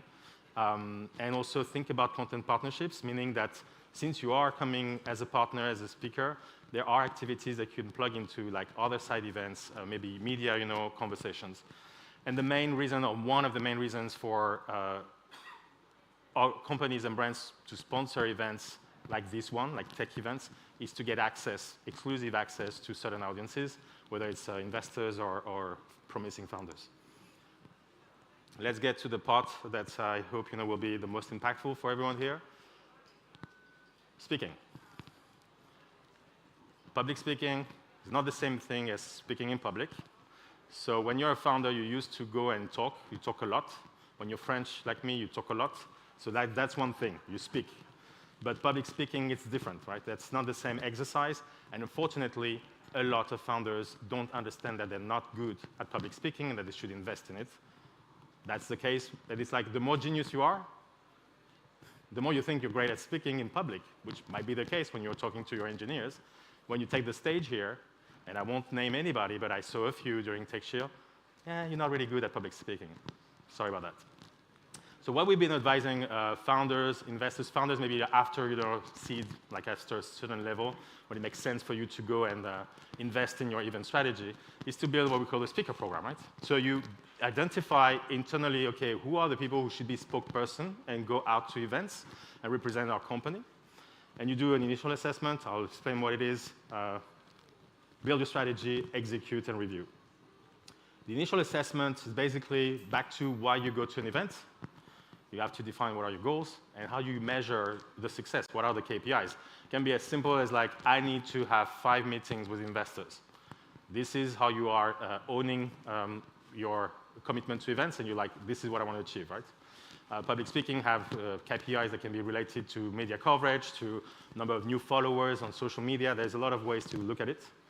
What content do I have already available? Very important one. We did a work for the French government a few years ago where we reviewed how much content from the top 120 French tech founders was available online in English, and it was 23%. So it means that 3/4 of the French founders, the top one, they don't have anything in English online, so I don't know how they're going to get a speaking slot, And you need to know that as you're going to go out, you will probably need to create new content, right? Like if you have little content available, you need to create new content.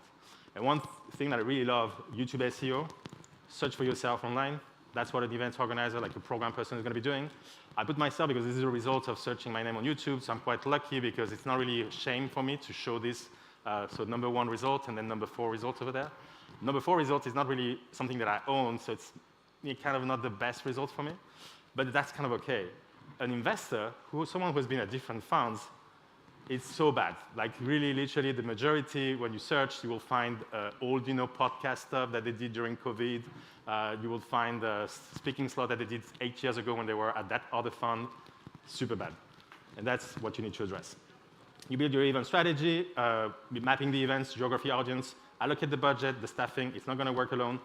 Align with your PR team, meaning do you have announcement, do you have something coming up throughout the year, an AGM, as a VC, etc. And think about what you could also do to create your own events. Execute that timeline minimum 4 months to 6 months before you need to be engaging to get a speaking opportunity. South by Southwest, a famous panel picker, is like in July for the event that is in March. If you miss that, and you're going out for contact in September, October, it's too late. You have an opportunity to go to call for startups, call for speakers. You will need to create original content to track your performance and do a quarterly review. I'm getting to the end, so no worries. Maybe I'll go over 30 seconds. Some tips, rehearse your proposal. This is what I tried to do here today. As for the recording, I'm supposed to get this recording in 3 weeks. I'll make sure that I get it. Think about your clothes, makeup. Here they do, makeup artists are here available, which is amazing because I look a lot better on the video. Remove your badge on stage. Have friends in the audience. I have a few. Get some photos from them. And master the start and the end of the session. It's very important, that part, knowing how you start and knowing how to end. You can 10x your brand with events with us. Join us on Sesame, subscribe to our free newsletters, a lot of resources. If you want to join us as a venture scout, I'm actively looking for it right now. We organize an event for event organizers and marketing people from VCs. Sesame Summit, you can apply to participate, and we're also raising funds. That's all for me today. My contacts are here. I'm really available. My phone is on the internet. No problem. Looking forward to meeting you all. Thank you.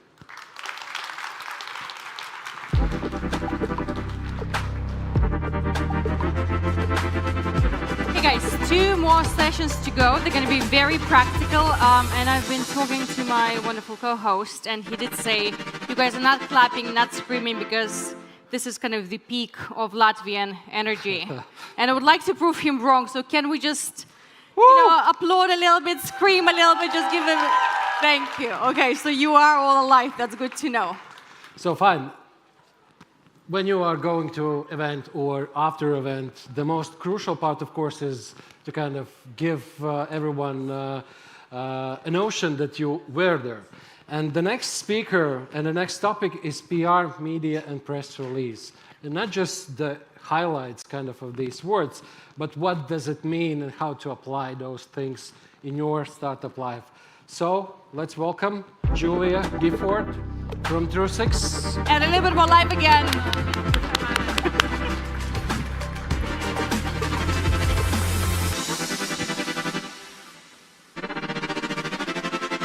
Hello, everyone. So glad to be here with you today. And oh my God, huge round of applause for yourselves for being here because you guys are the heroes.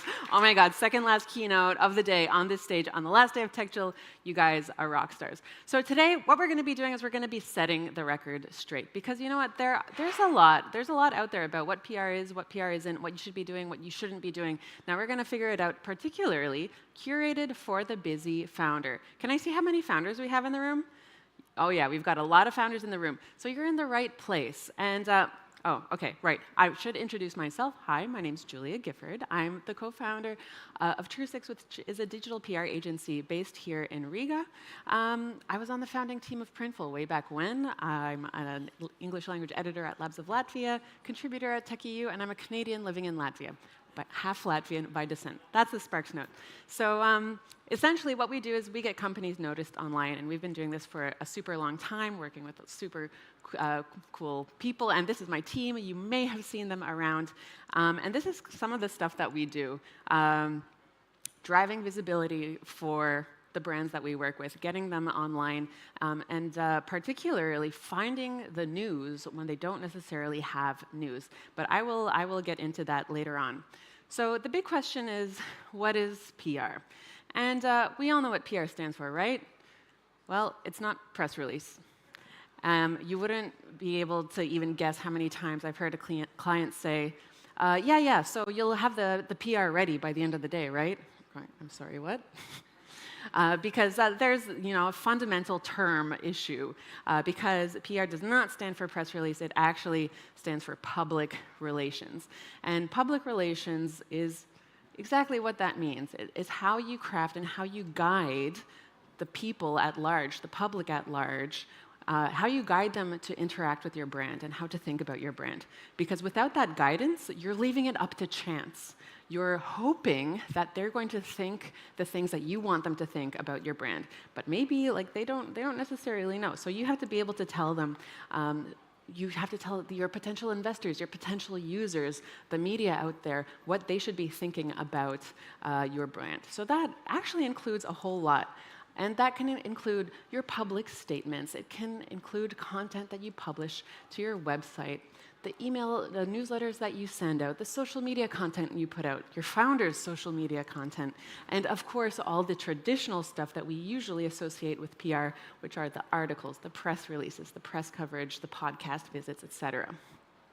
So when you're thinking about PR, you're not only thinking about the typical, press conference, media coverage stuff. There's actually a lot of other tools in your toolbox, and for a busy founder, and possibly a founder that maybe doesn't have a lot of financial resources, that's key. That's key to keep in mind. Now, the problem is there are a lot of misconceptions about what you can do, what you can't do, when you should do it, when you shouldn't be doing it, and we're going to go through a few myths and hopefully bust them and give you the tools for you to go into the public and into the world and craft your brand the way you want it to be seen. So myth number one is, I'll think about PR after fundraising. We've lost the aisle somewhere. And the ing. I'll think about PR after fundraising. That's the typical time when founders think that's the time when I'm going to hire a PR agency. That's when we're going to get a publication in TechCrunch, etc. But actually, PR is a continuous process. I'm sorry to break it to you. It's actually in your interest to be talking about your brand early on. And the reason for that is that because if you don't have anything about you in that public ecosystem, that sphere, the internet, let's be honest, then there's a journalist won't be able to validate that you even exist, that you're even newsworthy, that there's any reason for them to write about you. And additionally, it also makes conversations with your investors more difficult because they don't see that media is interested. And media visibility is an important validator that a journalist has looked at your product and thinks that it is interesting. So it's something that you should be considering early on. And for those of you who are here, okay, can I hear it for the Latvians in the house? Woo! Okay, can I hear it for the Estonians in the house? Woo! Can I hear it for the Lithuanians in the house? And can I hear it for everyone else? Hey, okay, there you go. So chances are that you're not from a massive startup hub that has a ton of big media based in it, and that you're going to have to work really hard to get there. But if you're from a smaller ecosystem like Latvia here, then a great tool that you can leverage is your local media contacts. So in Latvia, for example, Labs of Latvia is the media that will likely be your first publicity. And we have the editors, hey, right here, these two ladies, Eva Treya and Asad, these are your people who you want to go to when you have a new company, something cool, they want to talk to you. And they're going to help you get your first publicity. It'll be your first experience with a journalist. And then that will be your first stepping stone into speaking to even more journalists out there. So make use of your local resources. I know that there are similar equivalents in all the Baltic states, in all of the countries all around. We have journalists from Slovakia, from the Czech Republic, all kinds of companies, places around the world. So, and your first news doesn't have to be fundraising. So for example, we were working with a company called Merch One, and they wanted to enter the United States, the US market. They didn't have any news about the US market, but they wanted visibility, but they didn't have anything to say. Well, let's start with the foundations. The first news is that they have entered the US market. And then, there are media that take that. So that's one way to craft news. You've created a product, you've created your MVP, it's available. But then again, even the fundraising news isn't necessarily always going to be taken as news. So for example, here's an example of a European founder who we worked with to gain coverage. And they raised 26 million. And not all media were interested in covering it. Some surprisingly large name media, who I won't name at the moment, So that's just to say that fundraising alone is not what's going to get you that coverage. So you want to be thinking about your relations with those journalists and with those media outlets early on. So what I'm trying to say is that waiting to fundraising is kind of almost too late. Myth number 2 is that PR costs a lot of money. And it can, but it doesn't have to. It can be successfully done in-house with the resources that you have. One tip would be to have a few go-to journalists who are your people who you keep updated as your startup journey progresses, even when you don't have news, just to update them and say, hey, yeah, we're still working on this, and hey, you know, we've grown to that, and that we've reached this milestone. But then when you do have some big news, then you can reach out to them, and they already know you. You don't have to convince them to listen to you because you already have that experience, that relationship. Because PR is a relationship game. And journalists want to hear from you. You don't have to hem and haw about it. They're there for you. Their job is they're interested in finding out about new, cool, innovative products.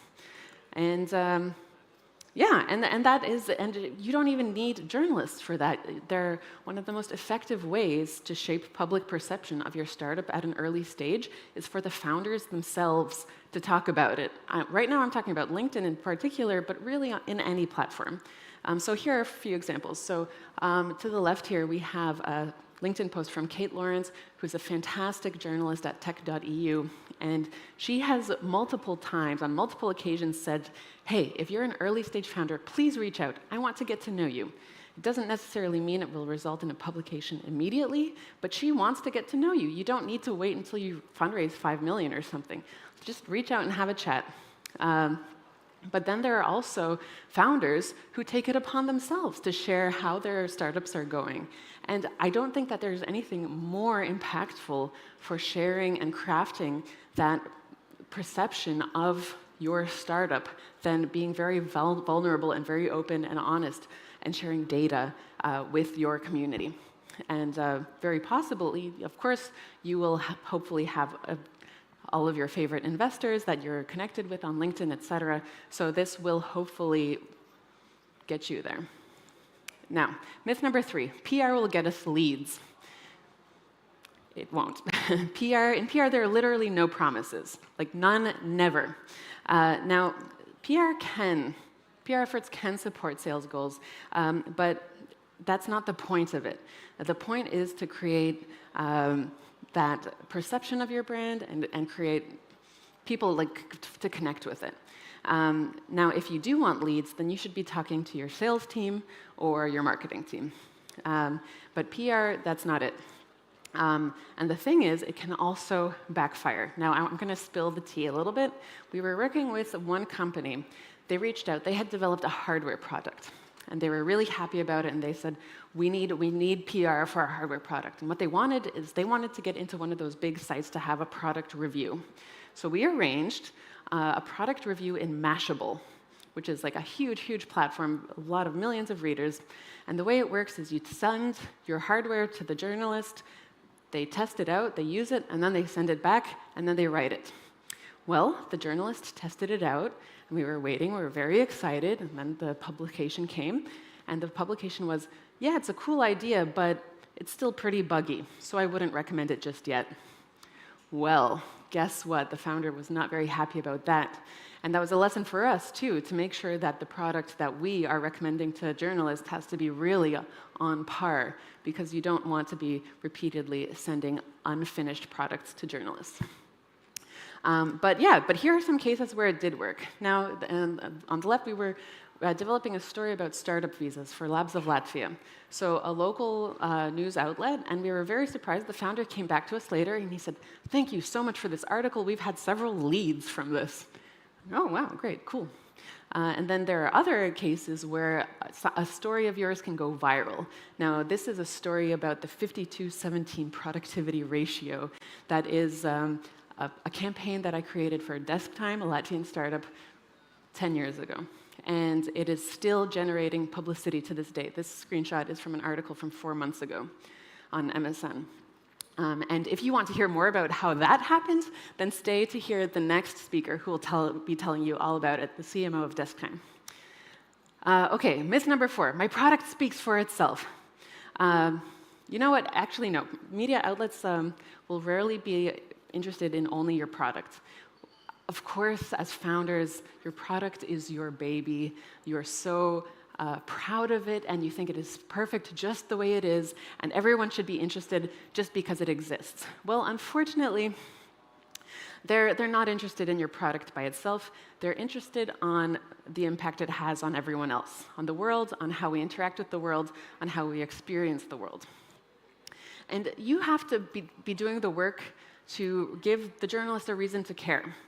In your mind, there's a question that you should be asking yourself to help define that. And that question is, so what? My product is the first to have so what? And try to answer that. Well, that means that this entire group of people will be able to now do this before they weren't able to, and it will change their lives because of that. That's what you pitch to the journalist, not your innovative product. So you pitch the so what. Yeah, what do you mean? My product is so innovative. Yes, unfortunately, you do have to get over that kind of ego burst. So here are some cases of successful publications where you can see that the reason it was successful was because of a strong emotional reason. So on the left we have, Martin Schlesmans, the CEO of Supplyful, who's talking not about Supplyful, but about how difficult it is to be a founder and a father of 3 at the same time. In the middle, we have an opinion piece from the CEO of DeskTime, not talking about DeskTime, but a year ago about how AI is going to change the way that we live in Europe. And on the right, we have TestDevLab, which is talking about by nerds, for nerds, about how they like to break the internet.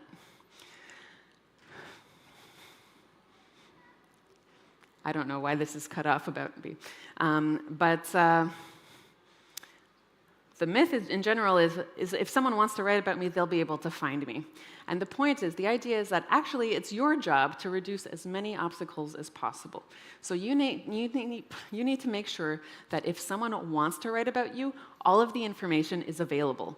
Don't gatekeep information, because journalists, before reaching out, they're going to try and take a look at your website to see if it's up to date, your social media to see if it's alive, and based on that, they will assume if your company or if your startup is still alive, because very often startups will die a natural death, and if it's not alive and if there's nothing there, then they won't reach out.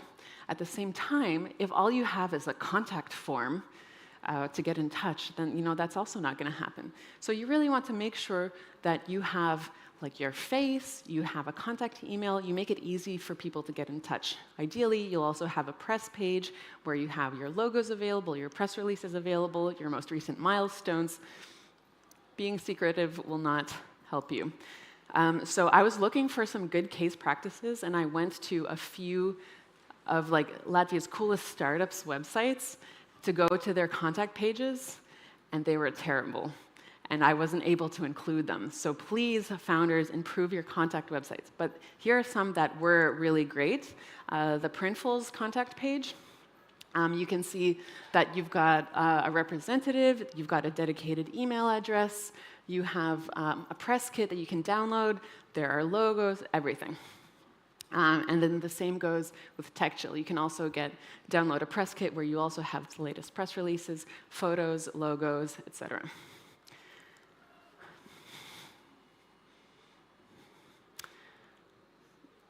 Right. If I have an interview with a journalist, I've had an interview with a journalist, where's the article?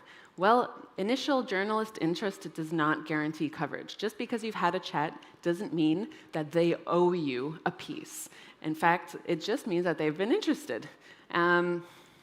So it is a long game in any case. The fact that there has been interest from a journalist to talk to you, it's already a great success, and you should be so proud of yourself for having achieved that. And this will help you out, because in the future, when you do have news, you'll be able to reach out. Then that journalist will already know all about you. What's more, that article might come out at a later date.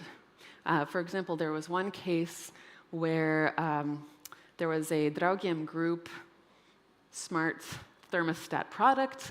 There was an interview with a TechCrunch journalist. It did not immediately result in an article, but this trend emerged with other smart thermostats, and then eventually there was an article about this general trend, which included information about that.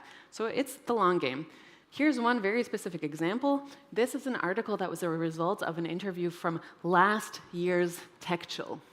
It was published at the beginning of December, this past December. So nearly 3/4 of a year later, it results in an article. You can't expect anything immediately, but when it does come, oh, it's so sweet.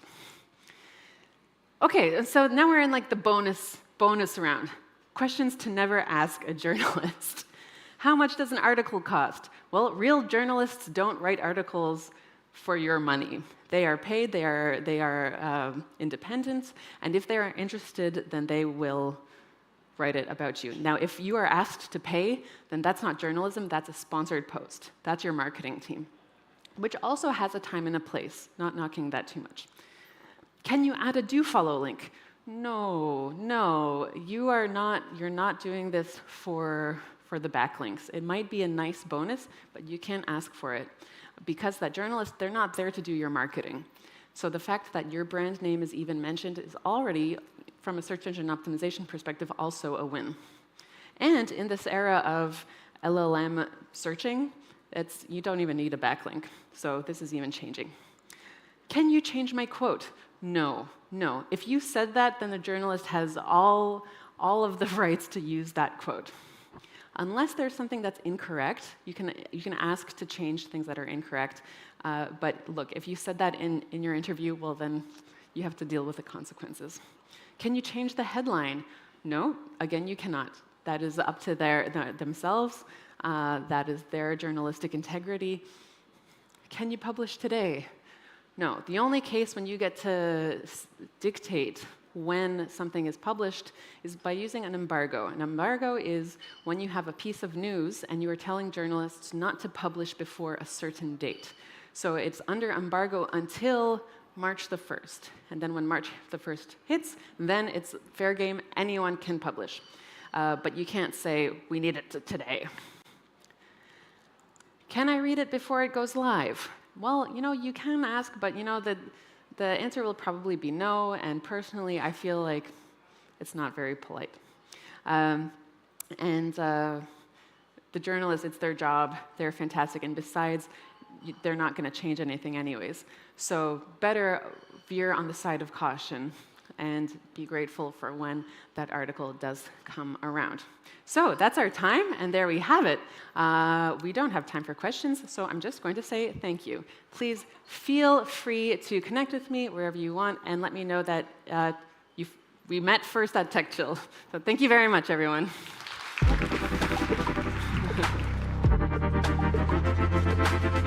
Okay, and the last keynote of the day. So everything that Julia told you in theory, someone will come to us right now and explain it in practice.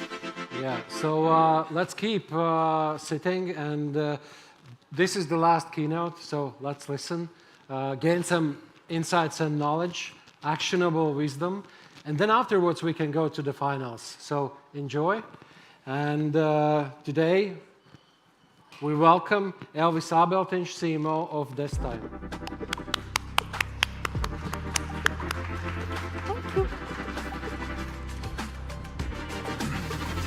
So hello everyone. Yeah, so this is the last keynote of the day, so I'll try to keep it short and fun. So yeah, the reason why I'm here is actually because of the work of Trusix and Julia, who presented before. So they did something 10 years ago that is still making me take the stage today. So that is the topic that I'm gonna talk about. It's how far a good PR can take you. Like, spoiler alert is that it's quite far. So, but before we start to talk about the actual case study, I have to talk about the product, Deskime. So, because it's important to know what we do to be able to then understand the reason why it probably went so viral. So Deskime is a productivity tracking tool that can be used by individuals, by freelancers, also by bigger companies, by big enterprises, now also government, to track the performance, but not only to track the performance, to get the insights about the productivity of the employees, to also implement well-being policies, flexible work days, and for example, working more remotely. We at Desk Time, of course, use this tool as well, and we are doing a 35-hour workday because we have measured ourselves to be productive enough to work a shorter time. And this tool also helps us to do a completely flexible work arrival times and like to do a lot of stuff for the employee well-being as well. So basically, the goal is to help businesses to create a fair working environment, because trust is really important, where everyone can maintain a healthy balance between work and their private life. So that is the tool. But how it all started 10 years ago in 2014. So we had, well, not we, my colleagues before, they had the idea to analyze the large amount of data that we have. Like, we have the data on thousands of employee workdays, and we know how productive or not productive they are when they start their working day or when they end it, and everything that happens in between. And so we, together with the PR team at Trusix, so we gave a task to our developers to pull some aggregated data to see how, to see what are the characteristics of the most productive workers. So we took a look at the 10% of most productive people in like the whole database, and we came up with the 52-17 rule, which is like the learning that the most productive people, they tend to work for 52 minutes productively, and then they enjoy a 17-minute break.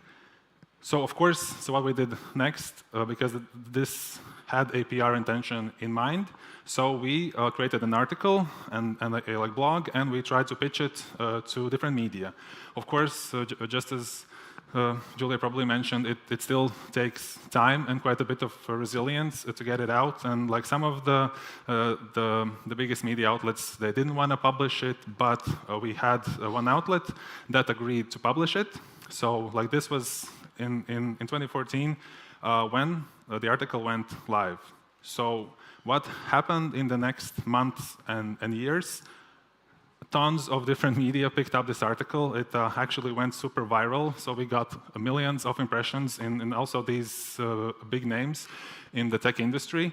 And yeah, and like why I'm standing still here and talking about a 10-year-old like PR campaign is because now if you Google 52-17 rule, like this is what comes up. Like there's tons of stuff. It has lived its own life, and it went so far. Like you can see here some like Desk Time blogs and like the company mentioned above as well, but it just went wild.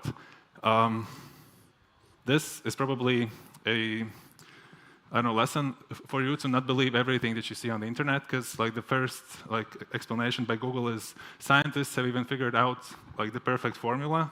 It's not scientists, it's like my colleagues, developers, and the PR team. But this has gone as far as we know that this research has been mentioned in a few scientific publications. It has been in countless media outlets, in podcasts. It is even mentioned in one book. And yeah, so it still lives to this day. So what else it still gives us? It gives us the credibility, and it helps us with being the opinion leaders in the employee productivity topic. So for example, this was just I think last year that a journalist from Bloomberg reached out to my colleagues to ask if we have some new data or some new information to share on this topic, because we had created the credibility of being specialists in this field. So what can we actually learn about this? So that smart PR, it's not just about the exposure, it's about the impact you make. So for us, it like wasn't the fact that large media outlets took this article, but it was the fact that the content and like the learnings itself made an impact, and people are still trying to use this technique. They are comparing it to the Pomodoro like method, which you probably all know. So that is the impact. And then PR isn't just reactive. Like this clearly shows that it's a growth strategy. And also for this time, when the article was published, I think the company was only 3 years old, and now it still brings us results. Like the power of this is still here because, for example, in last year we had 62 publications still mentioning this time and mentioning the 52-17 rule, and yeah, and so like the goal and like the main takeaway for you, if like there would be one thing that I would recommend doing, is finding your unique insight and then trying to amplify it. So not like just doing a PR like for the sake of giving a larger audience to some company news, but you actually find something interesting, something valuable to share, and then you share it with the world. And of course, yeah, remember that good PR indeed takes time and effort. It's, I don't know, maybe it can be compared to SEO, because like it's same but different, but also same. It takes a lot of effort, a lot of doing it just because you are committed, and only then it is actually bearing some fruits, sometimes even 10 years later. So yeah, what I would just wish you is to find your company's 52-17 moment. So that's it.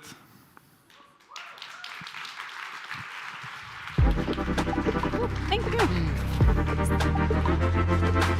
Okay, so that was it, but there's one last announcement. Yeah, so we are wrapping. Thank you. Everyone, please head to the founder stage so to see the finals and to see who will win 50 founder battle this year. And with that, thank you to all partners and all of you that you was here. So thank you, guys. Bye.